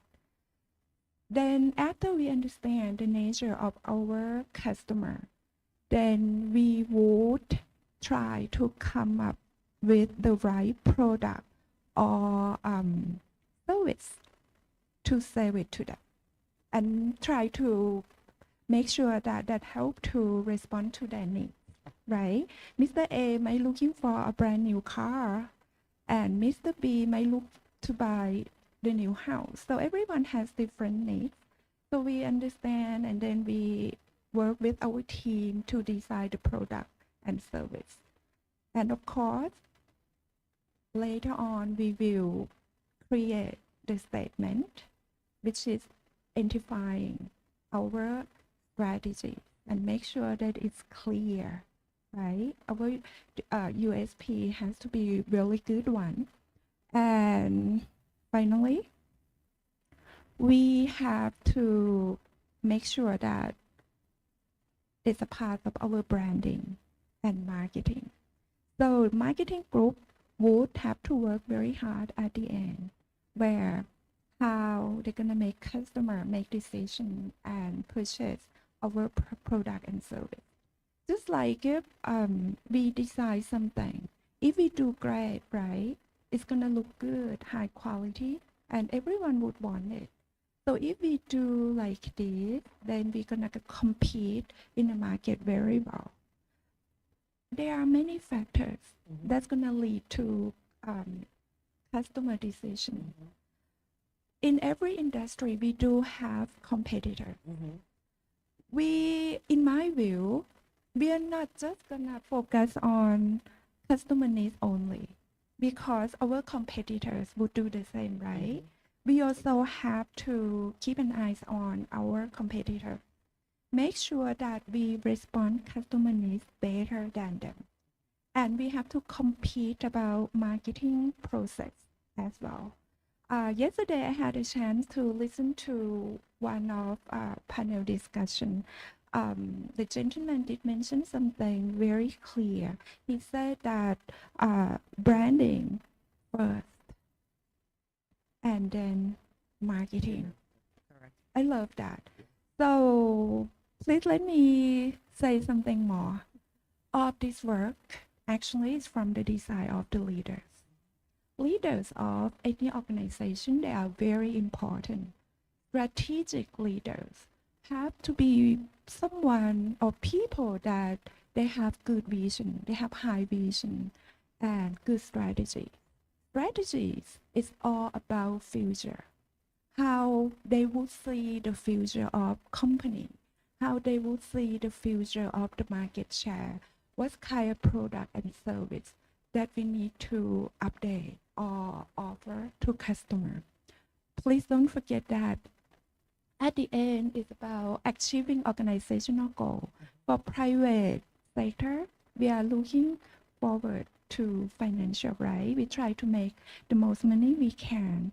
For non-profit organization, we are trying to contribute to society to help people based on the mission that we did create. So for government, for example, they try to respond to the needs of their citizens. Different goal. For business, how we gonna make lots of money? It's from people that purchase our product or service. We just have to, from time to time, I would say, think about ourselves. Why we have to buy that shoe instead of the other shoe? Yeah. Why we have to pick that car, that brand instead of the other brand? So branding and marketing supposed to work well together. Thank All you. right. Thank you so much. Now, I always like to look again, my perspective is always from the leader as a person. So again, I'm agreeing with everything that you said, but I just want to articulate that even with having the best strategy, etc., if the leader does not have the ability to understand and articulate what makes them unique and how they could leverage it in the moment, nothing is going to happen. So I'm going to give just some advice, some tips for persons who want to reframe their unique selling preposition. Maybe they want to make a pivot in their career or take their career to the next level.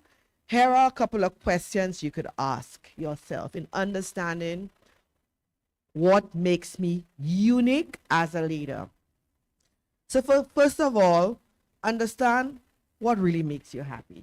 What do you naturally within your working environment that brings you joy, that lights you up? That's important, right?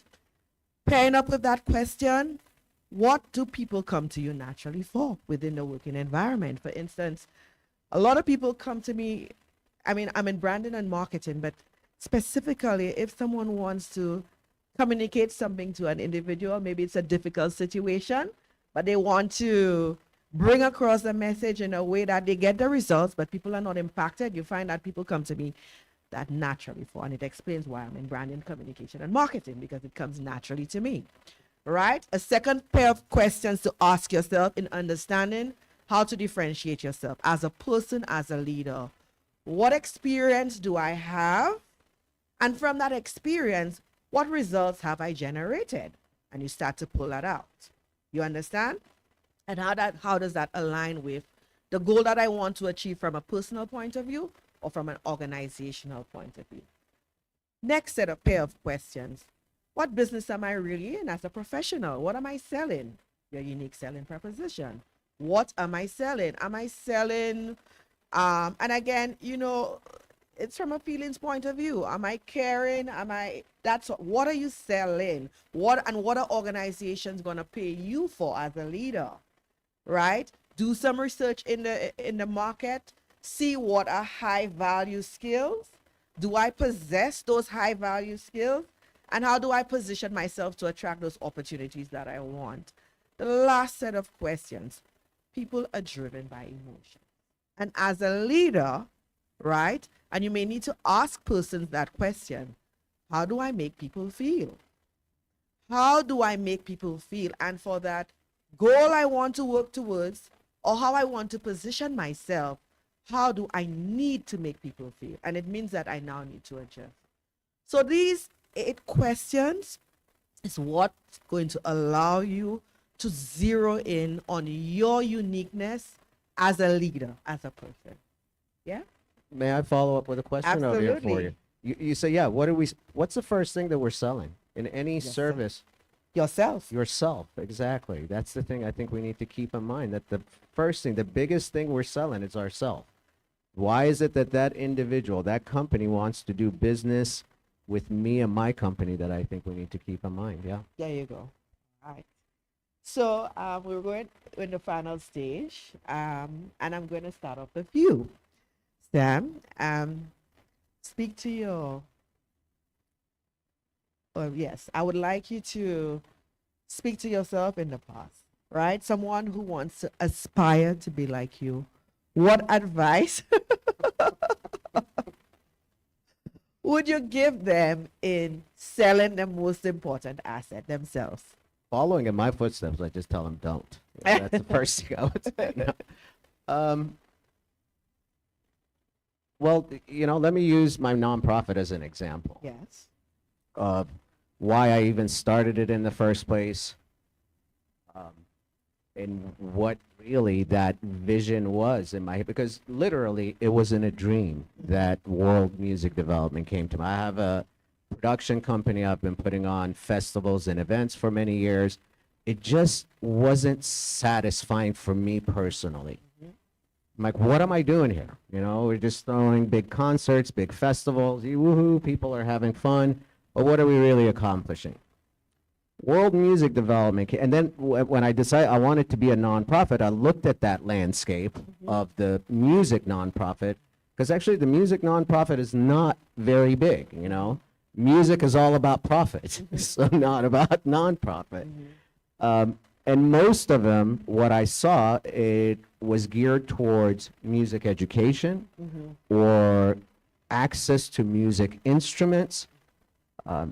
And then I was like, okay, well, I don't want to be playing that game. There's other ones that are out there doing it and doing a fantastic job. So what is it that I can do that can be different? And there is a need for it as Very well. good. So that's what you would Yeah. have them focus on. What is Exactly. it? Where What the is it? need Yeah. lies? What is it that is needed out there?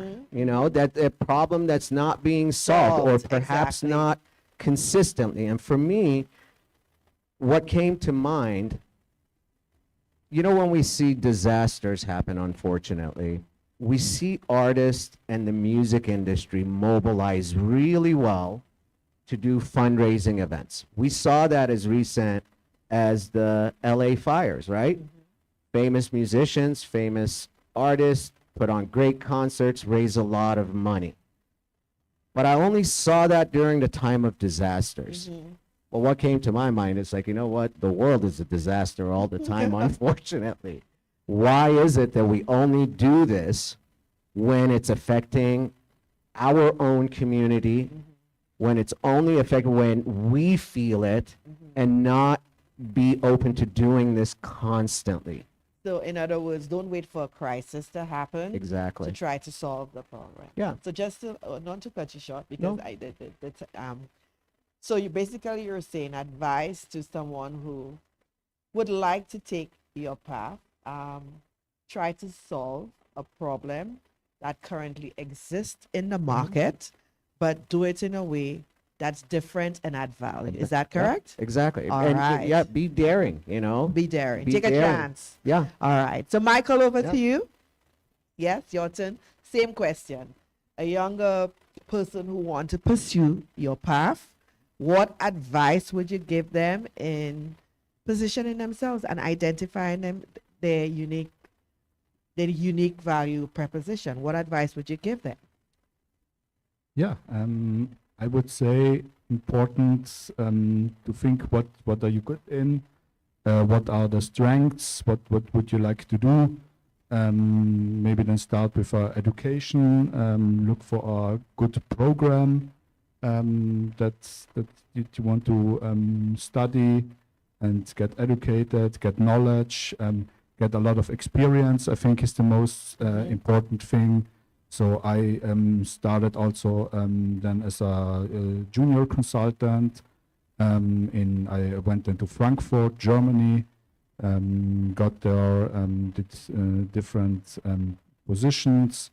It was very interesting, and yeah, look for experience in this knowledge. Connect with leaders. Also go to conferences like this one.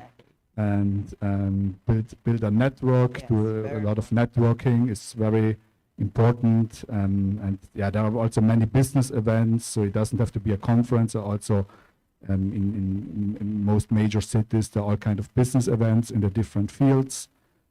Go there and network, and yeah, and then get a network, but also experience. I think the most important thing is to get experience in that field. And then enhance the skill set, and then to find a good offering and USP in the market. Thank you. And very briefly, your turn, Dr. Parat. Can you tell us what advice would you give to someone who would love to pursue your path as well? Thanks for the question. Hopefully my path is not that bad. So maybe some people would like to follow. To me, I was trying to make my life clear earlier in my life. I will try to do that because I realized that we are here in the world for the short period of time, Yes. right? Even though right now we may know that many people, they could have 100 years here, but it doesn't guarantee that it's going to happen to all of us. So to me, when it comes to professional life, I was trying to make it clear earlier. So I focus on my value because I want to do what I love for my career during my time frame in the world. However, it depends on how we got raised, right? One of the things that my mother did, she liked me to good at everything.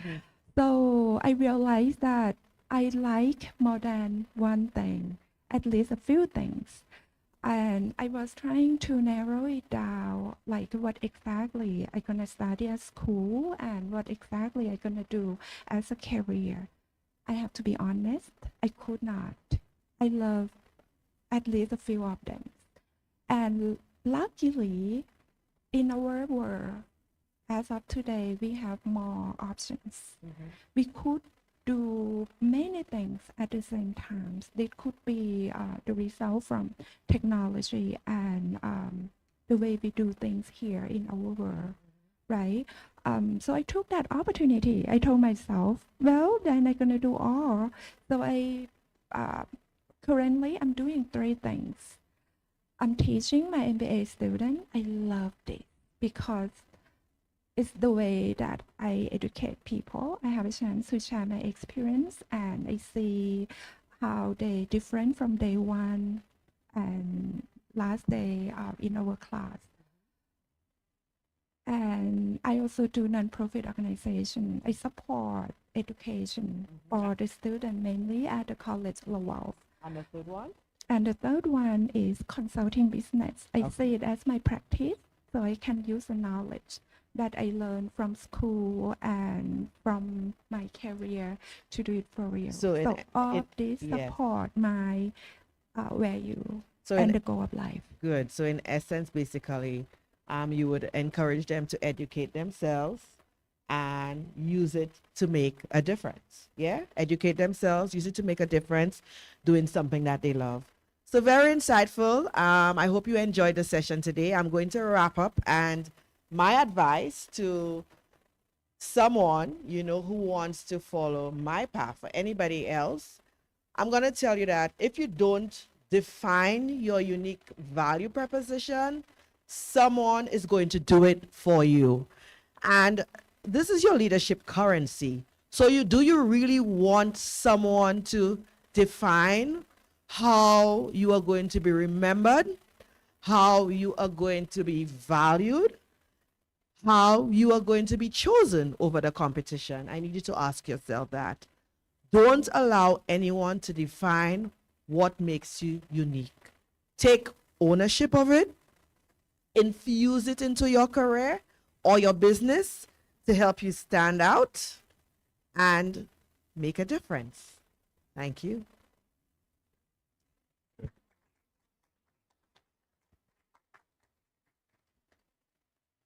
Oh. Absolutely.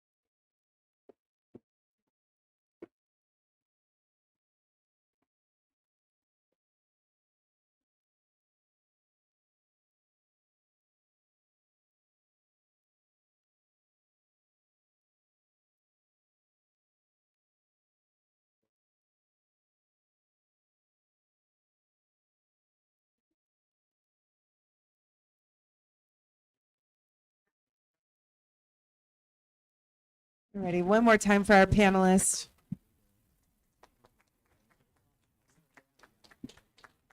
As technology rapidly evolves, so do the demand for the skilled professionals who can drive innovation and growth. However, this evolution often outpaces the rate that we can cultivate these essential skills, leading to significant talent crunch. So this panel, Talent Crunch, Addressing Skill Shortages in the Age of Technology Advancement, dives into this pressing issue, exploring strategic approaches to bridging the gap between demand for high-tech skills and the available workforce. So let's please welcome our moderator, and Adurish Waturish. I'm sorry, we practiced this and I still can't latch onto it. Sales and partnership leader of Red Cat, a panelist to stage there unpack the complexities of the talent crunch and provide actionable solutions for business grappling those challenges.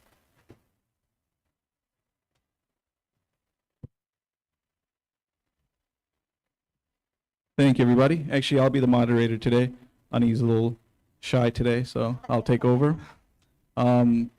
Las Vegas. What happens in Vegas stays in Vegas. And I hope that's true because for the last 3 days, I think I've walked 100,000 steps. And I hope my back pain stays here because I'm not taking it back to Dallas with me. But thank you, everybody. Thanks for your time. My name is Anurag Ranjan. I'll be the moderator today. I think it's pretty fitting that we end this conference talking about talent, because let's be real, with all the AI and technology advancements, it's the human element, it's us that are the backbone for transformation. So today's topic is talent crunch, addressing skill shortages in the age of technological advancements.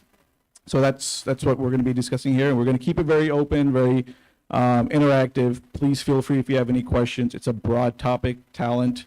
So if you have any questions, please do reach out. So let me introduce our talented panel here. We all have a diverse background. We come from all over the country, I think. So I'll start by introducing myself. My name is, like I said, Anurag Ranjan. I'm a business development manager with Iconma. We are a technology and professional services company.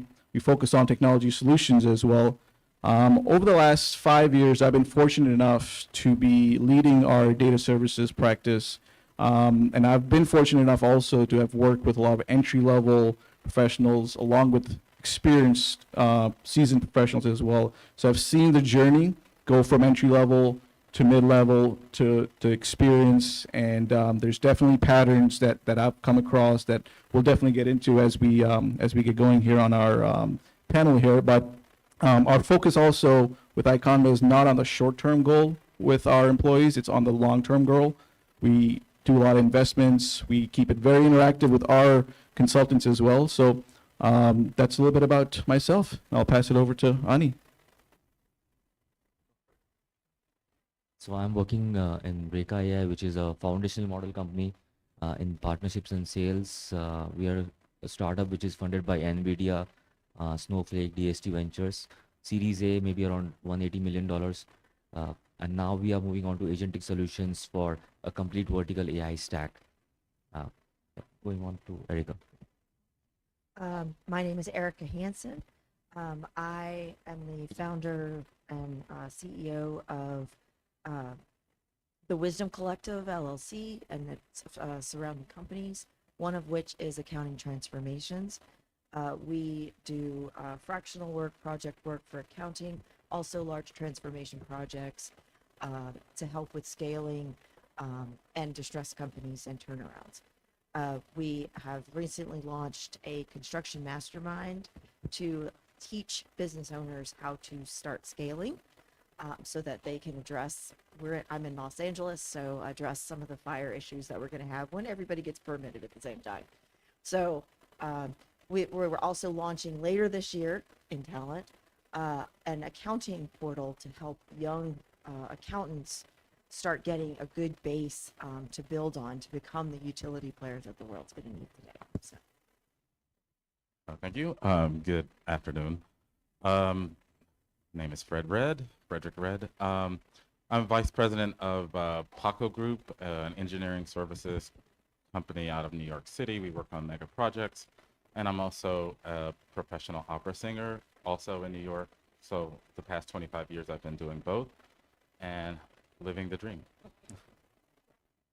He's going to give us a show later on today. You have to pay for it. All right, so the way we decided to go about it is we selected 4 questions, and we're going to sort of piggyback off of each other. It's going to cover a few different areas, but all relating to talent and how talent and the gap between talent and where companies are and what they're looking for at the moment. So I guess we can get started. And feel free to ask any questions if anybody has any questions at all. The first question is, how can companies bridge the gap between current workforce skills and the market demand for AI-related skills? I'll start off with that. So I've been, like I said, fortunate enough to manage our data services, and we're in the consulting business. We work with our customers and clients, and over the last several years, we've really looked at our consulting team and what we've done and to grow that. We've invested a lot of time with our consultants to help them in training on specific technologies and specifically on what our customers are looking for. We've started a boot camp, which is about 5 weeks long. We partnered with local universities to bring the students on board and have them go through a 5-week boot camp on specific technologies, for example, Databricks or Snowflake, or you can look into SQL and Python, some of those coding skills. And we've helped students sort of learn that, and once they've graduated from our boot camp, we've deployed them onto our projects that we ongoing and added them into specific assignments and also introduced them to certain mentors. So I think training and upskilling is one of the biggest things that any companies can do, and that's one of the areas that we've seen success, and we grew our consulting base by almost 50% in the last 2 years. So I think those are some of the main important things, and I'd open it up to anybody else if you have anything to add to that. When I'm talking to owners and founders, I tell them there are 3 words that can reduce your problems by about 60%. It's train your people. Over the last 10 years, I've noticed that companies aren't training the way they used to. It's been slowly eroding, and over the last 5 years, it's been even worse. And I think that the problems that we're having, the chaos that's happening inside of companies, is a direct result of part of that. Because when you think about it, when you train your people, they're engaged. They know what they have to do. They know when it's something that's outside the gray area, that they know when it's time to raise their hand, right, and say, "Hey, I got a problem." That when those people are engaged, when your employees are engaged, right, you're retaining knowledge. They're pursuing and pushing through and solving additional problems. It makes your customers happier. There's a lot of benefit there. It makes your vendors happier. Your environment, your culture is a lot better. And you're not getting all the litigation that you get when the employees are not trained and not happy. So when I'm talking to that business owner, I'm trying to pivot them back to, you gotta focus on the training. Because if you're not focusing on the training, you're missing a lot of opportunities. And on top of that, our new generations that are coming into the workforce, they learn differently, and they want to be taught. And they are a little bit younger on their journey of building the problem solving and critical thinking muscles. It's a muscle that has to be built. And when you start your generations off with cell phones and internet automatically attached to their hand from birth, that reduces their problem solving and critical thinking development. So unless they're having that engagement to do the trainings, then it's making their journey to build that problem solving and critical thinking muscle a little bit longer. And they want to learn. And when you're able to engage them like that, then that's going to get them where they need to be. And guess what? The generation that's known for job hopping will start reducing the job hopping, because now they've got something that they can look into, they can dig into, they can start using their skill sets, their unique skill sets, because now they've got a little bit stronger ground to start working with. So in order for the companies to adapt to the differences in the generations, one of the things they're going to do is they're going to have to invest in the training. Yeah, that totally makes sense. And what the biggest difference that I'm noticing, we're here in a conference, the education conference is right next door, and I attended one earlier today. The curriculum that students are learning at the moment, or just historically, does not match up with what companies are looking for when they're hiring. For example, we do a lot of staffing and recruitment. Companies are looking for somebody with 5 to 10 years of experience. That supply is just not there. Students that are currently graduating do not understand, or may understand it, but they don't have that depth of knowledge when it comes to AI or some of the latest and greatest technologies with data analytics or data engineering. So there is a big gap over there. So definitely upskilling, definitely, education reform needs to be done. And it needs to be done now, because technology is changing so fast that, something has to be done. So that's kind of what a few thoughts to that. So I think. Yeah, and I'd like to add to that with regard to curricula. It's changing so fast that the ability to have the syllabus for the training for the students, it's not available, because it's moving so fast that it's going faster than the pace of the educational venue to get them on board. And the second part that I'd like to add, based on your comment, is your critical thinking. I mean, you can have 18,000 degrees behind your name, but if you don't have critical thinking, it's really not worth. I mean, you can have 18 degrees in AI, but if you can't think critically, you're not going to be very successful. And And that's something that gets left out of the academic world, is how to become a critical thinker. Yeah, totally. I think that critical thinking is so important. You know, when we're in school, we don't really get that practical understanding of what's happening in corporate world or just with any company. So, you know, there has to be a way for the corporate side of things to merge with the educational side of things so that students can see how work is performed, you know, how people attend meetings, how, you know, just the whole way, the way project management is handled. So those are, you know, some of the more important things I feel on top of the just the basic framework of understanding how to have those technical skills. So moving on to the next question here. So this one's an interesting question. So Ani, what do you think about this? What are the radical shifts in employment and talent shortage currently as we see it? I know we talked about this a little bit yesterday. You talked about a few things, you know, historically and you know, some of the patterns that you've seen, but what are your thoughts? Yeah, thanks for that. I think it's been the Industrial Revolution in the 1800s, the steam engine, those kind of things have, like earlier there were no ships, you had to row on your own, and now the steam engine, it moved, you made bigger and bigger ships. And similarly, that's what happened with farming as well. So you have industrialized farming, and from then on, you have like lesser people working in the farms, but those people are not unemployed, right? They are doing something else. That's a similar shift that's going to happen with AI and agentic AI. Is that we're going to do much more complex things going forward, maybe floating cities, underwater cities, we don't know. And for that, there will be a lot of human intervention that is required. And we have to work together with agentic AI software as well as the robotic revolution that is coming around. That's what I feel. So unemployment of is not a question right now because there's so much work still to be done for the next 5 decades. Definitely, and I feel like there's a mismatch with skills. What were, you know, 5 years ago, what will be in the next 5 years.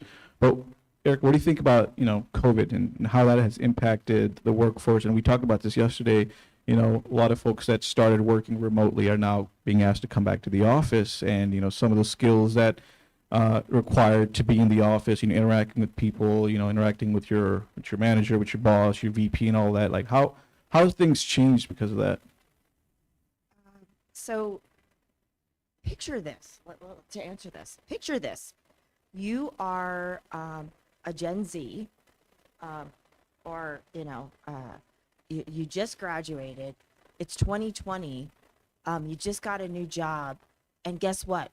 Everything's shut down. So now the company that you're at is now scrambling because they've never had to do this before, just like everybody else. Now they're scrambling to make everybody remote. Now, fast forward to your actual career. Let's pull it back, right? Because there's a couple, maybe Gen Z, but most of us are a little bit more longer in the tooth. So think about when you started. You weren't starting remote. And think about all the benefits that you had by being co-located with your manager or your counterparts in your group, right? You had the ability to ask those questions directly. You didn't have to schedule a Zoom meeting to do it. You picked up the phone because that's the way we communicated back then, right? Now let's go back to the Gen Zer who's been working remote all this time and did not have the benefits of being able to go to their manager's office and knock on the door and say, hey, I'm kind of stuck on something. Can you just give me 5 seconds and get me back to where I need to be, right? How would that affect your learning journey and your engagement levels? So it leaves, I mean, this goes back to the big debate of what the benefits of remote versus not remote and hybrid and all that stuff, right? But think about what you would be missing about being in, you know, your department or co-located with other people. In accounting, you know, because I'm kind of the odd man out. In accounting, it becomes very critical because it's an easy way for the group to coordinate. And, you know, with accounting, there's always a lot of balls in the air at the same time when you're trying to close the books for the month. And if you have to like constantly get everybody on the phone for Zoom, it creates a drag on the like progress of the close. So just doing something like that, that happens every single month, but it's a pretty intense period, especially depending on what company it is. You know, it can be very detrimental, and it can feel like, you know, it's very hard to get things done. And so if you are seeing that as a new person into the workforce, that could be problematic, because you will feel like, okay, I'm kind of stuck and I don't know where to go. Nobody has time for me, and I kind of have to figure this on my own. Oh, let's think back. By the way, I don't have my problem solving and my critical thinking skills developed yet. So I kind of sit there and flounder. So we need to keep those things in mind. Right, wrong, or indifferent, whether it's remote or hybrid or whatever it is, but there's still some benefits to all of them. And I think trying to figure out how to balance that with the needs of the new generations that are coming in. I mean, all of us should think back to when we really started. What were the things that were really made an impact to us? We may not have realized it at the time, but what was it that really made an impact to us when we were new to the workforce? Right, 100%. And you want to add anything to that, Fred? Yeah, I mean, I think that thanks. I agree wholeheartedly what you said, and I do see a shift in terms of we're having we're an engineering firm. We're having a time finding talent to fill these enormous mega projects, and all of the consulting firms we're all going after the same resources, and the problem is we'll put someone in that's lesser experienced. For example, we placed a person on a major project, and he was a Gen X or Z or whatever you call them. I don't know. Z, thank you. So he got fired because the client said he just stopped coming to work on time. And we told him for 3 months that you really need to be here on time. And I said, I wish you had told me sooner. And then I talked to the employee. I said, well, what's going on? He said, well, I go to work and there's nothing for me to do. Why should I go there and be there at 8 o'clock? I just show up when and I was like, he just didn't understand the work environment, because maybe he was in a hybrid or remote working condition, and he didn't understand the work dynamics. And those are the types of issues that we're faced with. And how do we bridge that gap?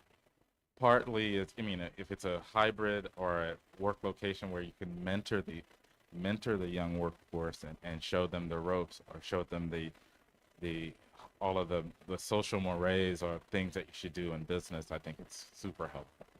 Definitely. And something you said earlier, that one of the things I've noticed is because of COVID, a lot of our consultants, entry-level folks, they're working behind the computer, not going into the office. Now that they're being asked to come back into the office, the challenges that I'm seeing is that, they're really stuck behind just getting their work done, and then that's it. Being a consultant, you're there to provide advice to our clients. And the two words that I always tell our data analysts and our consultants is that be proactive and take initiative. That's how you'll find success over your career. You got to be proactive in meetings. If you come across a problem where you find that you may have a solution, it doesn't have to be right or wrong, just speak up, and that's a skill that, that is important, is to sort of speak up or have the ability to convey your thoughts, and then take initiative too. If you know that your workload or your bandwidth could, you could have a little bit more, you try to take a little bit more initiative, because in that way you'll gain some more experience in the short term. At the same time, you'll look good too, in front of your clients. So those are two words: being proactive and taking initiative. Well, I think that not everybody understands the value of a consultant, and not everybody's cut out to be a consultant. Let's just put it that way, right? Definitely. Because consulting is not about just the task list, right? It's advisory. And, I do a lot of transformations, and I do a lot with distressed companies. So when we come in, no matter how much due diligence we do on the front end to find out what's happening, when you get in and you pop the hood, you're like, holy crap, what is going on here? And it could be anything, like staring you in the face right away. And they can throw anything at you, and you have to be very quick on your feet. You have to be able to address it and pivot when needed. And I could be coming in to help with accounting, but there's a severe operational issue that is impacting the accounting transformation. So that has to be addressed. So you have to get up to speed really fast, even though if it may not be in your forte. So you have to be prepared for that. Or you have to have a network big enough to say, oh, I got to bring somebody in now because I don't know what to do. Definitely. I think you have to be agile. You have to be able to adapt. You have to be able to transform. You have to, just keep getting better at what you do. No matter if it's, professional or if you're an athlete or if you just have personal goals, just got to keep having that mindset to just keep getting better. And in consulting, like you said, not everybody can handle the stress of being a consultant, because you really have to, be the forefront and advise your clients every step of the way. So our third question, I think Erica, you can take lead on this. What is the current state? We kind of talked about this a little bit, but what is the current state of academics in getting the talent ready for the industry, especially right now? So I've been inside academia as an adjunct professor in the math department before for like 10 years. I'm also on a board of a charter school in the LA area that has 3 charter schools. They're elementary and middle school. So I keep an eye on it from all angles. But one thing that's happening in accounting, there's this crazy evolution happening in accounting right now with accountants. And there's increasingly very unhappy accountants. So we're having a mass exodus of accountants, which means talent is getting very, very scarce. Good talent is getting very, very scarce. On top of that, we've got another perfect storm going on with college enrollment in accounting programs is down significantly, which means we're going to have a CPA shortage coming. Plus, we've got a CPA exam that's requiring additional hour requirements just to sit for the CPA exam, which makes it even more daunting and unappealing to young accountants. The accounting enrollment in colleges is down significantly.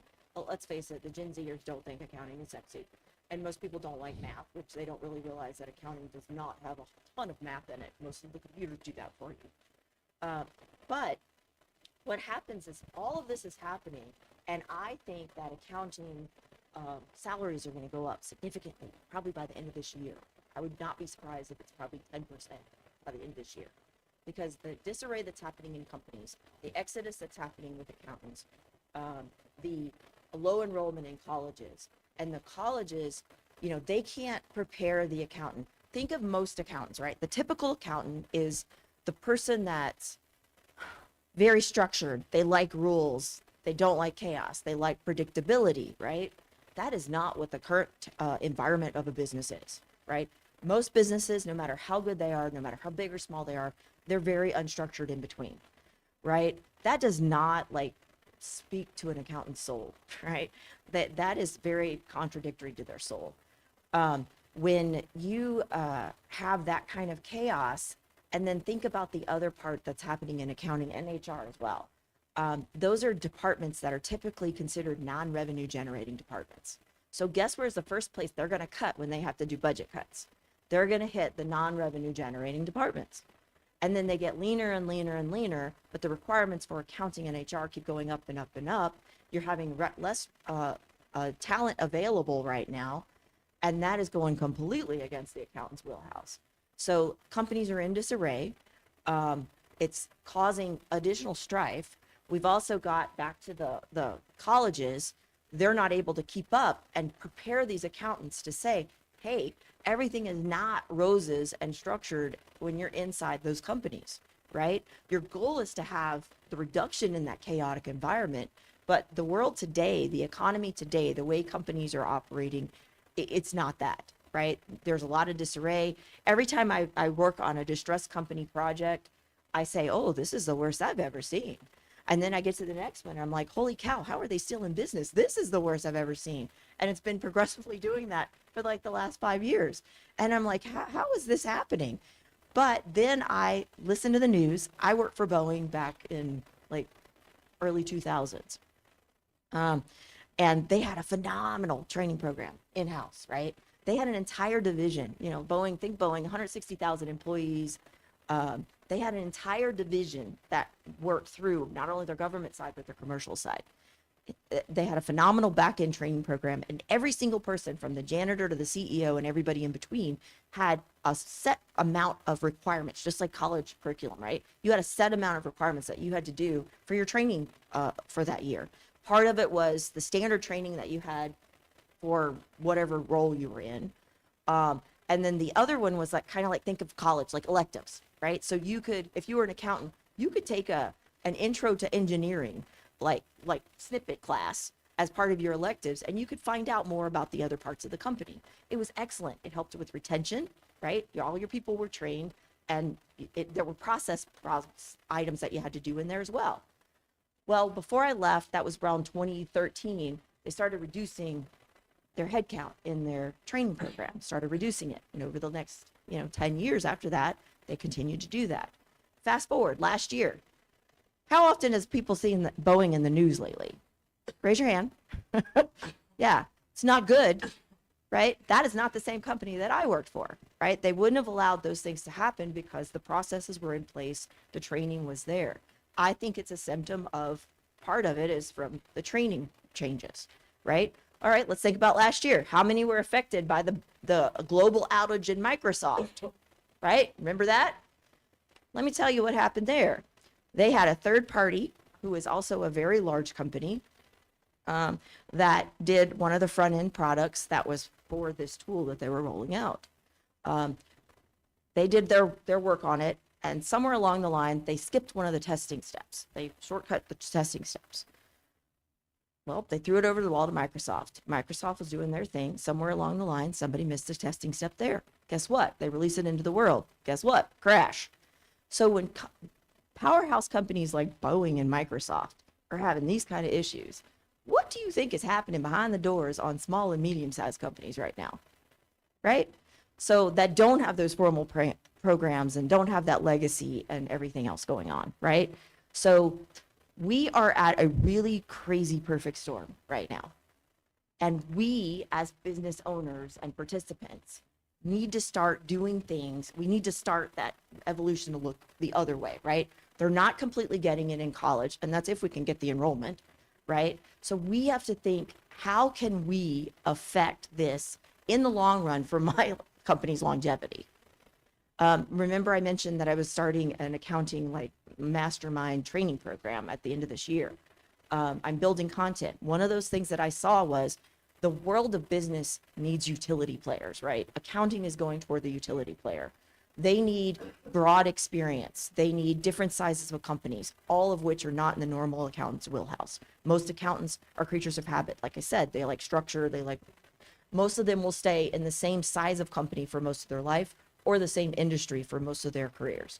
So doing that, you have a less of a utility player. But then you've got the crazy accountants, some like me, that are running toward the fire, that are taking these crazy projects that go across industries.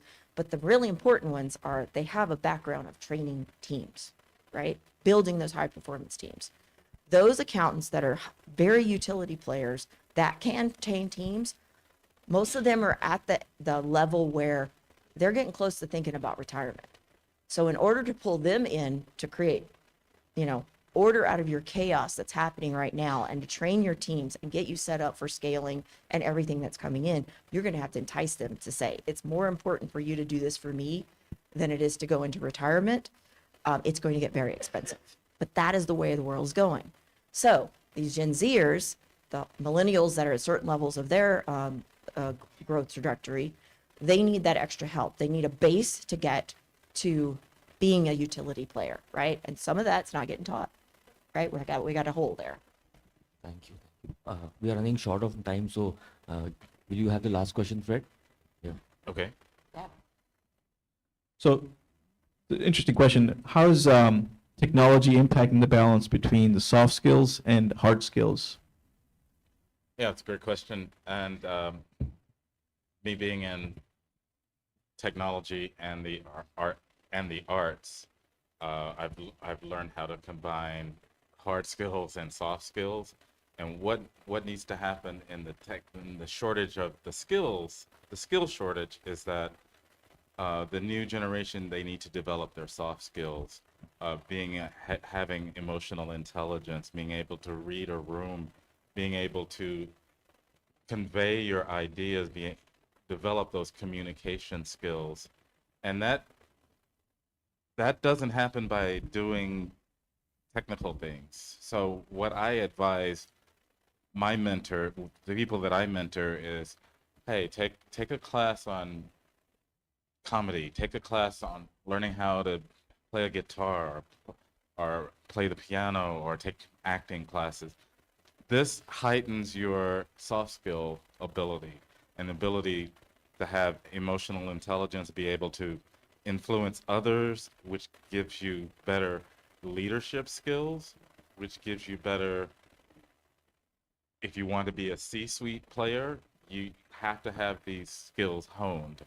So that is the best way that I advocate to help the younger generation to develop those top skills. Don't type it, say it. Oh, that's a good one. One of the things that we've done in our organization is, for example, we have a very large team of consultants, and they're all working on a specific project. And, me, myself, I learn better from just seeing others and just talking to others. And we've implemented this thing called 10-10s. Every 10 days, it's 10 minutes of time with somebody that reports to us. So that's really been helpful because they have the ability to ask us any questions. They have the ability to shadow us for 10 minutes during any specific meeting or any particular sort of work that we're doing. And that's really shown them some of those soft skills that we've implemented to become leaders in our organization. And I think that's been really helpful so that they can see it from the front, how it's being done with our executive team. So for example, the VP of our company may have 10 minutes for every 10 days with somebody that's entry level. That's been really impactful from what I can see at the moment. So that's something that we've used. I think we're almost short of time here. Any questions from anybody from the audience? Okay. It's almost happy hour time. I would like to say that you have been a great moderator. Yep. Well, thank you, Ani. We just met the other day. I feel like we could be best friends. But just, a few closing remarks here, and I think just a couple of takeaways is that, upskilling is the most important thing for anybody, whether you're entry level, seasoned veteran at your work. Technology is changing so fast that you have to be able to upskill, you have to be able to adapt.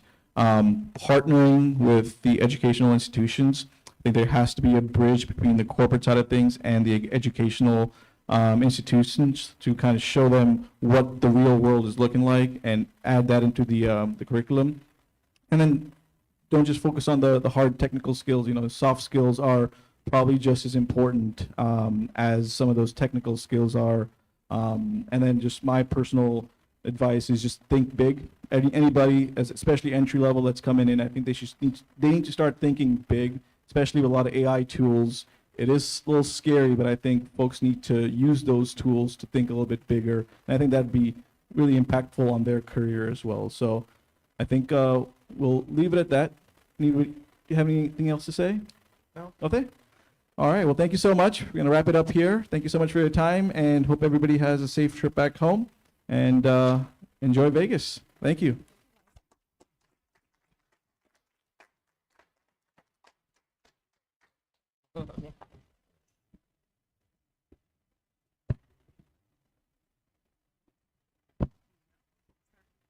Don't start till 4. Oh, but don't start.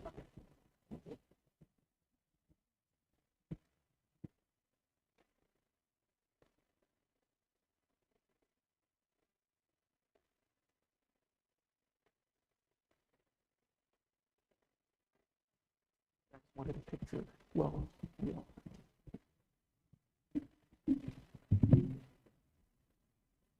Alrighty, folks, it actually looks like we have a good problem. We're ahead of schedule, so go ahead, mingle amongst yourself. Use this as a networking opportunity. We'll start right at 4, okay?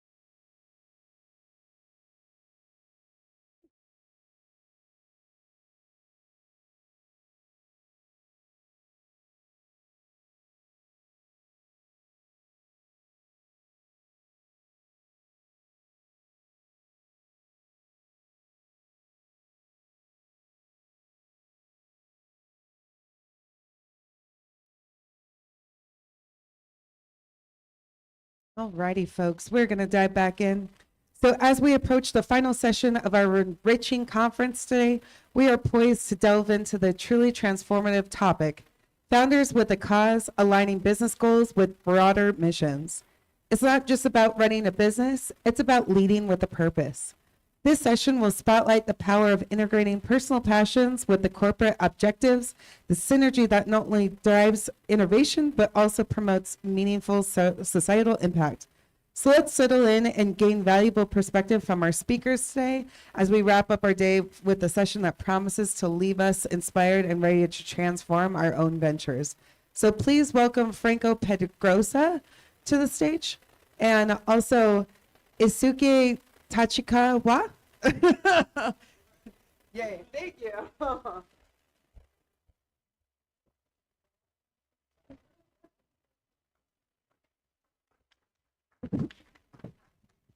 Hello, everyone. I hope, last but not least, we will have a talk about, the social challenges integrating the businesses.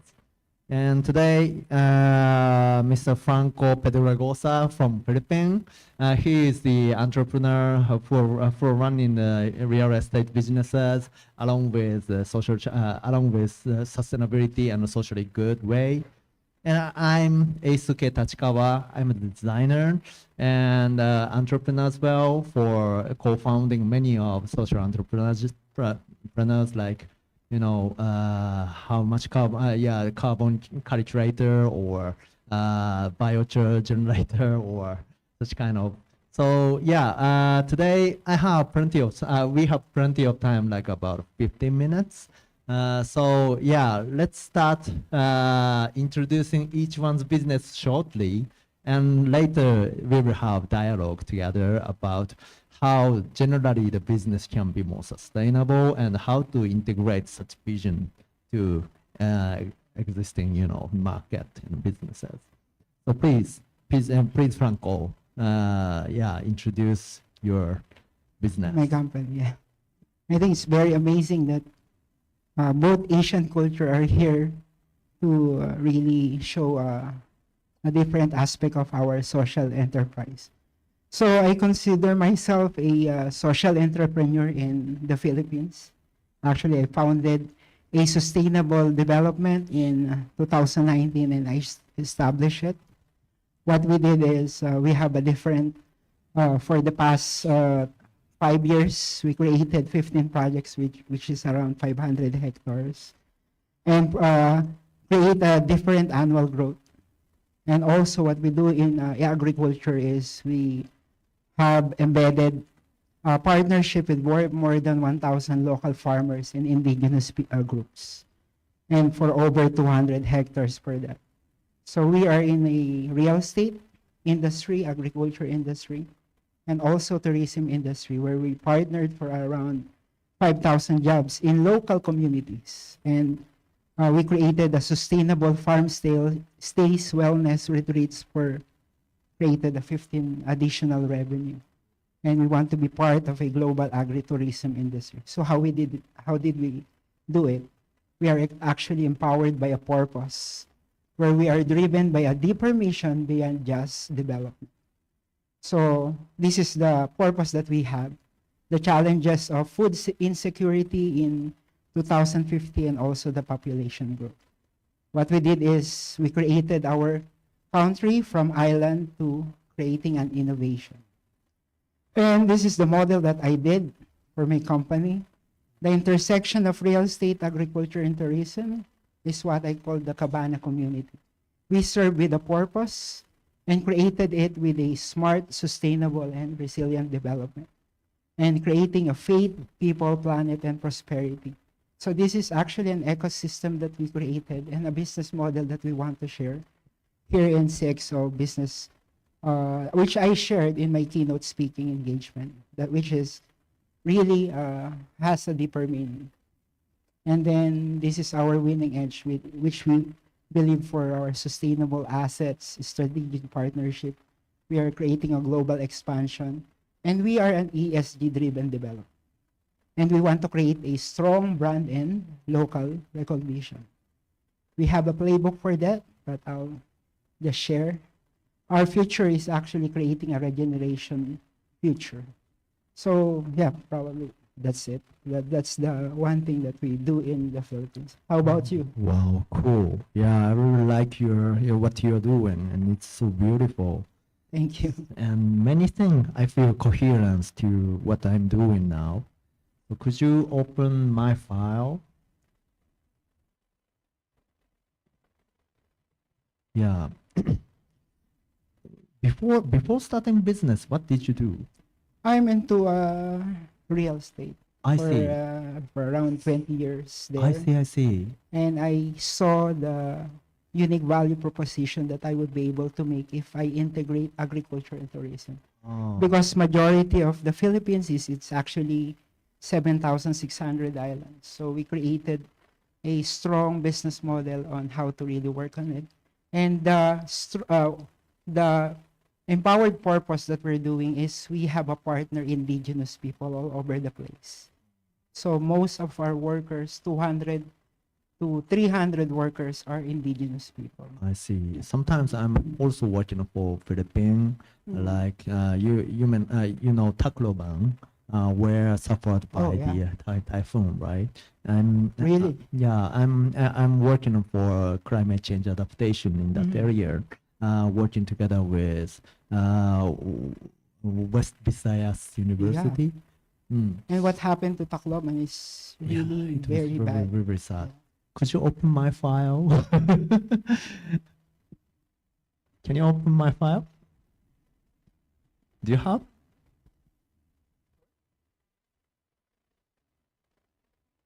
Do you have? Would I give you again? Ah, okay. Then please keep explaining.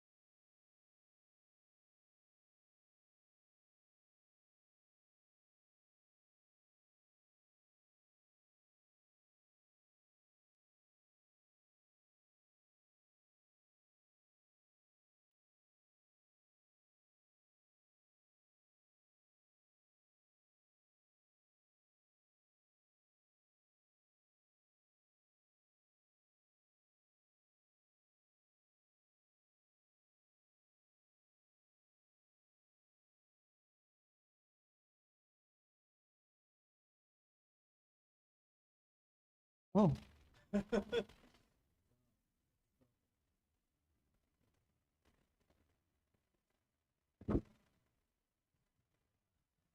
I found I may lost my passport.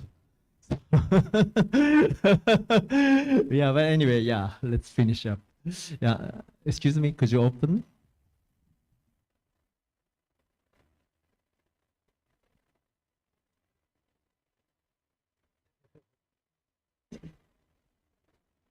So I have a question for you. Yes, yes. So what inspires you and create a deeper purpose on your business? Thank you very much.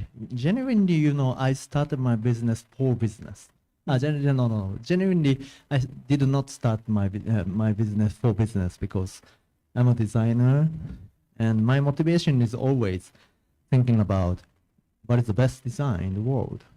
And of course, that is about how the form is beautiful. the concept of the design is quite fascinating. But of course, if the purpose of the project itself is not good, that cannot be, of course, not good design. So yeah, from 2006, I started my own design activity. And later it became a company. And yeah, from the very beginning, I really wanted to chase what design can solve. So yeah, I tried quite many of the project. Hopefully, I'd like to show.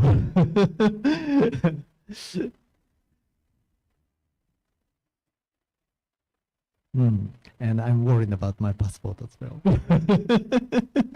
Anyway, yeah, that is my story behind. Yeah. Yeah, for us both, we came from a Asian culture, right? For me, one of the hardest thing is to be able to scale up globally, because I came from a probably from Southeast Asia. How do you strategize for putting your purpose into a global playbook status?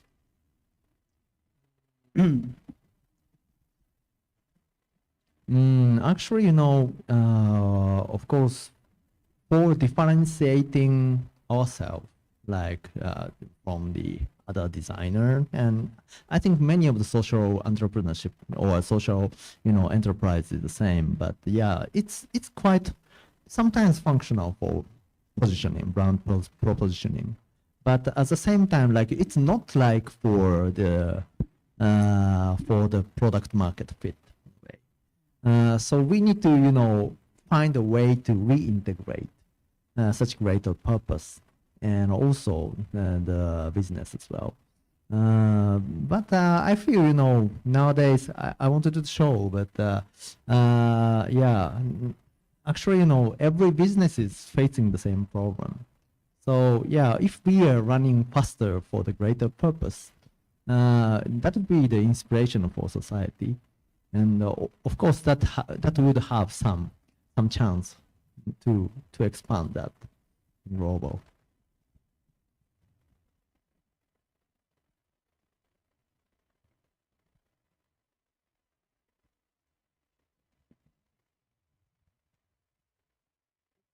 PDF.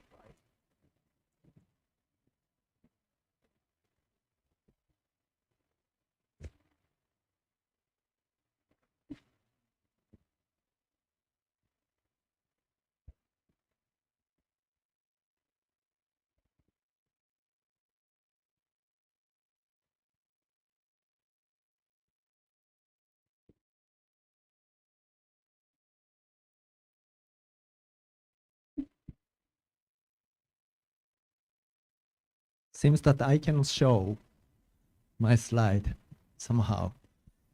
But anyway, yeah, let's keep talking. Yeah.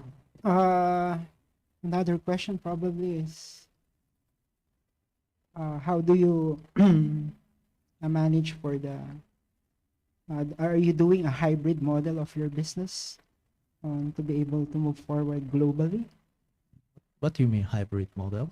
For me, for example, you said about integration.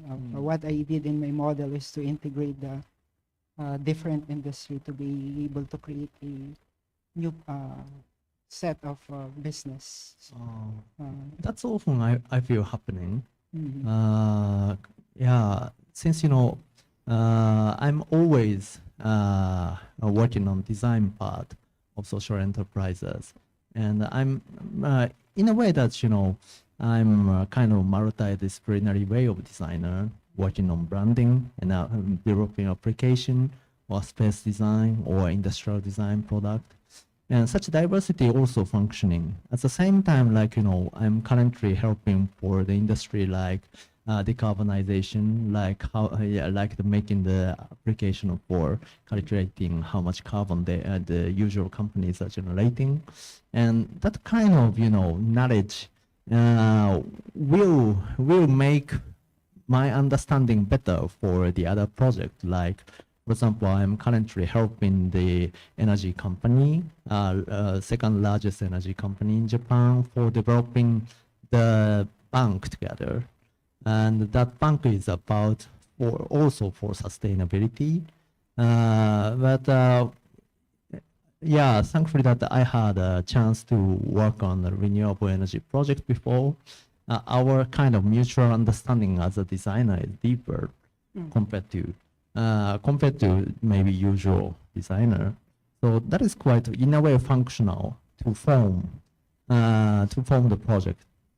Yeah, that's really nice, and I think we would be able to collaborate with it moving forward. It will be really amazing that often I'm also working on hotel project as well. Recently, I wanted to show, but we are currently renovating quite old heritages in Japan, like two or 300 years old house, to make it sustainable stay. We as an auberge, like the hotel with restaurant, and the reason why we are doing is that Japanese heritages are usually made of wood. Oh, yeah. Yeah, because of it or not, that currently all the houses are getting reduced and reduced. One shocking data shows that within these 5 years, actually 20% of such heritage buildings are lost. So yeah, you can predict like within these 50 years, most of them are gone. So yeah, we seriously need to think about such kind of resource to be profitable. Without doing it, yeah, actually, usual tower apartment or something is more profitable. So we need to change the kind of system, or we need to make the example how it can be profitable. And thankfully, it was selected in Michelin's Key, which is a kind of hotel selection program, quite recently, and I'm trying to expand that. But yeah, such model. If we can make one model in some local, yeah, like your presentation, I believe we can expand in the different places.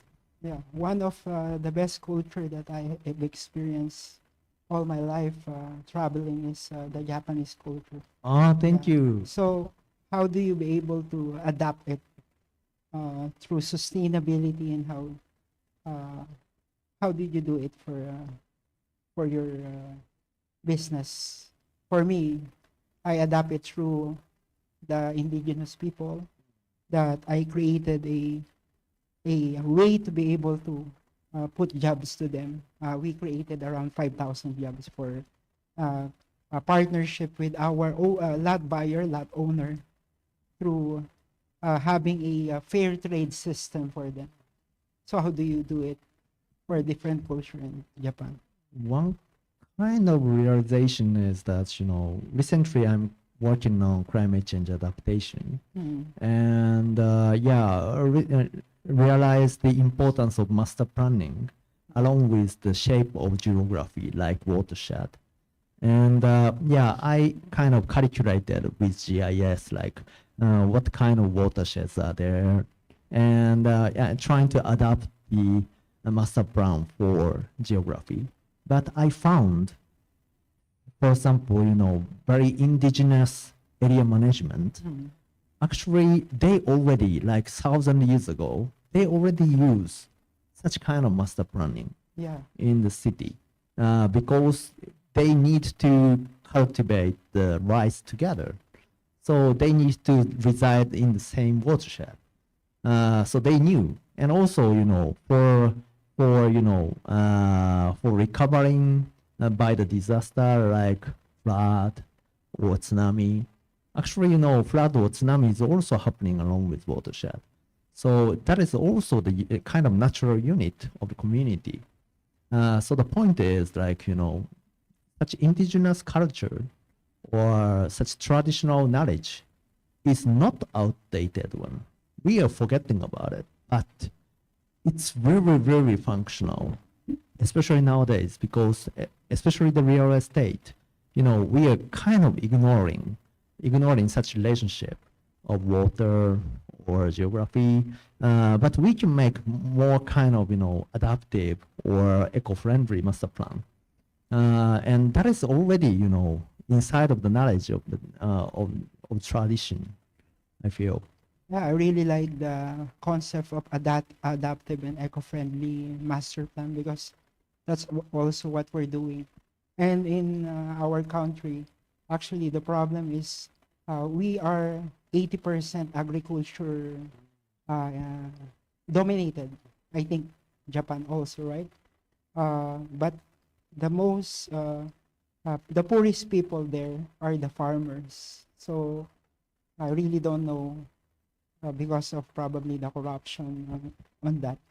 So that's why I embedded my company with a purpose to be able to put agriculture as the centric of our development and helping the indigenous people, which is very, very poor. The farmers are poor, but indigenous are very, very poor. And what I love about the Japanese people is they know how to farm, create a development, construction, and yeah, uh, I'm really impressed on that. So Thank you this very is much. actually that's actually embedded with the purpose of doing things.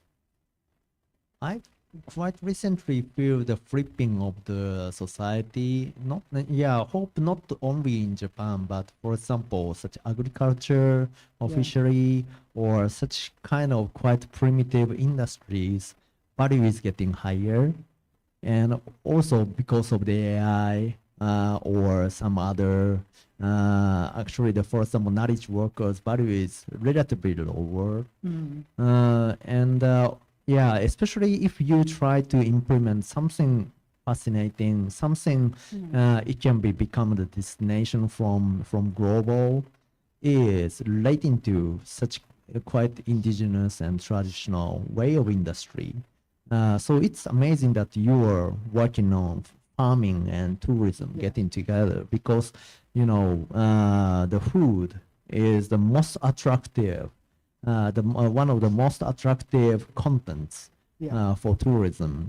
But if you are not doing a kind of indigenous and a sustainable way of food production, then you cannot say that is quite valuable, and also that is quite less fascinating for tourism if it's normal way. So so such integration of industry and food industry and tourism have, I feel, quite strong possibility.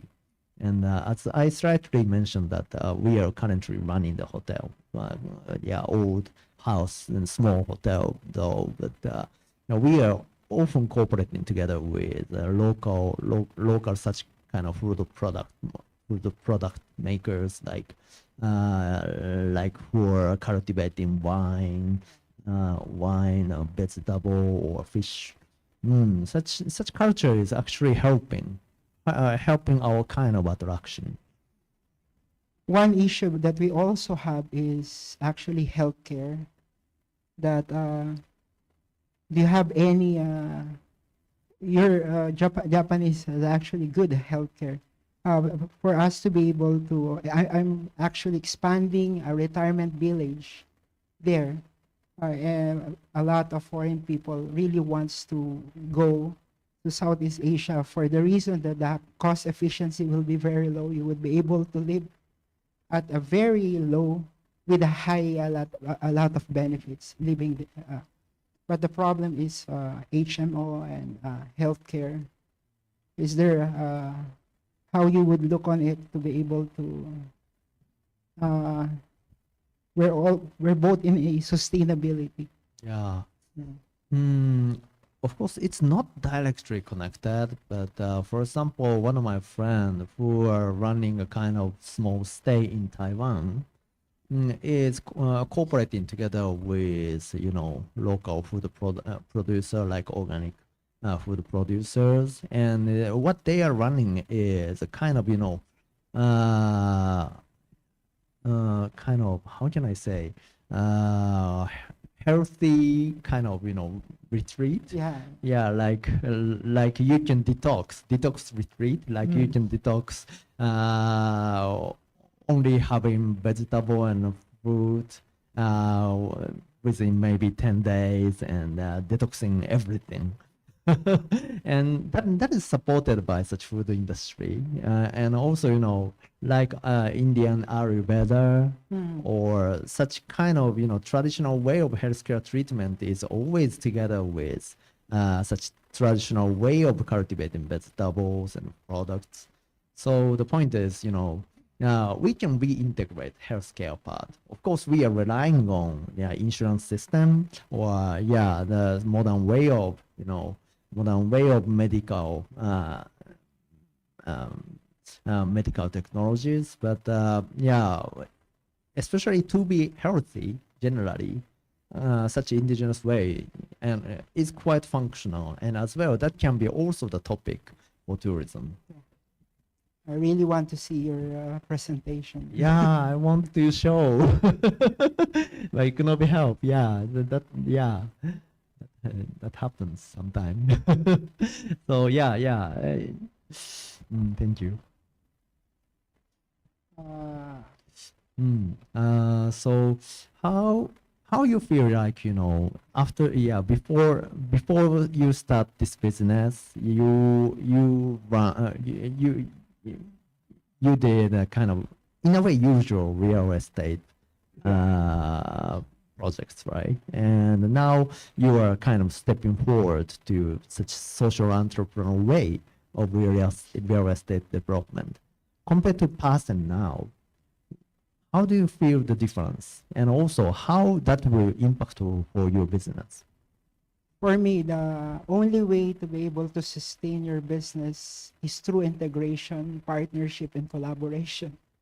Because the traditional way would not really work already in the evolving business environment already, especially in a competitive business environment. So what we're doing is being innovative and creating an innovation through sustainability. It should be that being a social entrepreneur, it's not all about prosperity and profit. You have to align the profit side to creating a purpose and a impact in not just planet for the people, and also in the Philippines we are actually faith tourism, so we're impacting for those and also creating the smart technology and sustainable and resilient development. So that's what we're doing there as an ecosystem that I show in my business model.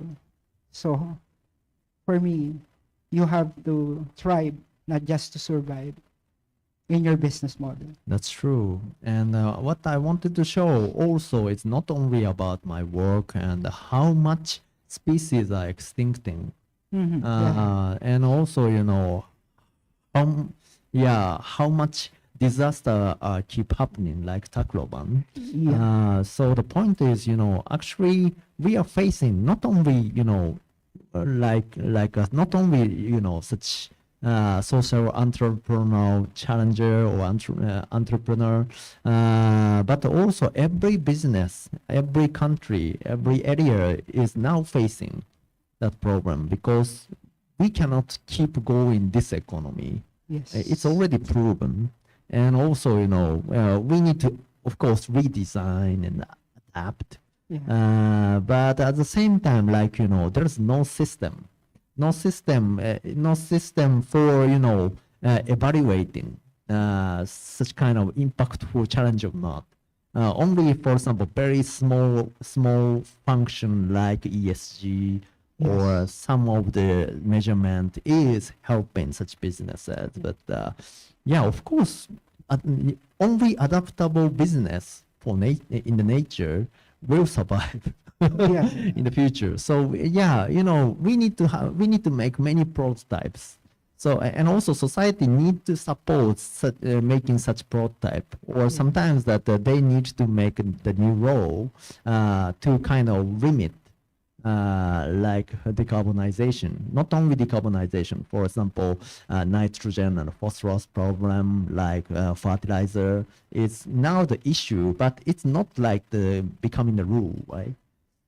So So yeah, we have already the list of issue, and I'm sure that that will be the next kind of huge green business as Yes, well. Currently, I cannot say it's quite profitable. Maybe sometimes profitable, but yeah, need to challenge now. I think for making new position of the economy. Yeah, 10 years to 20 years ago, actually, all the business and entrepreneurs could actually do anything that they like, right? But this time, the climate change, the population growth, and we have the 17 Sustainable Development Goals are already real, and we have to take it seriously if we want to be a steward of what we're doing in the world. So before, any business you could like that hurt the environment is okay. But right now, everything that we have to do is have to create sustainability and resiliency of the world because of the food insecurity, and we have to really create a way for the gap of the poor and also the rich. So we have to be innovative for doing that.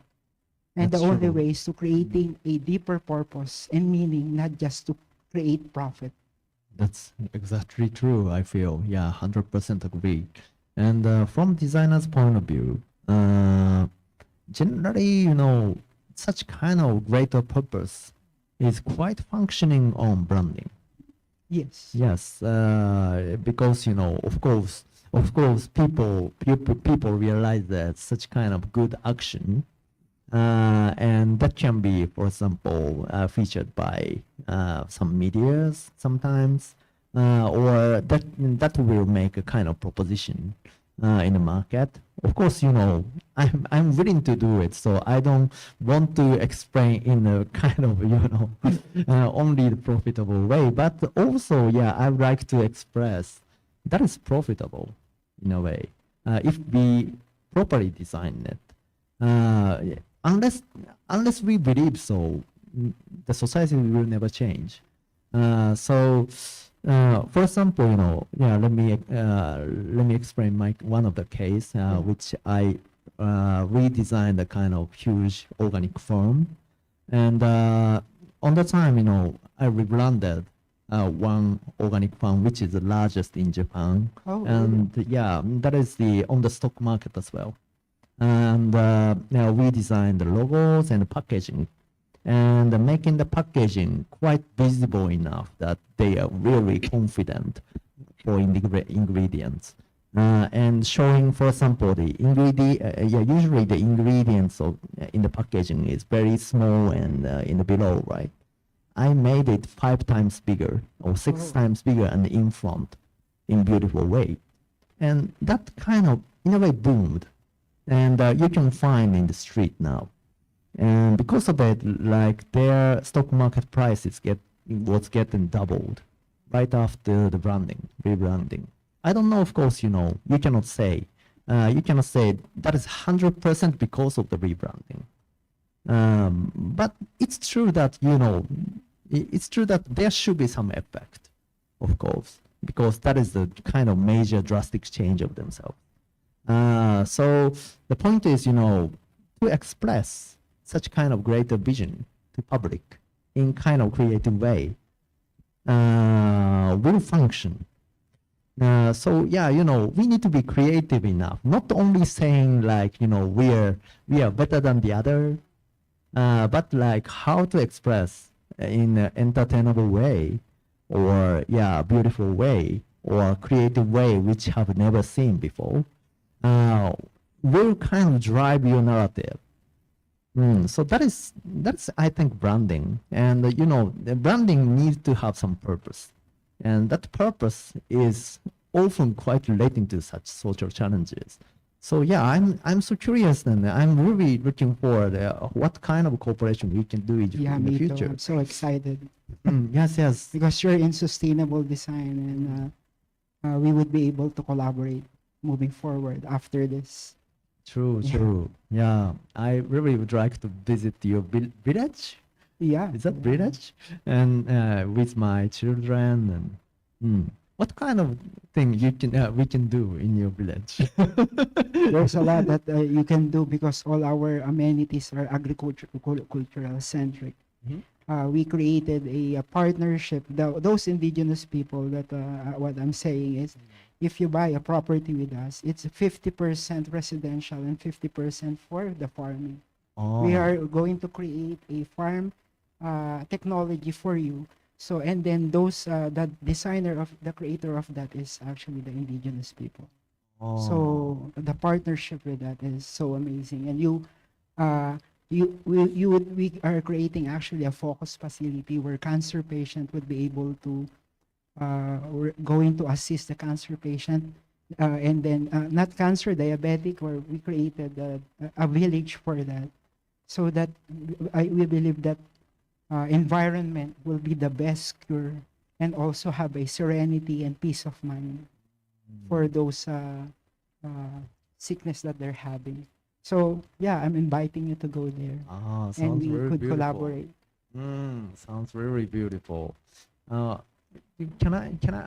of the customers are from city, maybe? No, our customer, our client, we already have 1,000 clients. Are what we call overseas foreign workers, Filipino workers, which is working abroad, Middle East, Japan, US, Europe, that we want them to retire. Most of our foreign workers, if they're here, they just work hard and work hard. We are a worker. So if they work hard here, sometimes they don't have investment when they go back for retirement. So we created a cost efficient that we are making a roadshow for them to retire here. And not just retire, because right now we are already in a hybrid mode of a work. We're actually proposing to them to work in a retirement village, even though if they are not retired. So that's what we are inspired to do, and we are opening it in a global way that foreign people would be able to retire also, and in our country. Is there any system for providing your agricultural product to the owners? Yes. Mm. Every owner is also a business partner. I see. That those business partner, we have created a lot of products from tea, from a lot of Philippine product, which I would be able to show you after this. It's beautiful, the point is, what I felt beautiful is that, nowadays, for example, I'm living in the city, and my friend, there are so many friends who are living in local, and I'm relying on them, like, I'm keep buying their product in. So if you buy with us, you will have, we could actually plant any, so they're telling us for 10 minutes, right? 10 minutes. Okay. You would be able, we would be able to design a different plant and vegetable food that you want, that you would be able to enjoy when in that property. That's great. Yeah, it's also quite important to have such kind of diversity of local. Like, even you are living in the city, if you have such kind of related place, it will give the life more resilient. Yeah. Way. So that's also quite beautiful. So almost 10 minutes left, but I'd like to also ask the audience if there are some questions.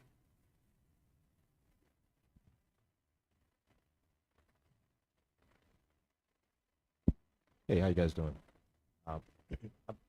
I love what I'm hearing. I'm trying to envision this merging of real estate and agriculture. I'm trying to envision it at scale, because I recognize that the current agricultural system has some flaws in it, and the flaw is largely connected to creating pollution and things like that in the world. However, one of the benefits of the current model of agriculture is that it delivers the food that we all need to us, and it does it quickly, efficiently in many ways. And so that's one of the benefits of it. So do you think that if this type of system were to scale, that it could match the current system in terms of the logistics of getting the food that people want to them, efficiently? And like, how would that work? Actually, every country will have a different challenges and problems with integrating this. In the Philippines, that's why we created a residential farming, so that there's no gap for this, and then there's probably we could work on the logistics side. But I'm willing to collaborate with anyone and create a model or solution model, because it works in our country, not just real estate and agriculture. We intersected real estate, agriculture, and the tourism side. But I'm willing to collaborate and partner with you. I'm sorry, I cannot see you, but which country are we talking about? So any country, I have a business model for that, it should be a lot of collaboration and partnership from local government, from the government side, from expert. For every location, we would be able to create a different unique value business on how to integrate those three. But we have to look on every situation and every canva on how we would be able to do it. And I would like to know more, what are the problems that, why it's not working, or why do you think that it won't work on that situation? So we would be able to solve those problems. I'm just saying that integration is hard, but we would be able to solve the problem bit by bit, because I have proved it in my country. I just don't know how I would be able to solve it, or what are the challenges that you're talking about, if in America or Africa, but that is the plan, to scale up our business model outside Southeast Asia. Can I also Thank you, sir. answer? Yeah, absolutely, because I think the design plays a huge role. Thank you.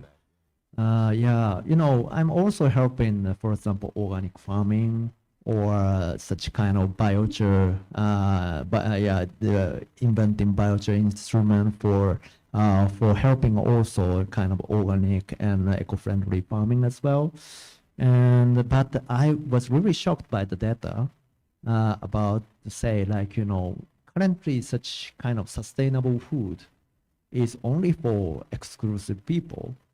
And in terms of the social problem of food shortage, which can be predictable in the future, we kind of need to solve the different problem at the same time.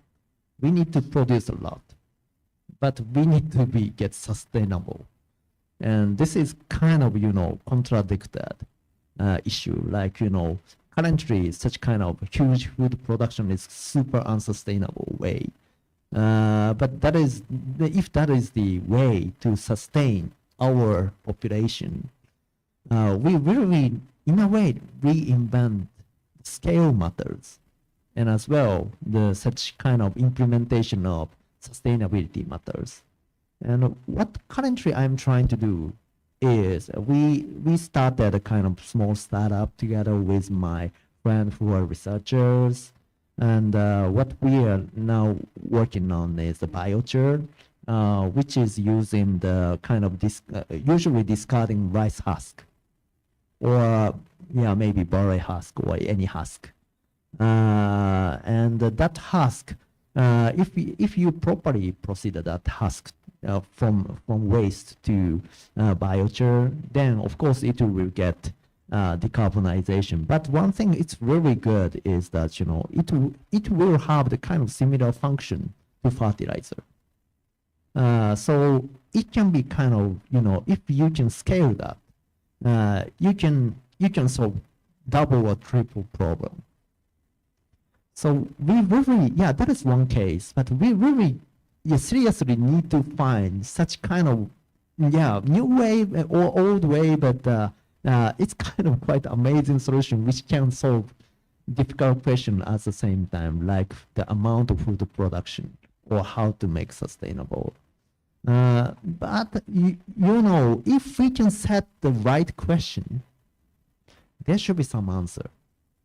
The problem is now that question is not questioned to the society.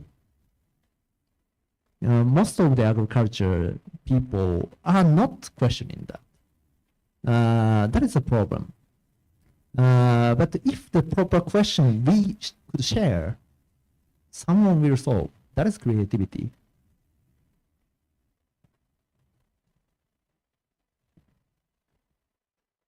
Aisuke-san, I was blown away by your example of increasing the point size of the ingredients, and I believe that was an illustration of how you build consumer trust.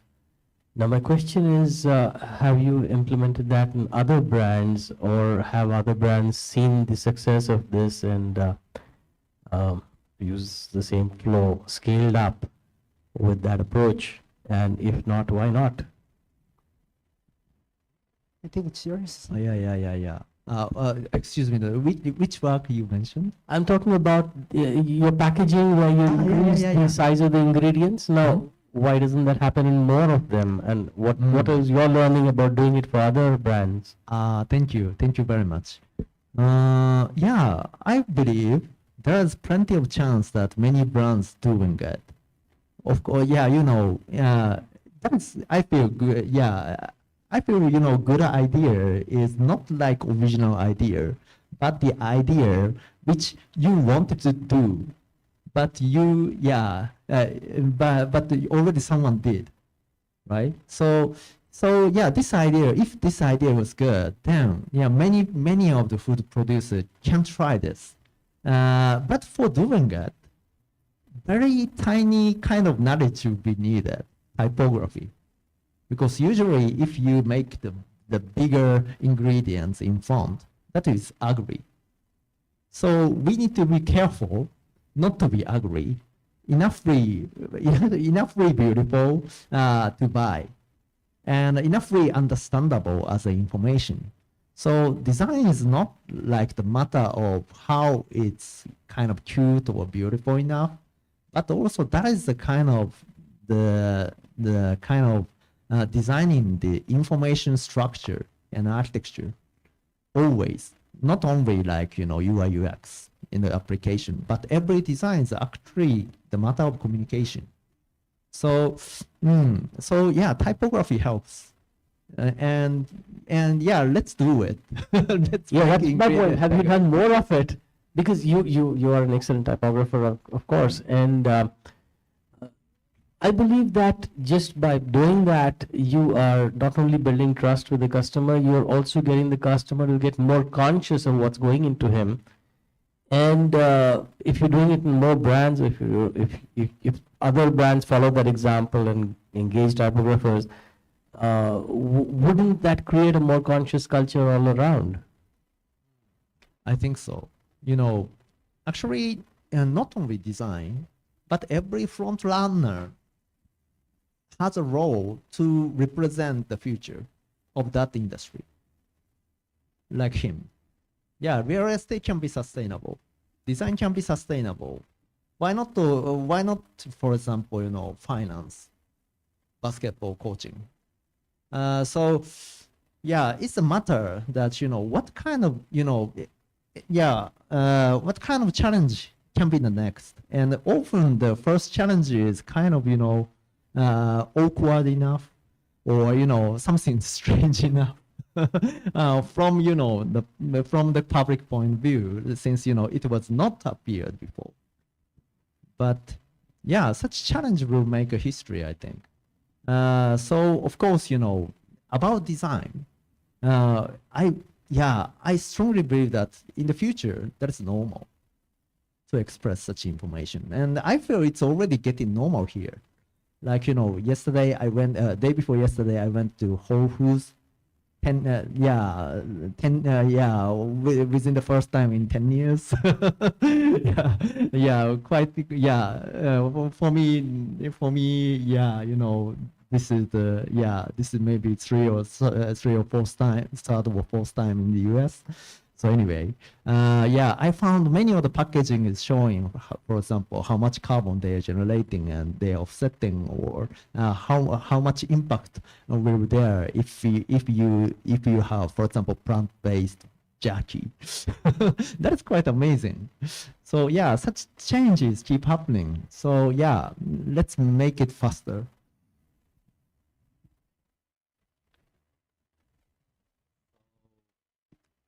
Almost the time, maybe. So thank you very much for today's talk. I really It's my amazed. pleasure. Thank you very much. Thank you.